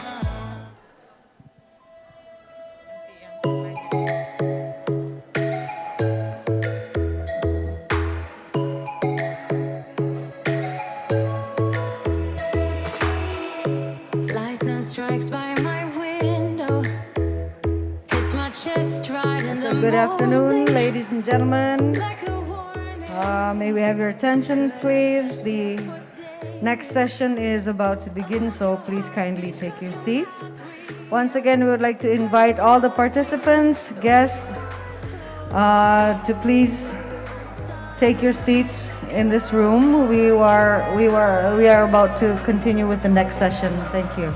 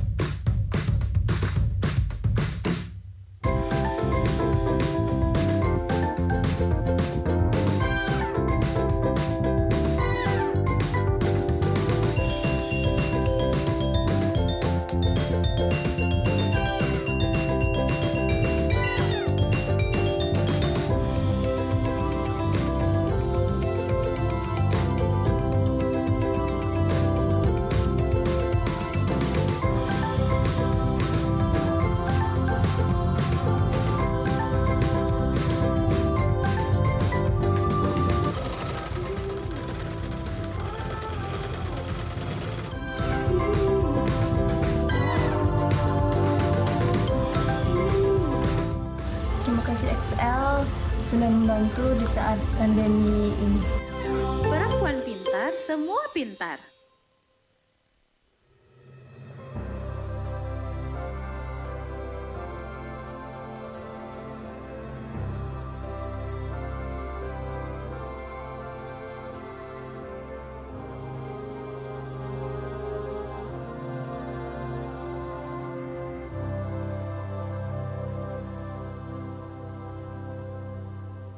People of the world, we are in jeopardy.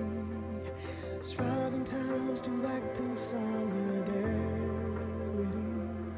Our wish to heal the world, we shall do whatever must be done.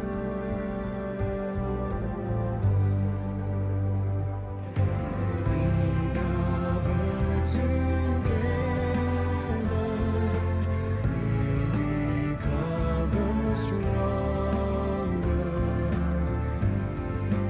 navigate the sea of change. We have always overcome hand in hand. We cover together, we'll recover stronger. Reaching out, reaching out for our children's future destiny.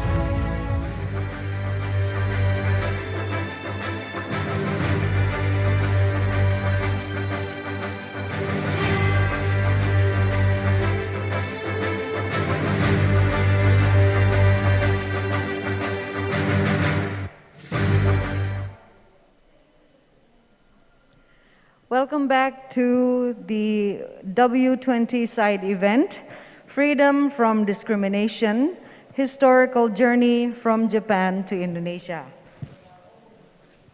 We will continue with the perspectives and recommendations session. We would like to invite Ibu Dwi Faiz. Yeah, she's already on the stage. Okay. And we would like to invite Ibu Dwi to continue with the next session.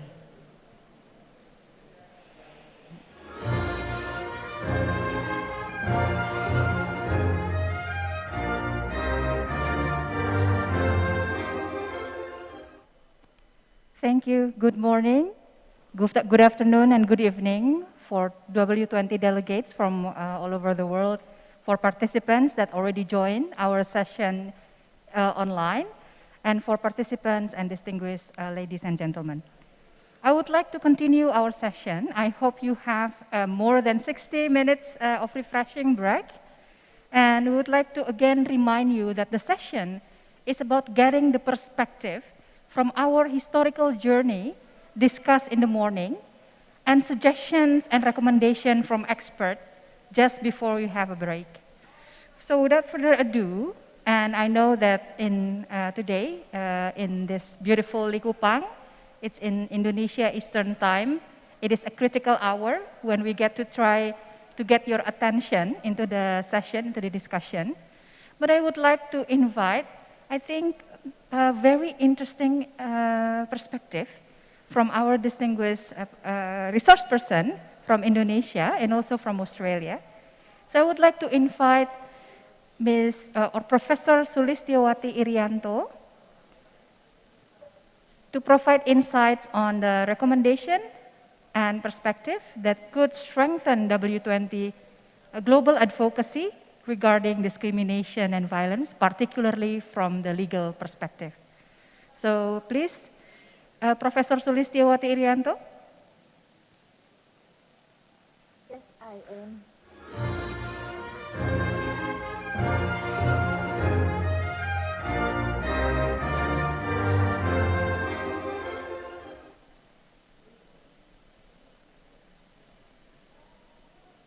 Thank you so much, Mbak V5.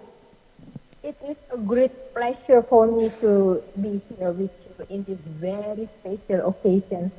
Thank you for the invitation.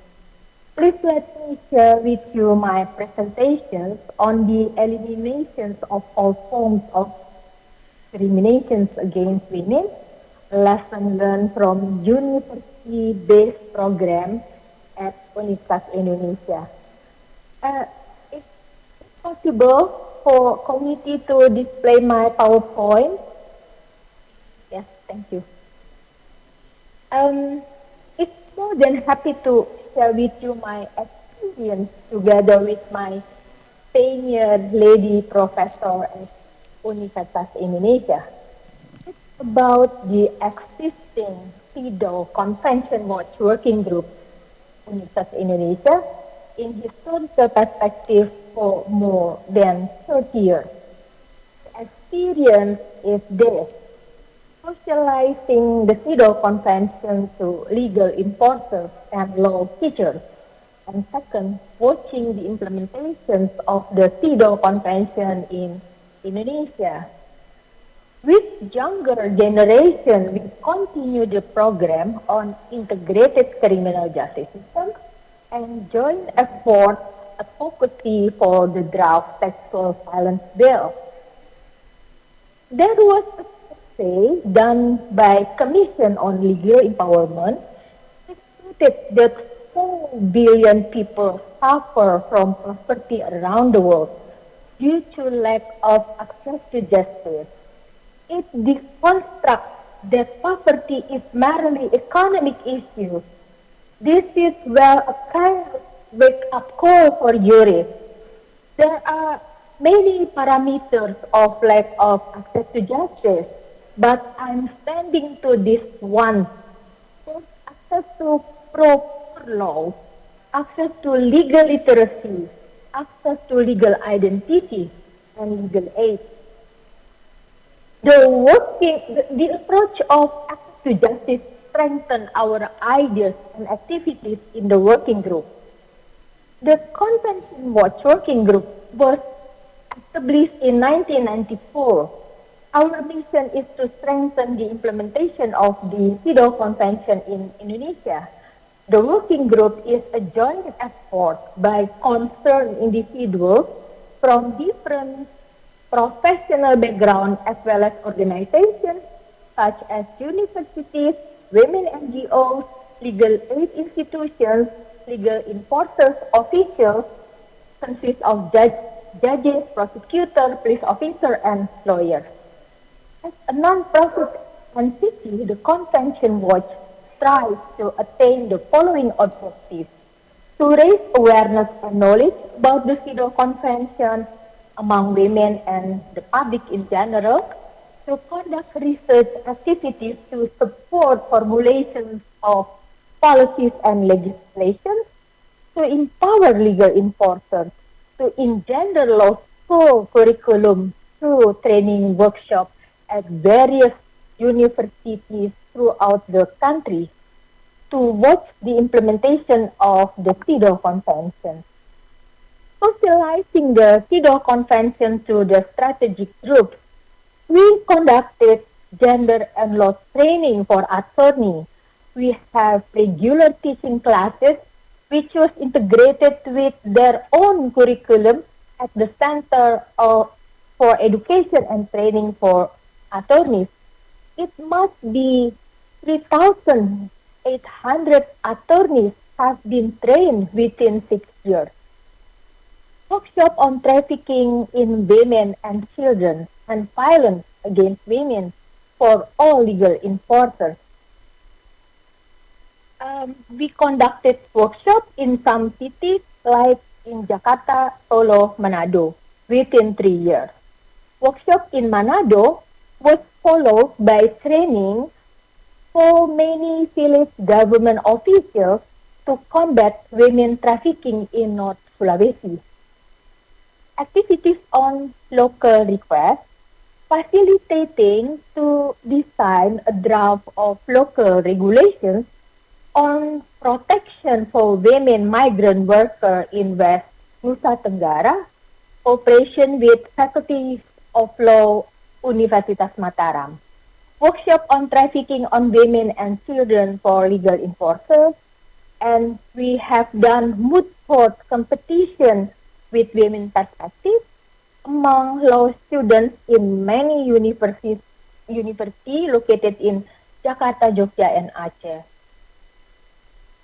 Watching the implementation of the CEDAW Convention by Earth, doing some research focused on Article 11 on prohibition to discriminate women in the workplace. We have done some research in the following: investigating the mainstreaming of CEDAW Convention principles to the Indonesian labor law, doing empirical research on how Article 11 has been implemented in some industries like Nike shoes factory, research on the political movement among the labor. Secondly, doing court watch with gender perspective. 10 trial cases in the courtroom have been watched. The standard of court watch has been designed, and based on that standard, process of trial was investigated. The court watch done in district courts located in Jakarta, Tangerang, and Depok. I like to share this other experience on engendering faculties of law curriculum. It's driven by many cases, positions women as law victims. The question will be where the problem begins. We are in the opinion, and we raise point of the departure that there is lack of legal literacy among the respective legal people. Then we initiated the program on engendering faculties of law curriculum within 16 years by conducting seminar workshops in the universities from Aceh in the west to Papua in the east to stimulate law teachers to design a lecture on gender and law like we already have at our university since 1992. Or the law teachers can integrate CEDAW conventions into their existing lecture like penal law, civil law, labor law, etc. We did monitoring evaluation on that program. Universitas Cendrawasih in Papua, I should mention it. Universitas 11 Maret in Solo, Middle Java, are the best practices of this program. The deans of the two faculties decided to open teaching subjects on gender and law right away after the program. I'm very happy to share this story. University like Sumatera Utara has not yet done anything when I came. A senior lecturer asked me to give public lecture in her two classes. And after lecturing, I asked students whether they need to have lecture on gender and law or not. Surprisingly, 100% of the students raised their hands and they want even to have the lecture as obligatory. After this visit, Universitas Sumatera Utara established the lecture. Thank you so much for this. Program on engineering faculties of law curriculum resulted in the networking with more than 100 faculties of law throughout the country. The lecturers themselves initiated to establish Association of Gender and Law Teachers in 2004 at Universitas Diponegoro, Semarang, followed by annual meeting afterwards.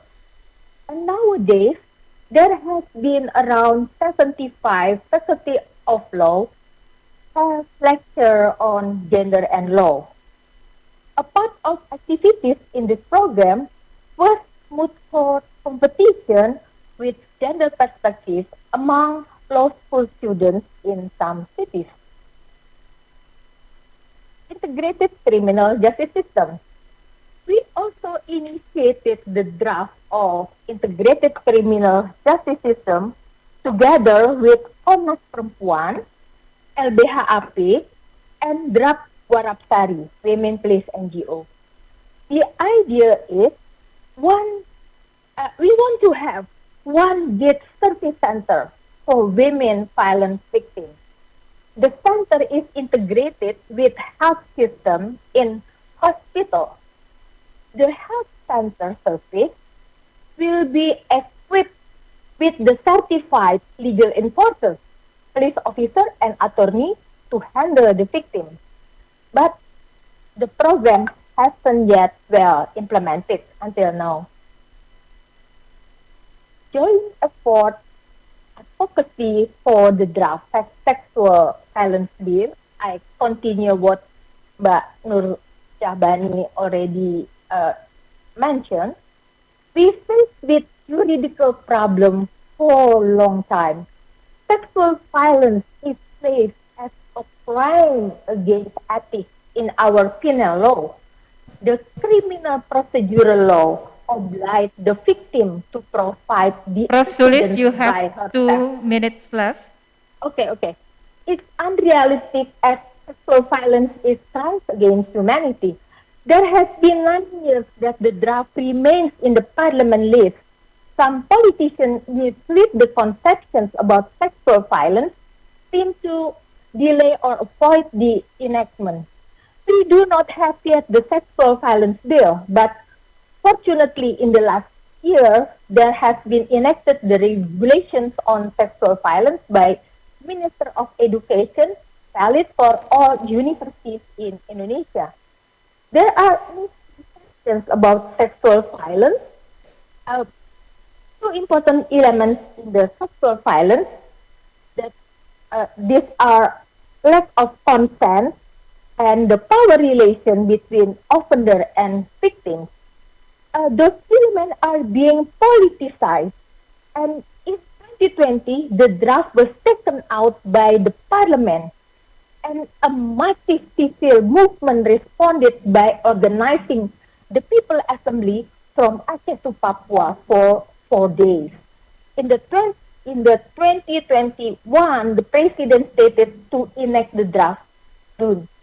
Conclusion, legal literacy for legal enforcers and law teachers is the most important pillar to eliminate discriminations against women. University can play important roles. To make it happen, leadership in the university is needed. Leaders who are knowledgeable in women issues and having strong women perspective or sensitivity. Thank you. Thank you, Prof. Sulis. Now I would like to invite Ms. Caitlin Byrne from our sister W-20 delegates from Australia to give her perspective.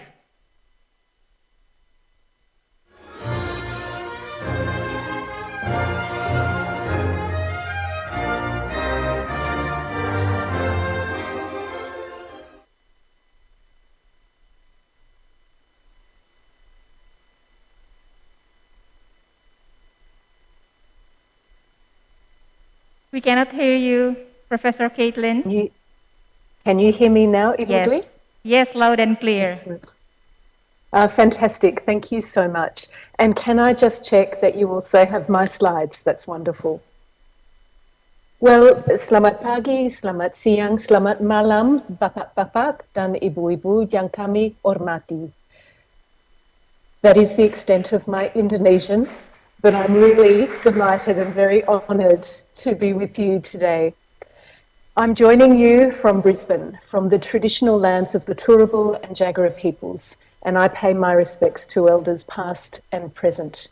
Of course, I wish that I could be with you in beautiful North Sulawesi in Likupang, particularly to see the coconut trees waving, but sadly that's not the case, and I do look forward to having the opportunity to spend time in Indonesia later this year with the W-20. And if I can also extend acknowledgements to all the W-20 delegates, wherever you are, online, in person, in multiple time zones across the globe. For some, this is very early in the morning. For others, it's very late in the evening. For me, here in Brisbane, I think I've hit the sweet spot, which doesn't always happen in global fora. Can I also say it's such a great pleasure to be here speaking alongside Prof. Sulistiowati, who delivered such a fabulous case study there, and the work of Universitas Indonesia is really, it does deserve to be showcased in this kind of an event. It was also fantastic to hear from the Australian Ambassador, Her Excellency Penny Williams, earlier this morning, the Australian Ambassador to Indonesia. And I think what I hope we will see through this G20 year under Indonesia's presidency is an opportunity to strengthen the bonds that we have between our two countries as well, including through the W20. I have been asked to provide a view on a couple of issues, the gaps in W20 advocacy so far, and identify some actionable recommendations that the W20 Indonesia can push forward, in particular where our best allies, friends and partners might be found to help us in this process. As you'll see from the slide in front of you now, it is quite remarkable actually to think that it was only 8 years ago, in 2014, that the group of 20 leaders, when meeting in Brisbane, explicitly acknowledged the need for gender-inclusive economic growth. It was an outcome that reflected years of work of formal engagement through civil society networks in the G20 process, and it prompted leaders to commit to lifting women's participation in the workforce by 25% by the year 2025.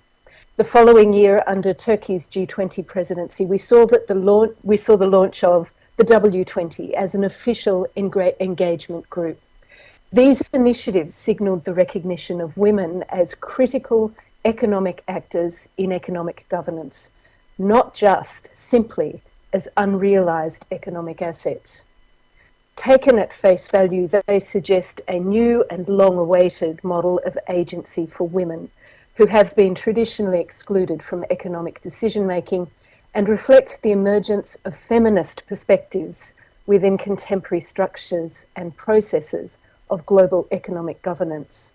The G20 itself breaks some of those traditional barriers as well. Firstly, by bringing leaders from the global north and global south together, it shifts the agenda and interests at play.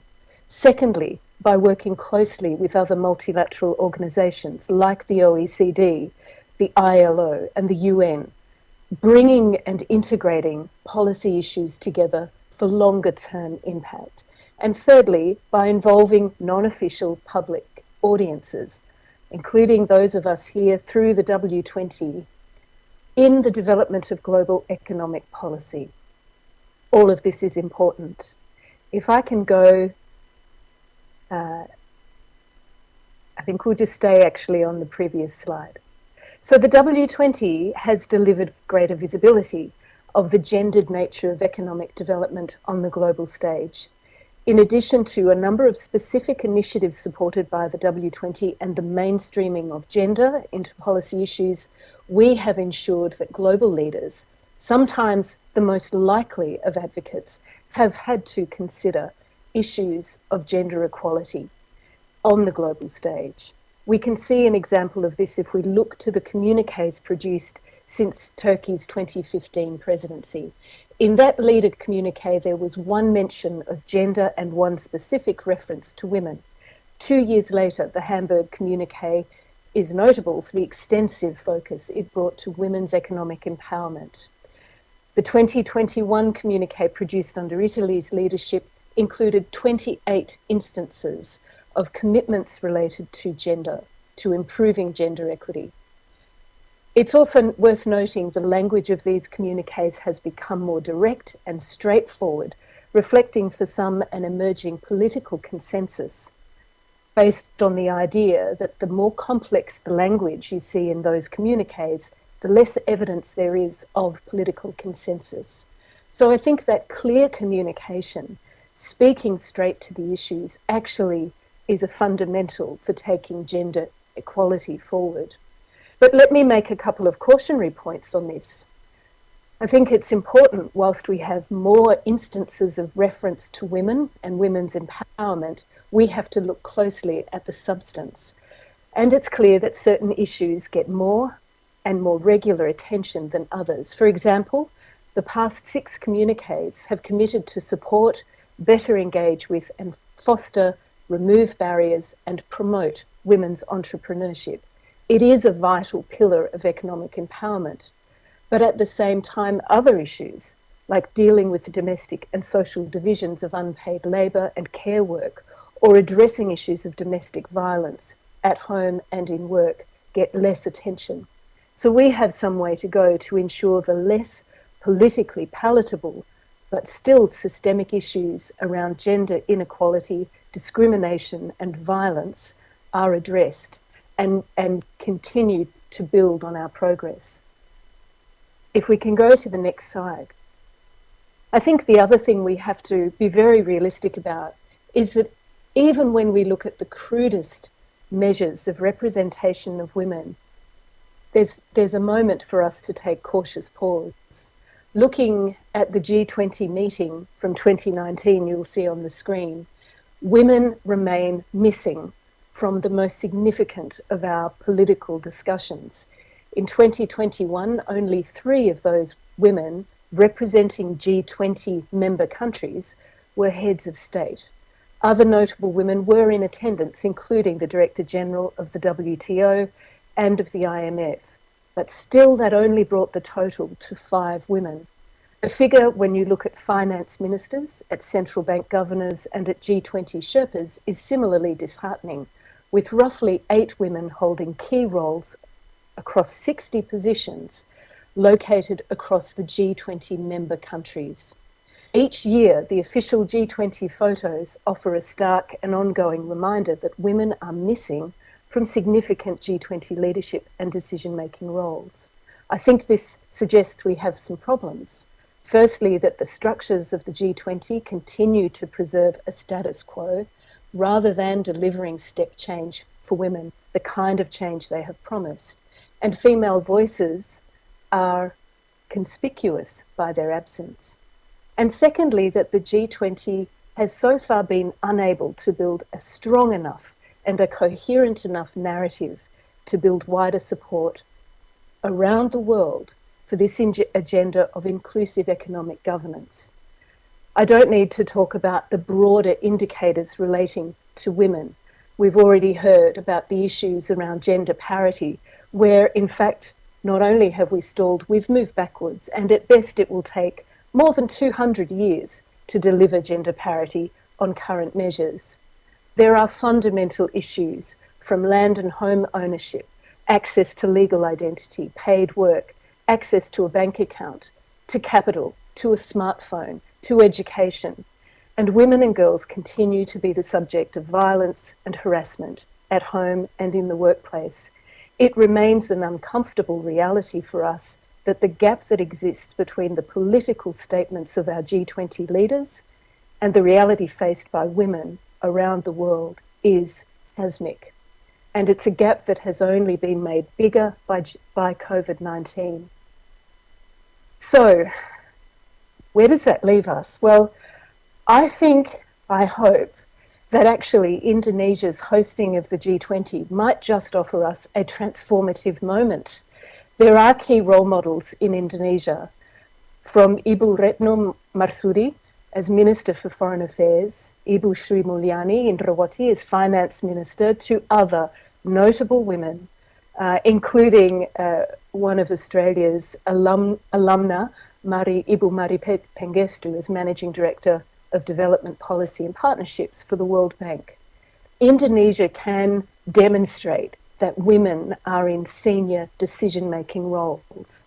And we've already seen from Indonesia's G20 representatives reference to gender equality and women's empowerment as a critical issue underpinning Indonesia's key focus areas. Opening the first G20 Sherpas meeting in December last year, Foreign Minister Marsudi called on the G20 to produce concrete solutions for the benefit of all parties, both East and West and North and South. I think this point offers us some optimism, and we need to keep the G20 leaders to account on delivering against those concrete actions.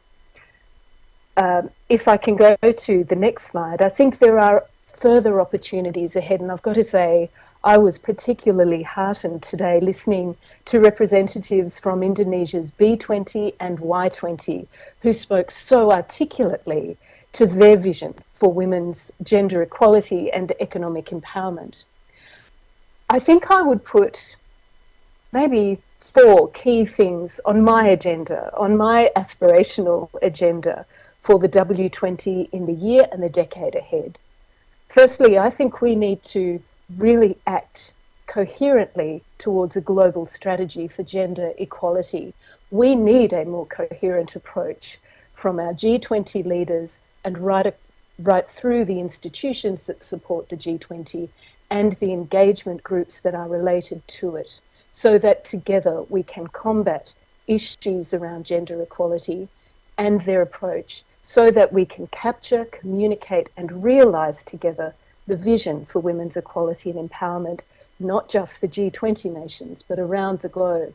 And for me here in Australia, you know, I see such opportunity for us to be engaging with women from across the Asia-Pacific, in Southeast Asia, but also, of course, across the Pacific. And we can do more of that. The second point I would say is we need to get better at engaging and mobilising networks of influence. The W20 does not operate in a vacuum. When it was established in 2015, it joined the ranks of other engagement groups, the B20, the Civil Society 20, Labour 20, Think Tank 20, and the Youth 20. as well as more recently formed Girls 20. It seems sometimes that we operate in parallel universes, and of course we are often absorbed by our respective priorities and crowded calendars.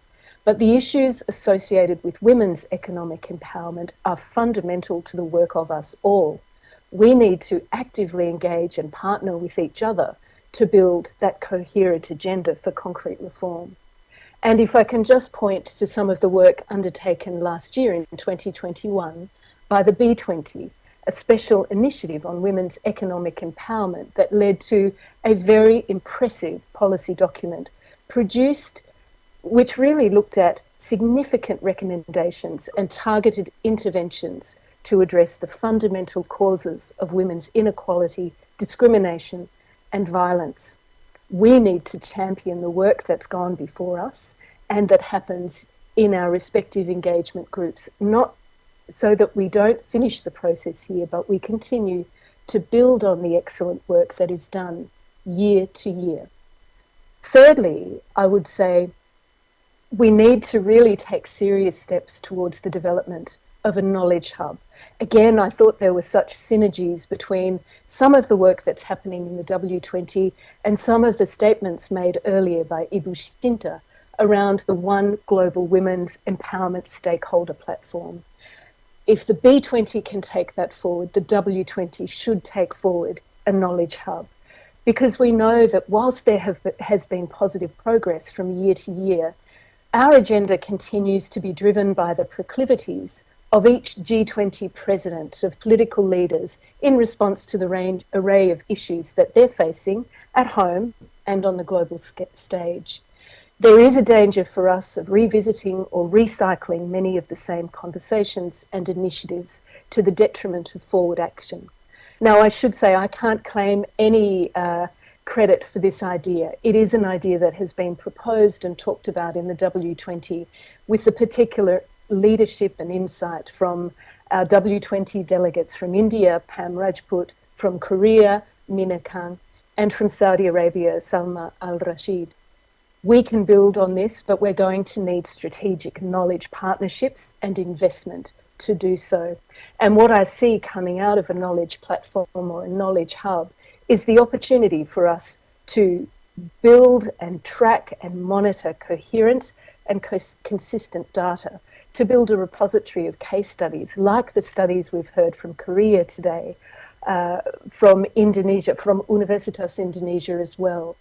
Again, reflecting the very diverse experiences of women across the globe.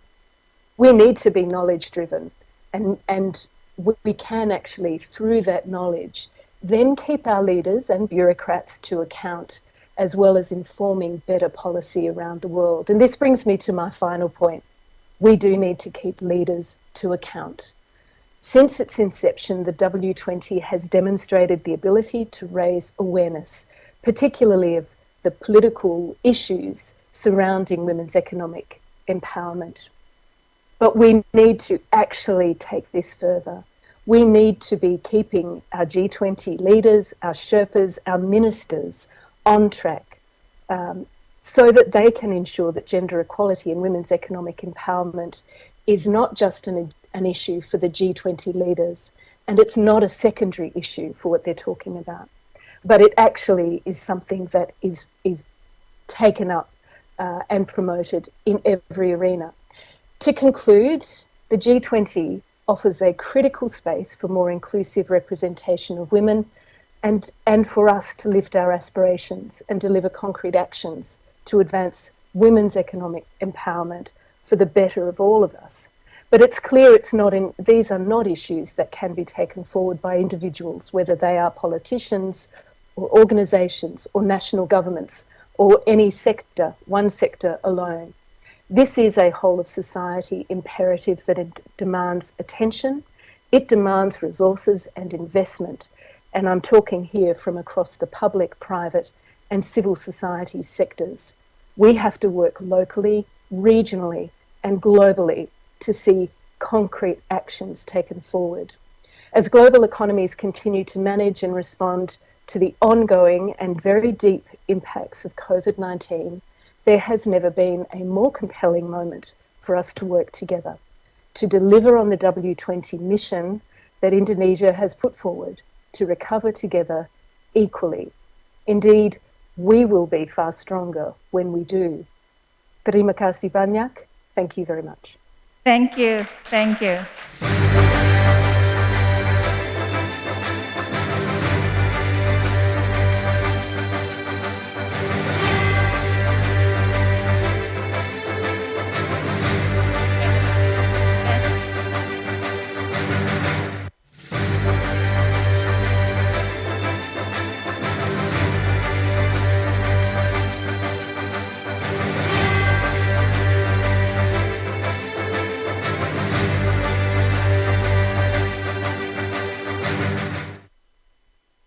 So what I heard from the previous distinguished professors are about movement building, about working together with academias, and about taking leaders accountable, about ability to monitor and track progress and gaps on gender equality. I think one of the important key lessons that we will take away from this presentation and insights are, it is very much our opportunity, Indonesia's opportunity. It is a transformative moment for Indonesia to really change W20 into the main global advocacy for gender equality and women's empowerment. And thank you, Professor Caitlin and Professor Sulis, to remind us that this is all about movement, right? This is about building networks of influence, as you say, Professor Caitlin. This is about also, not only about changing, not so much about changing the legal regulatory framework, but about changing within and how to take that into account and bring it to the global agenda. I think those are the key takeaways.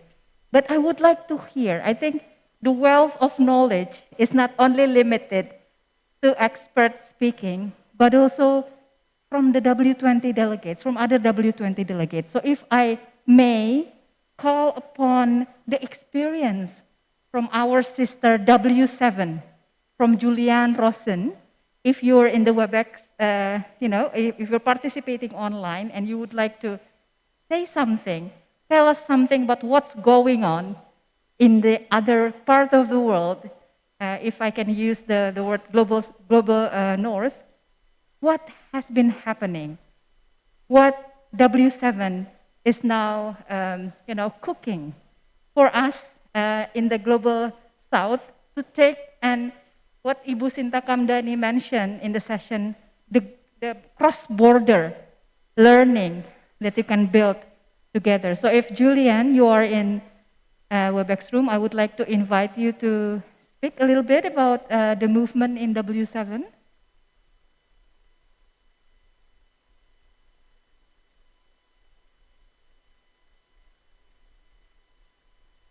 No, it works. Good morning. It's quite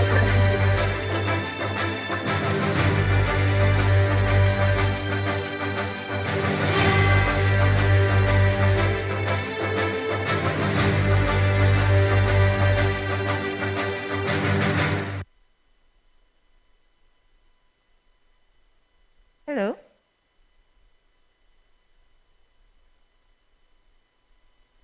So, Julian, what is your insight?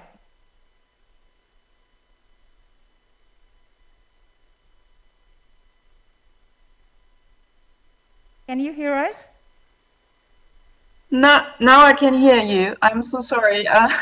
Maybe it's just too early in the morning, and so my computer doesn't work as much as I would like to work it. So what's going on in the W7? Well, we have to be a little quicker than the W20, since you know that the G7 is meeting a little earlier than the G20, and we're trying to use this forum to come up with ideas they can, multiply in the G20 settings.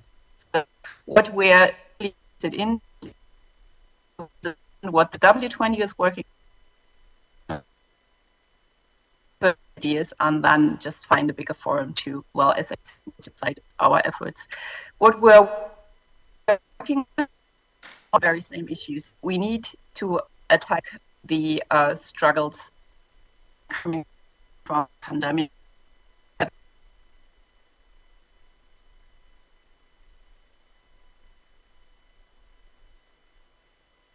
Julian, your voice is breaking out. And I think it's okay to turn off the camera if the internet connection is not good. So I'm doing everything I can. Can you hear me now? Yes, I can hear you clearly. I tell you, it would have been so much better to be in Indonesia. I'm really looking forward for the summit.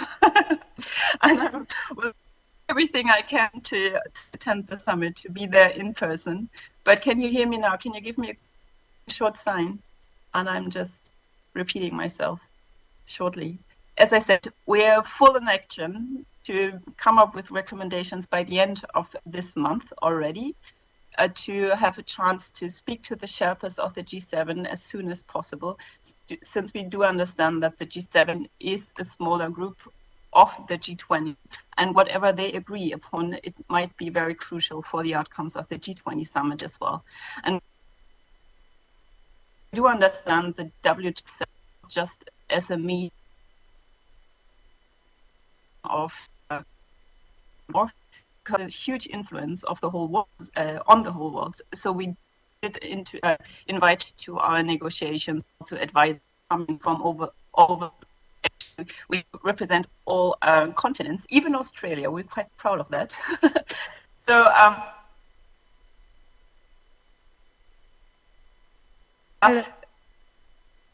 it's representing both academia, social, civil society, and entrepreneurs as well.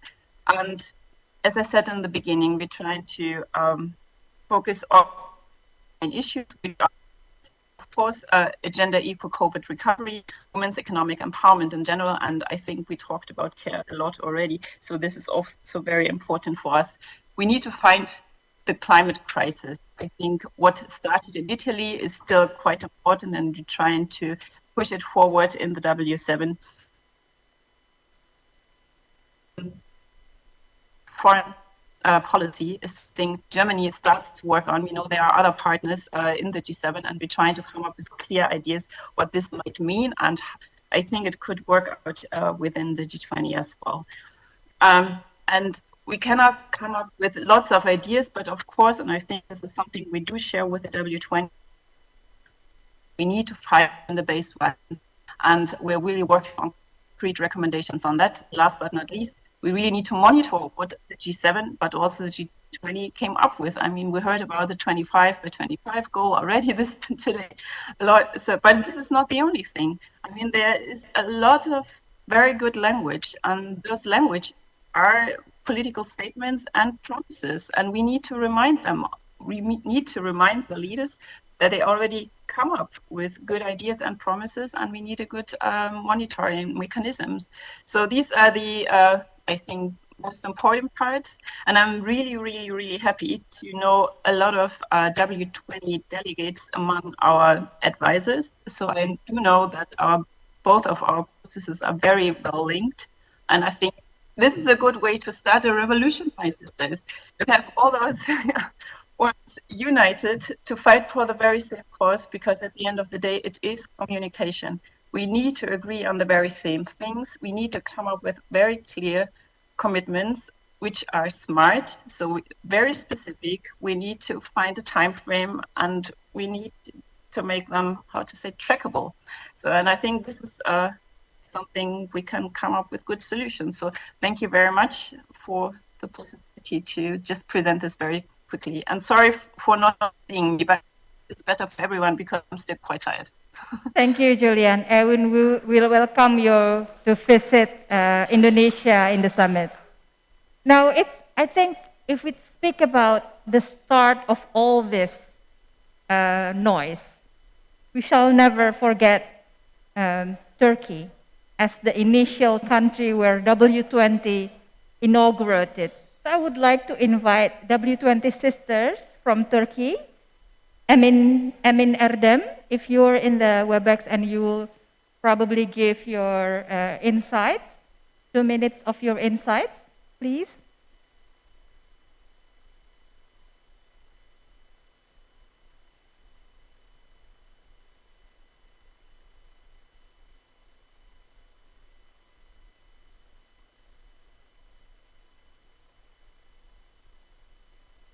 Amen? Oh, yes. Please, we cannot hear you.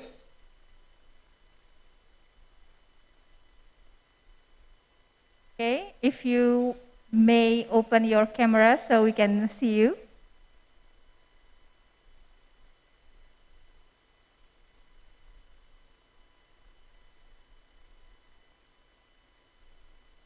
And I think we still cannot hear you, Amen.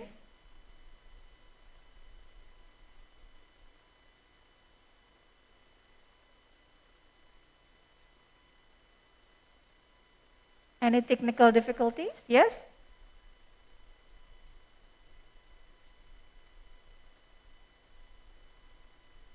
Oh, okay.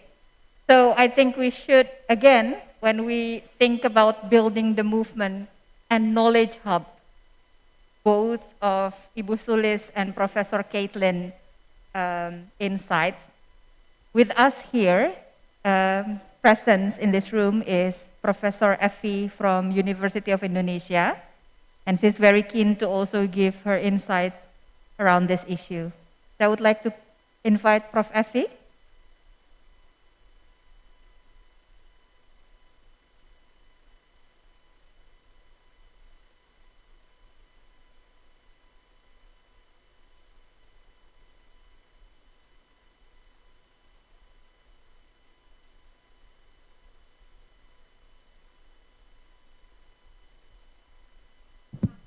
Okay, hello. Okay, thank you. Thank you, Ibu Dwi. I'm very pleased to meet Mbak Sulis and Kathleen in this forum, and thank you very much also for W-20 for organizing this very important discussion. I would like to congratulate our two speakers, Mbak Sulis dan Kathleen, for raising issues that are not only concrete but also visionary for the development of the agenda of the W-20 in international diplomacy. I would like to respond, especially to Kathleen's first item on the suggestion, which mentioned about to commit for the global strategy of women equality. I think this is the strategy that W-20 should go after this, because it is not only W-20 is one of 10 engagement groups in the G20, but also because the world today is full of so many pressing issues. Not only economic competition between United States and China, strategic competition between the big powers, and also the pandemics. Across all these issues, we have to make the issue of women and women equality to be heard. One of my idea is, why don't entangle this issue with human security? Because world leaders usually very much dealing with strategic issue, and the issue of women is very much in the essence of human security, because without the gender equality, whatever purpose of human security, including the one in SDGs, will not be achieved. So I think one of the strategy to entangle with human security. The second suggestion I would like to make, I would like to appreciate also Kathleen for suggesting number 3, to create knowledge hub. Being a scholars, I think this is one of the strategy to make the voice of women become heard, not only by the leaders, but also for the whole world. And the knowledge hub is very important as a track too, because G20 is an intergovernmental institutions, track 1, which very much deal with states and states' interests.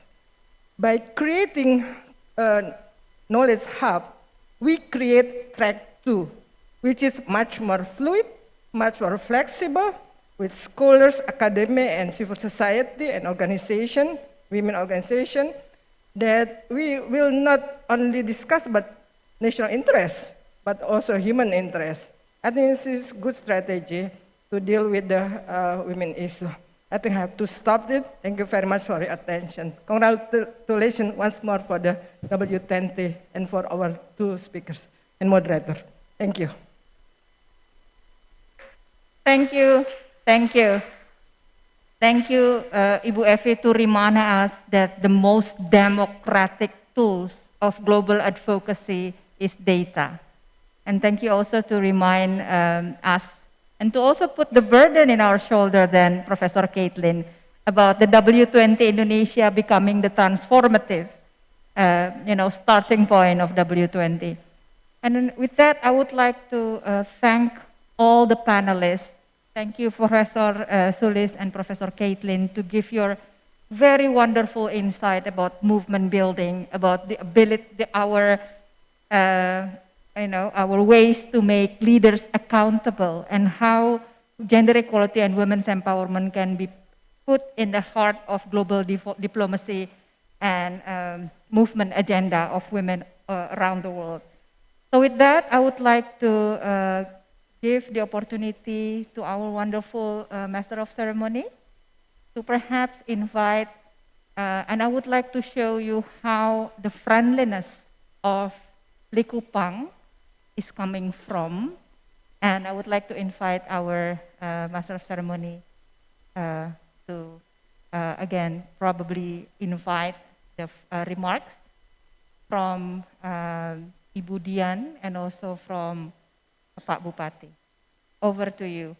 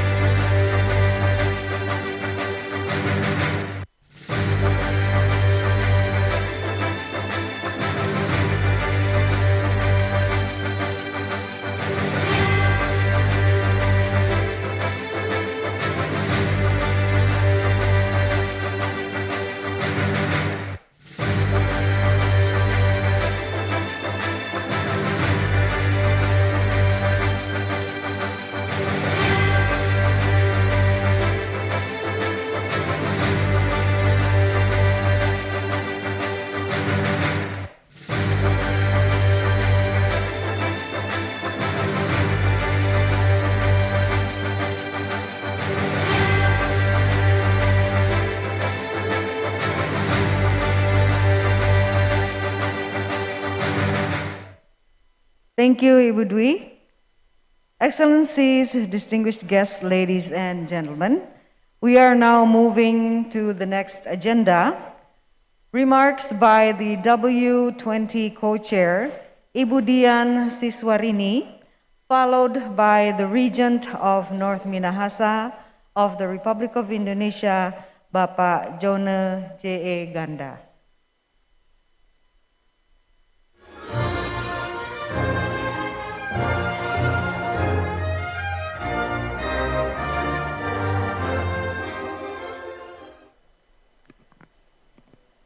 Assalamualaikum warahmatullahi wabarakatuh. Good afternoon, good evening, Excellencies, distinguished Women 20 delegates and invitees, ladies and gentlemen. My remark as co-chair W20 Indonesia will consist of the summary of the discussion that we had so far from this morning till now, which we call Program 1. First, I wish to thank all participants for today's fruitful discussion on discrimination and equality. It made possible because of the actively engaged delegates and because of the excellent quality of the different presentation and pertinent contribution. May I at this point again thank all the participants and speakers who shared and exchanged knowledge in our policy discussion on W20 first priority issue today. Let me attempt to summarize which I believe came up in today's proceedings. To begin with, we have listened to almost all speakers who have pointed out that discrimination persisted in G20 member countries and exacerbated during the COVID-19 pandemic. UN Women report in 2021 estimated that loss of income for women globally as a result of the pandemic was more than $800 billion. Job losses affected women more than men, which is 29% for women versus 20% for men. At the same time, this pandemic has caused increase of unpaid care and domestic work, and domestic violence has intensified during the pandemic, which impact their mental and physical health as well. According to OECD, in nearly all G20 economies, the women's labor force participation rate increased between 2012 and 2020. However, unpaid care work is one of the barriers to equality in the labor market. I think that today's policy discussion not only opened the challenges, but also revealed some of the ways to alleviate discrimination and increase gender equality in the future, with COVID-19 pandemic in the background, to achieve inclusive growth.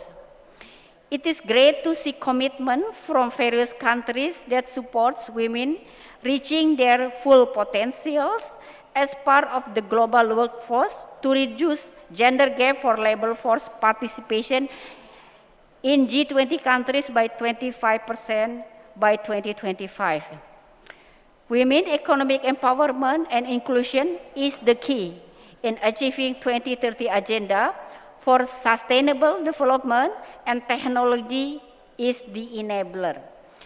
Digitalization brings immense potential to accelerate women empowerment, but so many are still excluded from digital economy.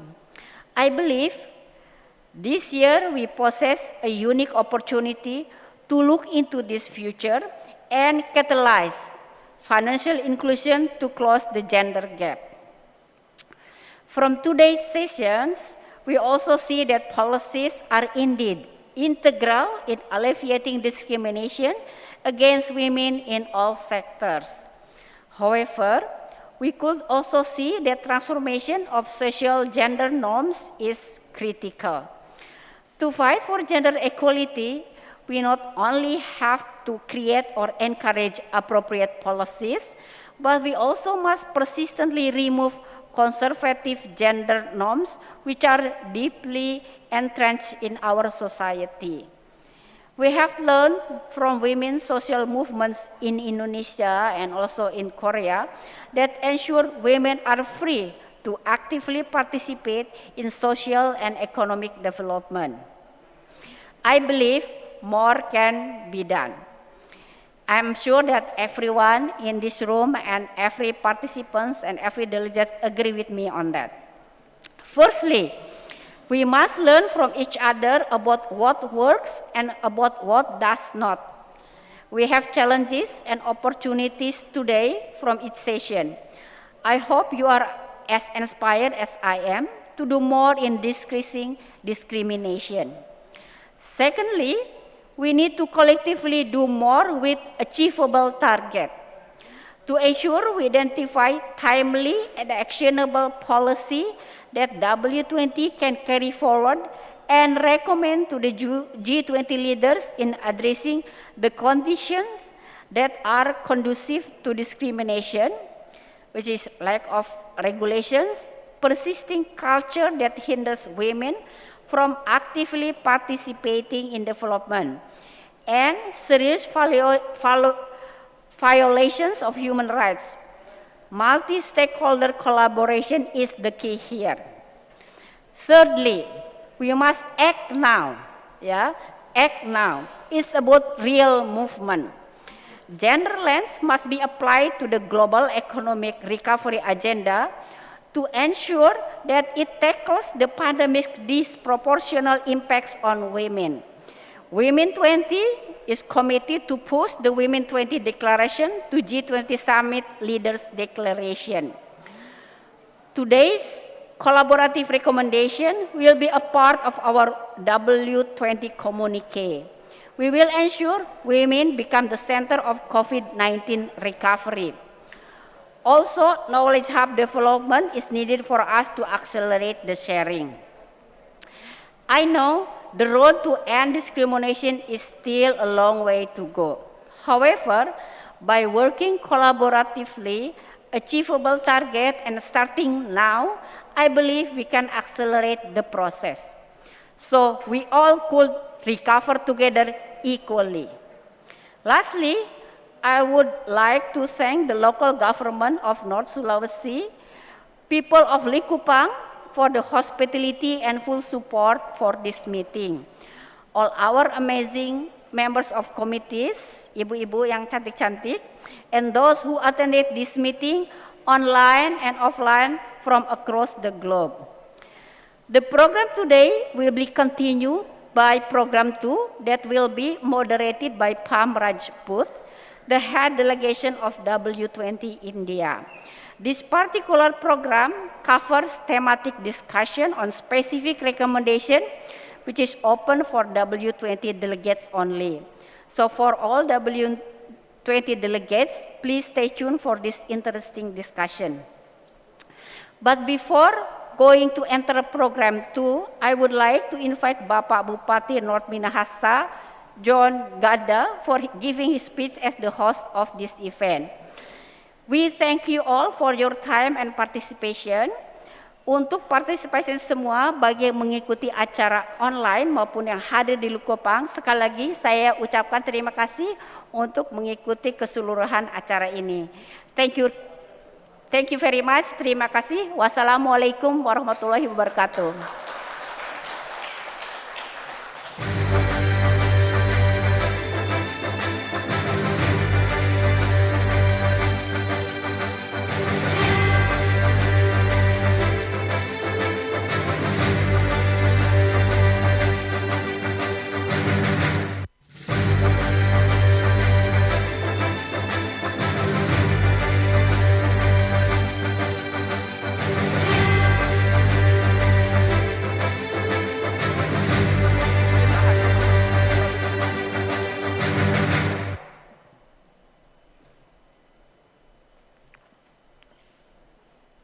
Greetings to all of us. Assalamualaikum warahmatullahi wabarakatuh. Om Swastiastu, Namo Buddhaya, Salam Kebajikan. Dear Minister of Women Empowerment and Child Protection of the Republic of Indonesia, yang diwakili oleh Bapak Indra Gunawan, Dear Head of Women Organization United Nations, Chair W-20 Ibu Lili Uli Silalahi, Delegasi from Australia Ibu Lisa Nur Humadia, Delegation from Japan Mr. Sasaki Hiroki, Ketua Kowani Ibu Dr. Anda Marlinda Irawati SAMSI, Co-Chair W-20 Ibu Dian Siswarini, and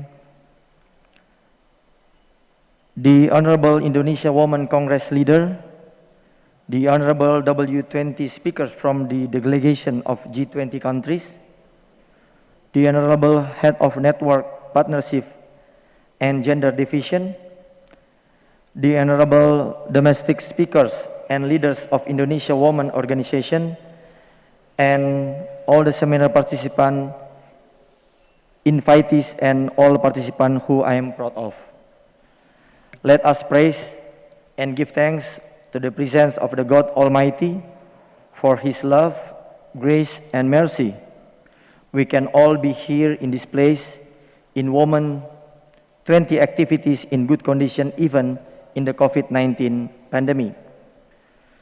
On behalf of myself, the Regency government, and the community of North Minahasa, want to give appreciation, salute, and proud for the trust and opportunity in organization the W-20 international event in Likupang Special Economic Zone as one of the Indonesia super priority destinations.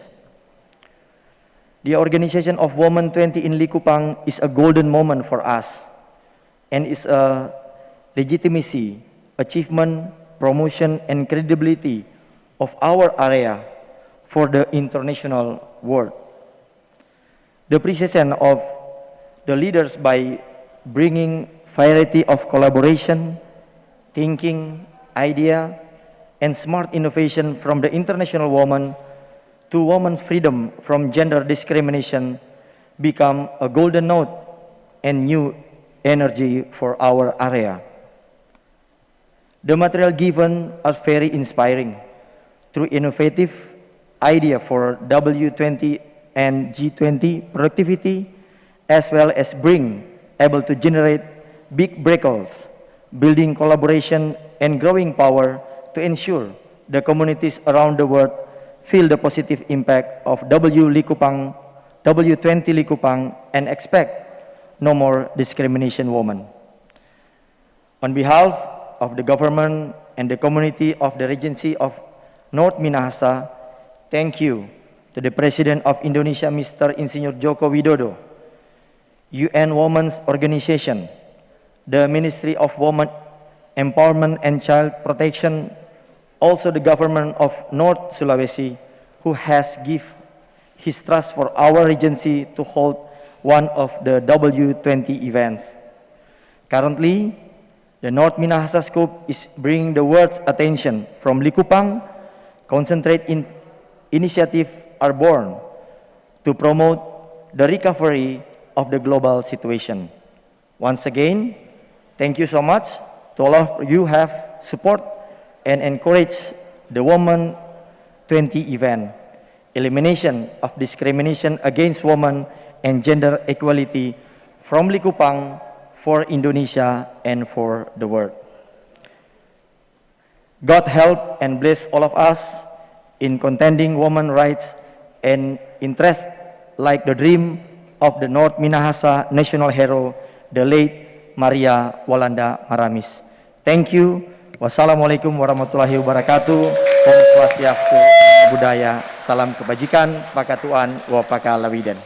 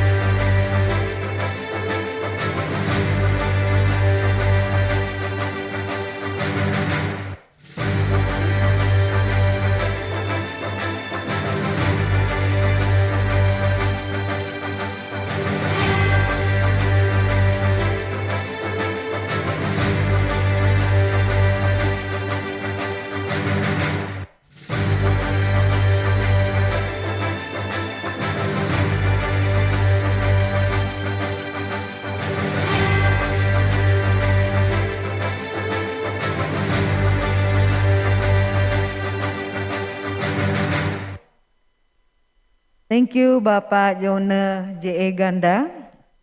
Excellencies, distinguished guests, ladies and gentlemen, we have reached the end of our event. Thank you to all the participants. And after this, we will have the second program, thematic discussion on recommendations that is open to the W-20 delegates. I'm Hana Mandagi, signing off from the stage. Thank you and goodbye.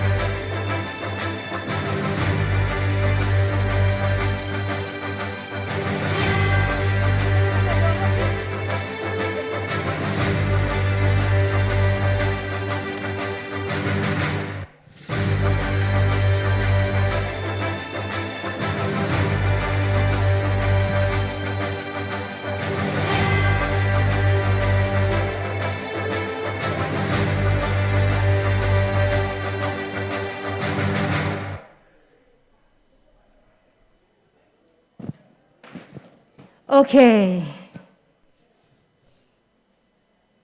Thank you so much, all participants in Likupang. Now,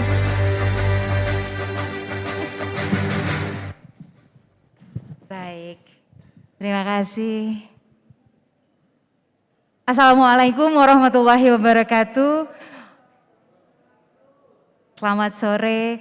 Om Swastiastu, Namo Buddhaya. Good afternoon from Likupang. Good morning, early morning, good afternoon to all of you W-20 delegates all over the world. Thank you so much for your participation from 8 hours ago. So it's such a long hours, but it was a great discussion, a great sessions from all the speakers, all the keynote speakers. So thank you so much for staying here up to now. So, ladies and gentlemen, this session is second program for this side event for the first theme or the first priority issues, which is discrimination. And we would like to have a discussion on recommendation and led by Pam Rajput, head delegation of India. Is Pam here? Hello, Pam, are you here?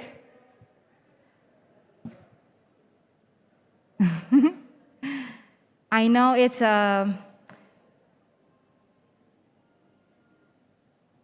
yeah. We need to call Pam first. Probably Can you hear me? she is away from the, oh, already, she is here. Hi, Pam. Can you hear me? Yes, we can hear you loud and clear. Okay, Yay. thank you. Thank you for staying here. So I'll give the time and screen to you. All right. Over to Thank you, Pam. Yeah. Thank you. Dear W-20 family, on behalf of Irma, the co-chair of the working group, Freedom from Discrimination, and my own behalf, as I welcome you all to this substantive and concluding session, permit me to thank on your behalf also the W-20 family, the W-20 Indonesian presidency, their entire team, for organizing this excellent event today, which is first in the series of a number of programs that will be organized before the summit. And I'm very glad I can see my friends on the screen, just I think they have just woken up, some of them. Thank you for being here. Friends, we have had a galaxy of speakers in the event today, sharing their words of wisdom in the journey from Japan to Indonesia. So as we all know, it began with Turkey. And of course, we had the perspectives and recommendations. Very pertinent recommendations have been made, which we'll take on board as we move forward. And my special thanks to my friend from Australia, Kathleen, for mentioning also about the knowledge hub, which we have been talking about for some time. Thank you, Kathleen. Friends, I am honored to have Irma Wisnander as my co-chair of this group, who has rich and extensive experience in social sector and represents Perveri, one of the oldest women's organizations in Indonesia. She has, of course, had the privilege of playing a key role in diplomacy also, but I may say it is from behind the curtain, because it was her husband who was a diplomat, but the wives play equally critical role in diplomacy. So she has rich experience, and her being with me as co-chair is going to be an asset to this group. As of now, also I may share that we have only 5 members of this group. I wonder if the slide can be shown, otherwise I just share the names. One is Ermen Erden from Turkey. We have dear Barbara, I see her face picture over here. Barbara from UK, Chiara Condi from France, Victoria Penova from Russia, and Camilla Achuti from Italy. Now we have, as I see, good representation from Europe, other than 1 or 2 are from Asia. So my request to the W20 delegates is, after listening to today's event, I'm sure they must have been, thinking about why have they not opted for this group. So I look forward to many more people joining this group, especially from other regions also, so that we can have strategic recommendations, or as Juliana calls it, as smart recommendations from this group. Before I invite the rapporteur to share recommendations from the previous session, some of course have been touched by Diane in her brief observations, but we have rapporteurs from the previous session. We want to take those recommendations on board. I would like to just say a few words about the overarching framework. And if you heard, the theme of this is freedom from discrimination. So I would say that this is really premised on CEDAW. One of the Indonesian professors talked at length about CEDAW. I too would like to mention again that it is premised on CEDAW because CEDAW maintains that equality cannot be achieved unless discrimination is eliminated. That is the fundamental of CEDA.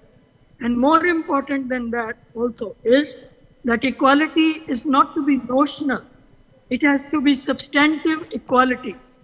So as we would make our recommendations, whatever we have emerging from this group, we'll keep that in mind that we are talking on substantive equality. And I think this reference to CEDA is very, very important because we have to remind the G20 countries that all of them, barring the United States of America, have ratified CEDA.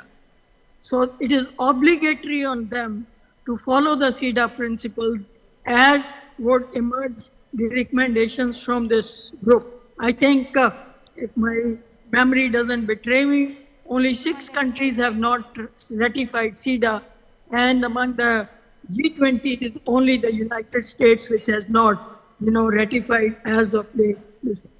So discrimination, we heard this morning, impacts every aspect of life of women, be it social, economic, or political for that matter, and that it is persistent and has been pronounced during the pandemic. So while we address the persisting challenges of discrimination, identify the context, come out with measurable recommendations, with strategies and tactics. Of course, we'll always see that many things have been said in the previous communique, as our friend Kathleen already shared. But certainly, as we will go up with this group, the focus will be on promoting equality, safety, by eradicating discrimination, and how it impairs women's participation in economy and other spheres. So the focus, as we talk about, is promoting equality, safety, then on discrimination, and a section would be on violence against women. So all the recommendations as the group would, discuss how it will emerge. Certainly we will try to look at policy reforms, changes in the norms, participation and access, safety, STEM, digital platform, and of course in violence, we'll have legal policy, access to services, investment in data, statistics, evidence-based recommendation addressing the gender-based violence. Of course, what we will notice is that our previous communiques have been talking about the 3 pillars, and in addition, other pillars also, whether it is violence against women. Yeah, there the slide is. I'm sure, I'm happy that the organizers, here is the slide which you can look at, which gives a broad framework, of our, how do we proceed further. And I'll request the organizers to share this framework. It is subject to, changes, suggestions, revision, whatever, but this is a tentative broad framework, and I would really appreciate you to have a look at it, this thing, and before I invite the rapporteurs, I see in the chat box that some people would like to be members of this working group. This is open to the W-20 delegates today. So all the W-20 delegates present today, please feel free to give your suggestions when we have a half an hour for that. But at this moment, I would invite the rapporteur of the previous session to kindly share with the main recommendations that emerge from the group. The rapporteur, I see Irmaji. Irmaji, would you like to come in now or little later?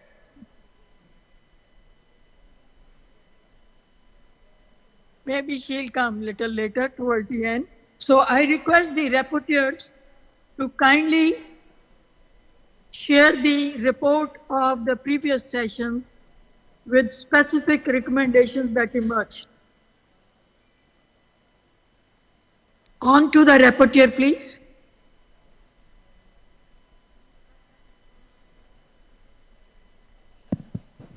Yes, Pam, I'm Dewey here. The rapporteur has sent us the written report or summary of the sessions. And if the team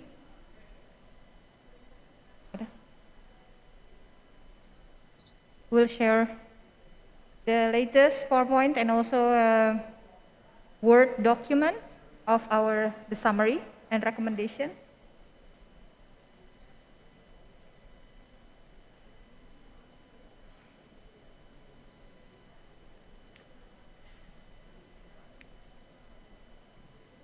Yes, this one. Yeah. Okay. So in the historical journey, we have identified a problem defined in the during the presentation of the Japan and Italy. If you please share the PowerPoint. Yes. Okay. So perhaps I would just stand up for everyone who can see what's in there. So that the problem defined and has become some sort of persisting problem mentioned by OECD, mentioned by delegates from Japan and Italy. One for sure is gender gaps in labor force participation. It covers the dimension of labor.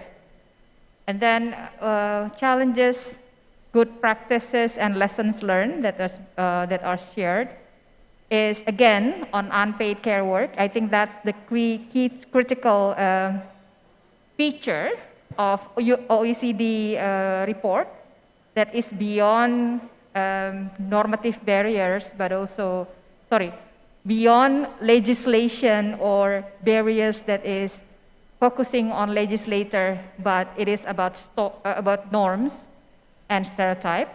So unpaid care work has been identified. Women and men are still not treated in the same way in the workplace. So this is also about norms, not more about the regulatory framework. And the recommendation coming from this is to develop policies that not only recognize, but also reduce and redistribute household responsibility or the unpaid care and domestic work that is predominantly conducted by women. The good practice is several G20 countries took steps in addressing violence and harassment at work. This is around gender-based violence at work. And also engage in national ratification of ILO Convention 190. Recommendation, the protection of women's, to protect women's workplace rights and provide incentive for women to work. So these are the recommendations. Next.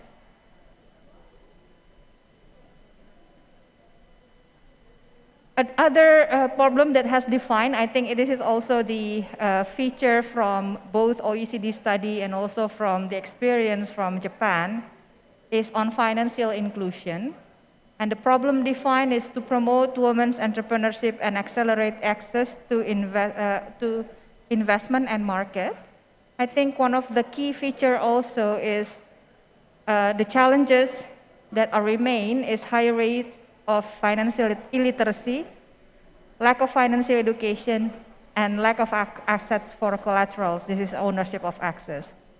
Legal frameworks that do not recognize a woman as head of household also have been identified. One of the good practices that is mentioned is improve women access to accounts by using non-technology, remove obstacles for women to access bank loans. The recommendation that has been summarized here is to advocate for the elimination of discriminatory laws that do not guarantee women's equal rights to economic resources and access to ownership and control over land and other forms of property, financial assets, and natural resources. Also, enabling equal access for women to financial products and services, including support for women-led businesses, encourage investment in the financial education, before we move, I also take note some of the important feature of the OECD recommendation or OECD report is to not only think about sorry, to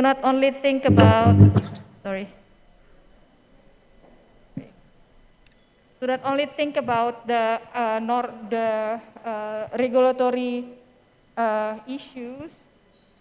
issues, but also to highlight other part of the barriers. It sets non-monetary barriers that women experience, that some of them is related to unpaid care work. So this perhaps the key summary of the session 1, the historical journey. Next, if you have any. I think that's all, right? Next. And then another key findings, I think you can find in the Word document, session number 2, sorry, session number 3. Session number 3 is in the Word document, not in the PowerPoint. Okay, but if I can just share this summary of points and perhaps gather everyone's input before we move to other session, Pam? How would you want to see this? Yeah, please. Okay. So still in the discrimination and violence, I think more and more it goes beyond legislative and regulatory framework, but also around strengthening the services and awareness raising and collection on and use of data. I think one of the important feature here is also the context of COVID-19, if I'm not mistaken. So ensuring the access to services for women survivors of violence during the pandemic, during the health crisis, if I can say that, is also one of the key important features of the reports made by OECD. So if we can share the Word version of the session 3 summary.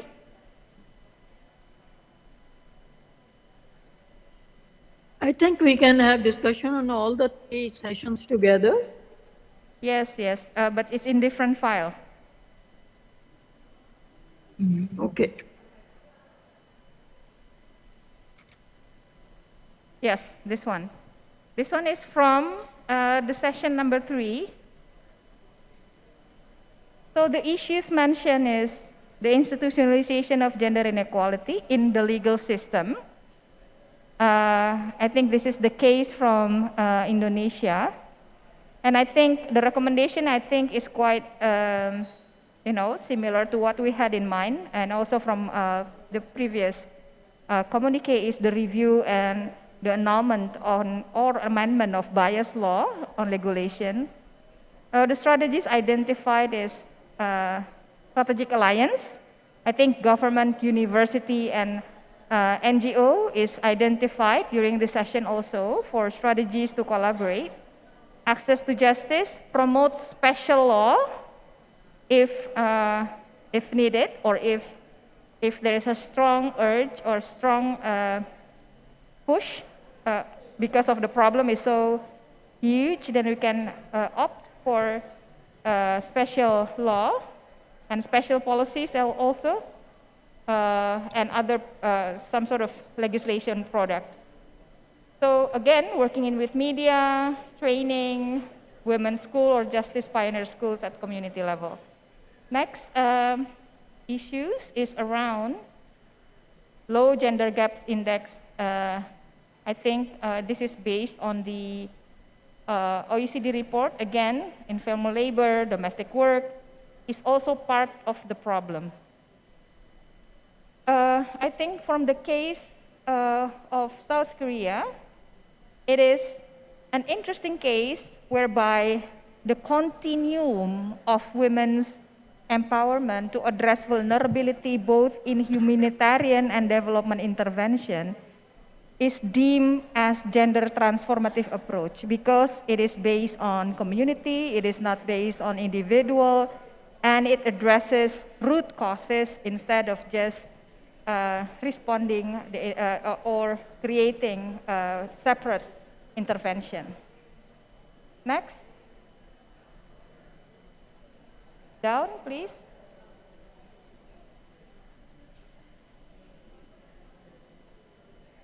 Sorry, Pam, technical glitch. No problem. No problem. Okay.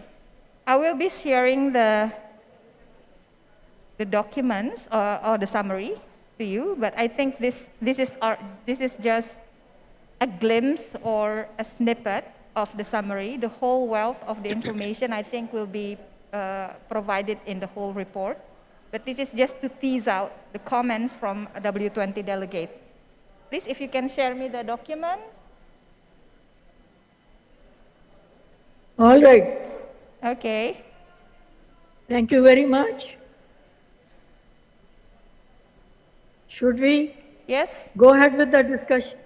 There is one more page, right? Please.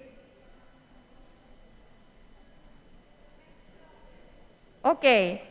Now, again, here, Pam, if you can see this. I think this is pretty much a record of what has been discussed in Indonesian context. So this is about the overall work on trying to build movement around the legislation or the law teachers and also the legal enforcer sort of network. So this is about the cohesive approach and working together with the Faculty of Law and to integrate gender equality into integrated criminal justice system. Next. So this is much about how university professors on law coming together to address the issue of the lack of gender equality perspective in the legal reform. Next. Please scroll down.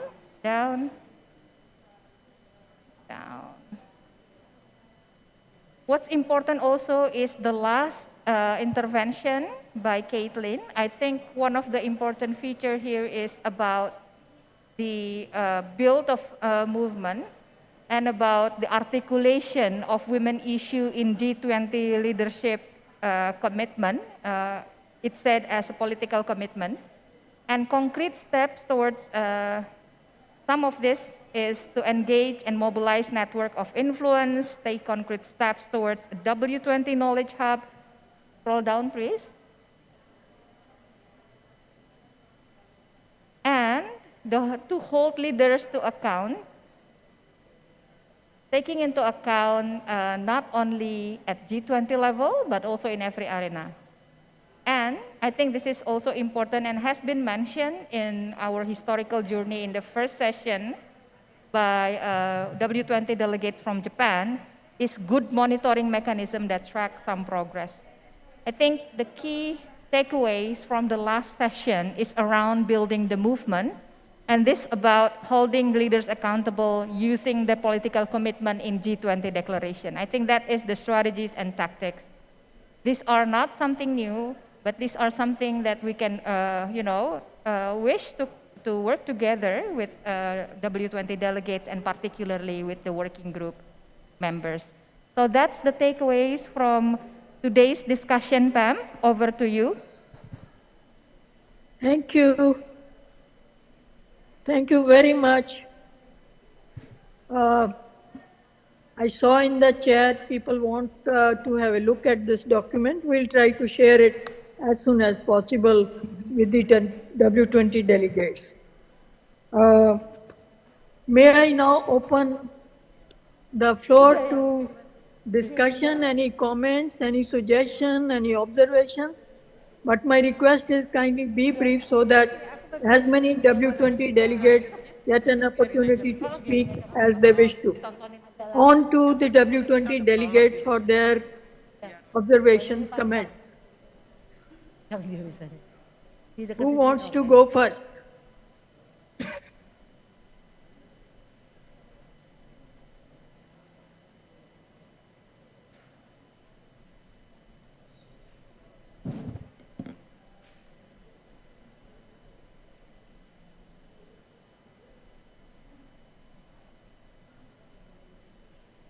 Are people taking time to decide?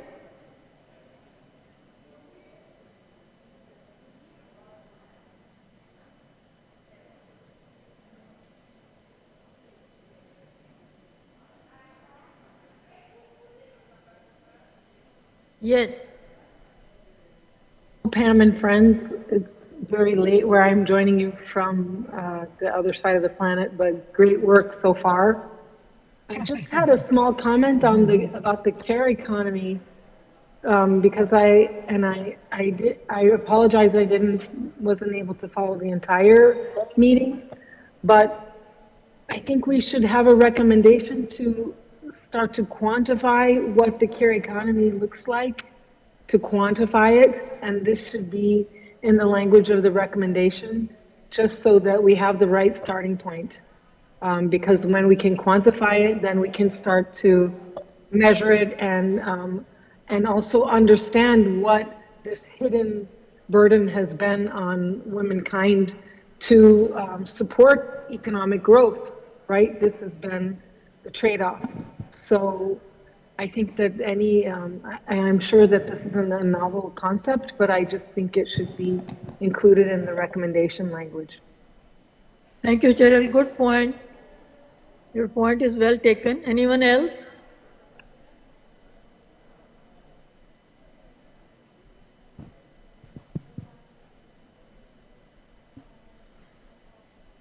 Yes, Barbara?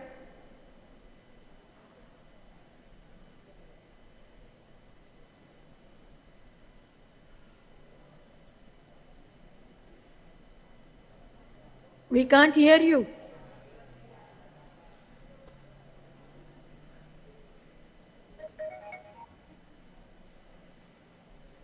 Ya, Bu. Halo. Halo. Halo. Ya. Udah selesai. Jangan diubah lagi, sudah. Tadi nggak bisa dibuka.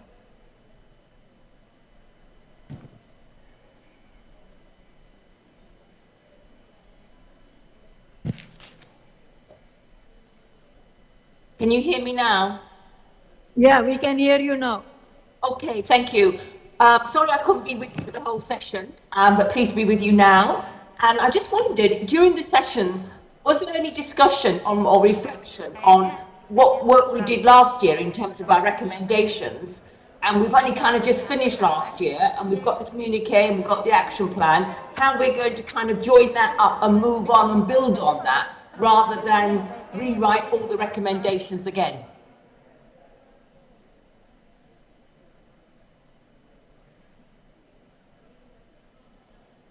Yes, Barbara, thank you. This is a critical question, and together we will, brainstorm on this point, because a person like you who has participated in all these events, the issues emerging are the same, so it becomes problematic, right? Are you just changing the language only here and there, but you remain where you are? Right? So, especially for this group, it is going to be very, very difficult. I myself, not at ease for that matter, because earlier we had those 3 pillars, and now this is a unique pillar being,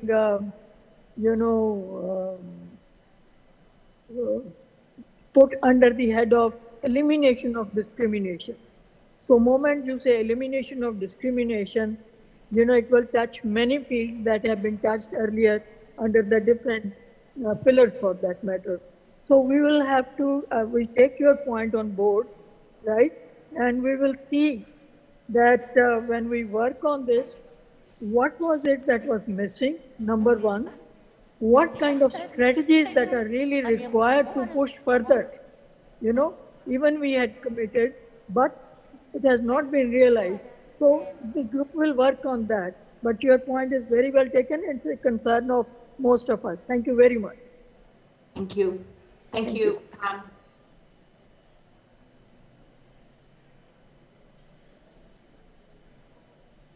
Yes, do I see any other hand or?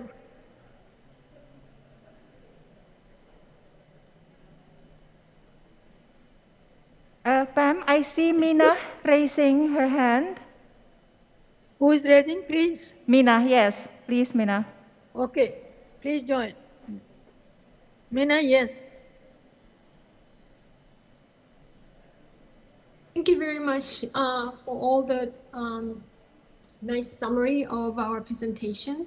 And I'd like to emphasize one more time that the importance of having gender transformative perspective. I'd like to re-emphasize again that we should, as actually we mentioned and summarized in our session, it is important to include men and women both as agent of changes. So we don't put too much, only sole burden and responsibilities for women only on about gender inequality, gender equity, reaching gender equality, as well as it should be community perspective rather than just individual perspective, because without having community and the system supporting our effort to change the social norms, it will be too much burden on individual women. So I'd like to re-emphasize that the focus having the gender transformative approach, which has emphasizing seeing women not only participants or beneficiaries, but also taking the key role as enablers and change makers. Thank you. Thank you. We have noted it and we'll see. And while you are talking about community perspective, I think we also must keep in mind, especially when we talk about discrimination, there are layers and layers of discrimination. So we have to take diversity on board for that matter. Of course, we have two other groups that Indonesia has put this time, one on rural women, another on the women with disability, right? So I think we'll have to bring in the diversity. Women are not a homogeneous group for that matter. So that is another point that we'll keep in mind. But thank you for reinforcing the point of gender transformative perspective. We'll keep in mind as we work in the group. Thank you. Thank you, Pam. I think I see Elvira raising her hand. Yes, my dear Elvira. Oh, yeah, Elvira, please. Ciao, good morning. Ciao, Pam. Good morning, everybody. I just want to answer to Barbara. She did something that I was thinking just now. What happens? We did a very nice communique, all of us. We work 1 year, but I think the main thing that we should do, we should start and check how this communique kicked the ground. Otherwise, we are discussing always about the same issues, and we have to check what we achieve with our recommendation, how the roadmap is going, if some government is taking care of our recommendation. So I think we have a lot of issue that still we must talk about. But I think we have to start from the past communique and see the roadmap, how things are going, what is happening. Otherwise, it's beautiful to see everybody and have news about England, about Saudi Arabia, about everybody, everywhere. I think we should see how this recommendation hit the ground and start from this data. This is my opinion. Thank you. Thank you, Elvira. Very important. Tracking is very, very important. And while we may think of tracking here also, in that context, I think Knowledge Hub that we are talking is going to be very, very important. Tracking can be one aspect of it. Secondly, here also, kind of recommendation on tracking, but tracking, as Anne-Marie also says, is critical. Otherwise, we aren't doing this exercise every year. Tracking is important. And with tracking, of course, would be, what kind of strategies we come forward, what kind of advocacy. Yeah, thank you for the points that have been raised. Thank you very much. Pam, Anne-Marie? already raised her hand? Yeah, Anne-Marie? dear Anne-Marie, please.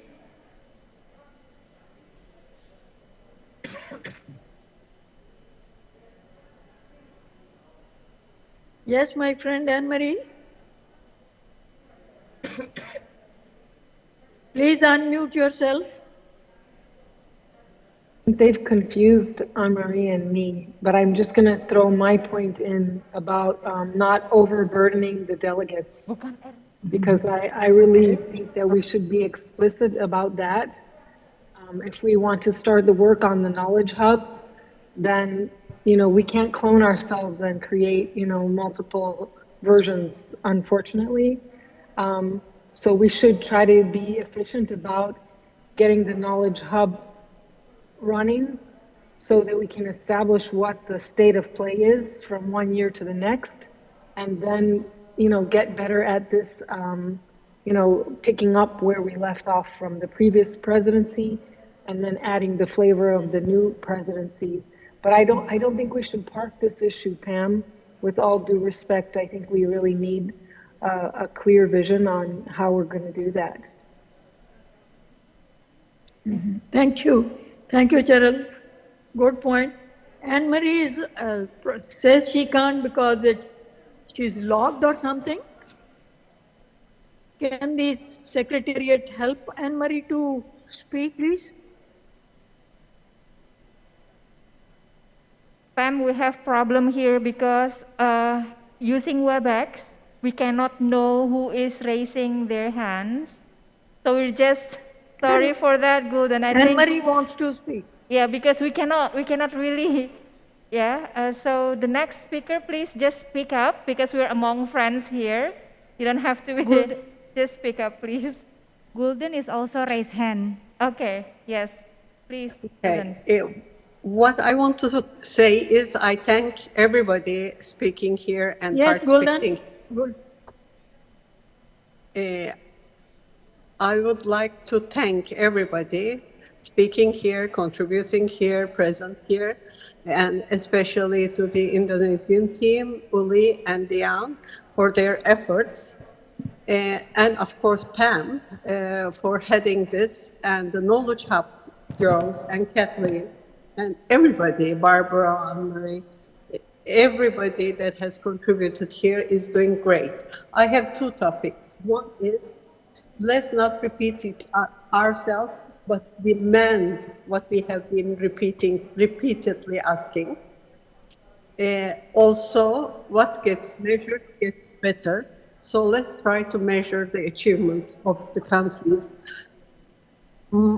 much keenly. It's both of them are on the agenda, Knowledge Hub and measurement. So let's try to focus on those, I request. Thank you again for great. Thank you, Gulden. As always, you are precise and very positive suggestions. Thank you. Anyone else? Anne-Marie is also already in the screen. Hi, I finally get on. Thank you so much for unmuting me. I've been blocked out since I was locked. I must talk too much. I was just starting to add in the chat. It was just to build on what the others have said, that we talk year on year about the frustrations of doing the same thing again and again. And I think now would be a good time to know what the layout is going to be at the beginning, to know if we're going to do 2 pages or so, to say, building on the fact that we have had 7 years now. Here is the supporting information in the Knowledge Hub for the last 7 years. Here is the data tracking that we've seen since the 7 years started, and this is what the main points we would like to raise this year as additional points building on what we've done in the past. I think if we knew that now, it would be useful, because that gets quite frustrating to see the same layout back up on the screen and the same thing we've done year on year, as others have mentioned. I think that would be useful. The other point was on the members of the group. Pam, I think you'll find that there's more than 5. I think the problem may have been from the survey had asked which group we're willing to lead. And everyone won't have ticked all of the groups for that reason, because I don't want to be leading all 5 groups.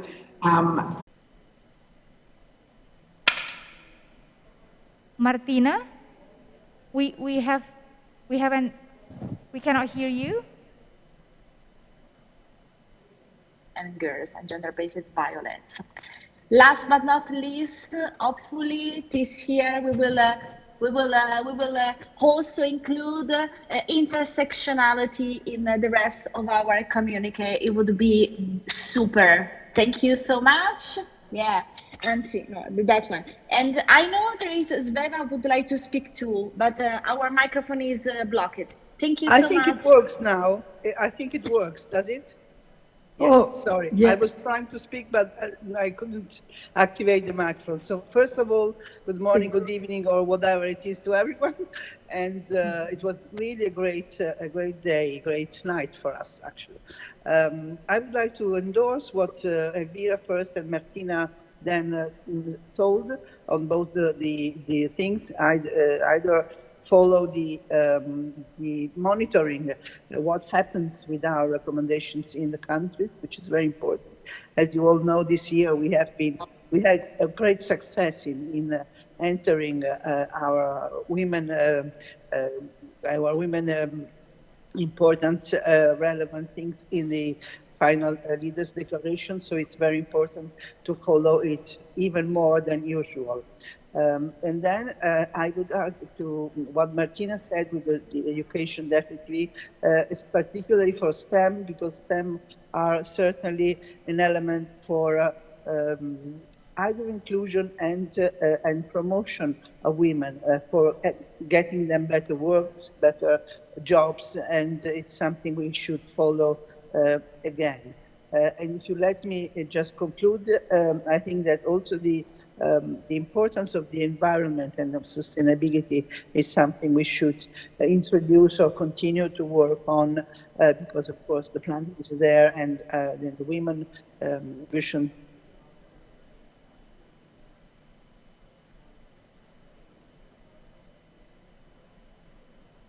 Is there anyone else?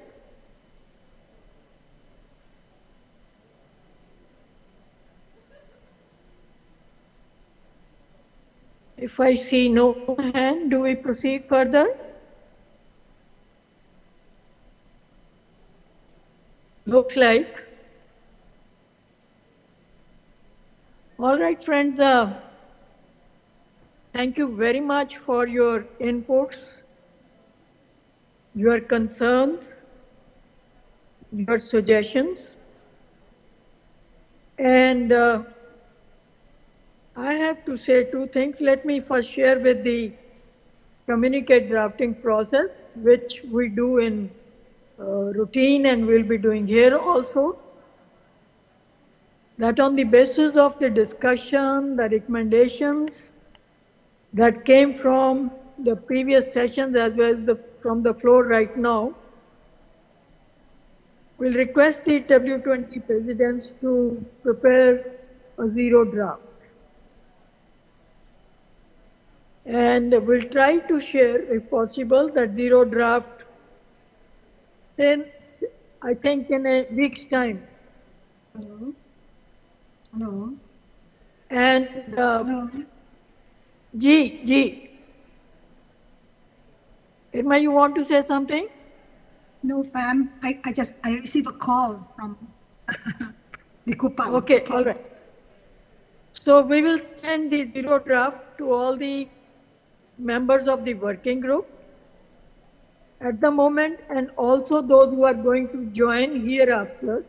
Kindly do join, I request you again, so that there is a fair regional representation as well as representation of civil society, academia, professionals. And thereafter we'll have series of consultations amongst ourselves, right? It may be 2, it may be 3, depending upon. And once the final draft is there, of course, that will be shared with the entire W-20 delegate team. And also, what we'll try to do is that if we can have menu of action along with that, the references, and if there are any evidence-based studies that are there, that will be helpful in preparing our, final draft for the communique as far as our section is concerned. There have been suggestions to be in touch with other engagement groups. We'll try to touch base with them also and have their inputs. And I personally look forward to your engagement, active engagement. Of course, the slogan for this meeting has been given, "We act now." But before I, invite my friend and co-chair Irma to say her final words, I do want to say, this is on my own behalf, not as moderator of the session, that this is an issue of concern. That should we continue to repeat our exercise again and again and again. So I think it's important that the W-20 heads of the delegations have an exclusive meeting on this, or to strategize what mechanisms do we adopt. That of course will go from presidency to presidency. Next year it comes to India and we will again, start thinking, oh, what do we say labor, what do we say under this, right? Of course, there will always be emerging issues. There will be emerging perspectives. As Mian says, that we should go for transformative approach. This is different. But the issues are, so we will separate W-20 of delegation brainstorming on this. What mechanism and strategies that it is a kind of a move forward, right? Not stagnating over there only and just adding one or two words over here. This is critical for that matter. And the second suggestion that came, again, is very important. We are going to put it as a very strong recommendation in our working group, and that is about monitoring, tracking, all those things, whatever word you may use for that matter. But here again, my appeal to all the W-20 delegates is that monitoring mechanism at W-20 level is different. The OECD will come out with the report. The McKinsey can come out with the report tracking. But more important is the engagement of the W-20 chapters in the country. The kind of monitoring that they can do, the kind of tracking they can do, it is just not, So I think we should also start thinking in terms of, how do we develop the country mechanisms, right, for tracking, for monitoring, and sharing it with the larger. Some good practices can be shared. If Germany has a good practice, India can follow, and as Indonesia can, another country send. So these are the questions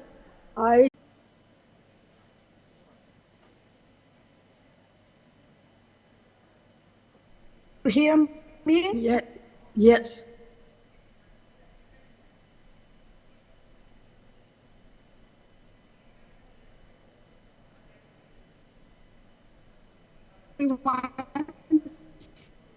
This of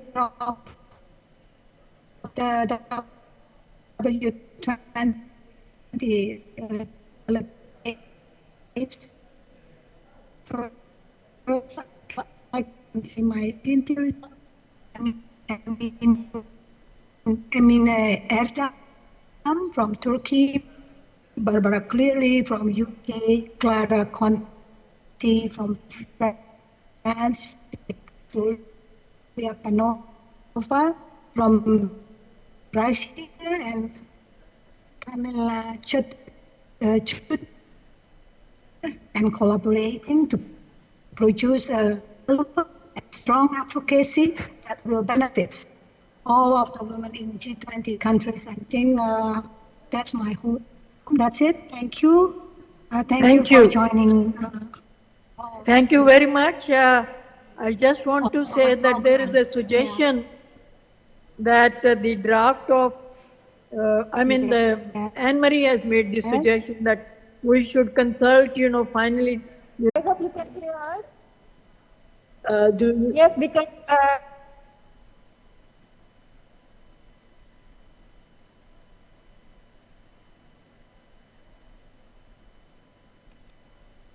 so if there are some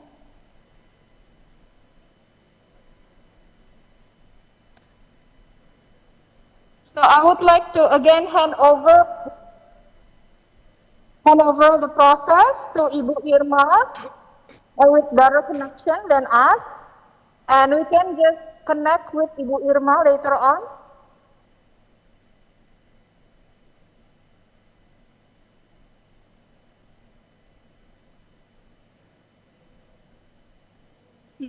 Yeah, Ibu, I think is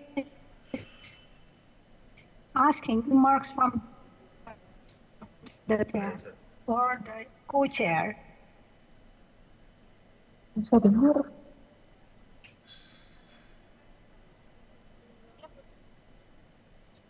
Irma, is Uli around?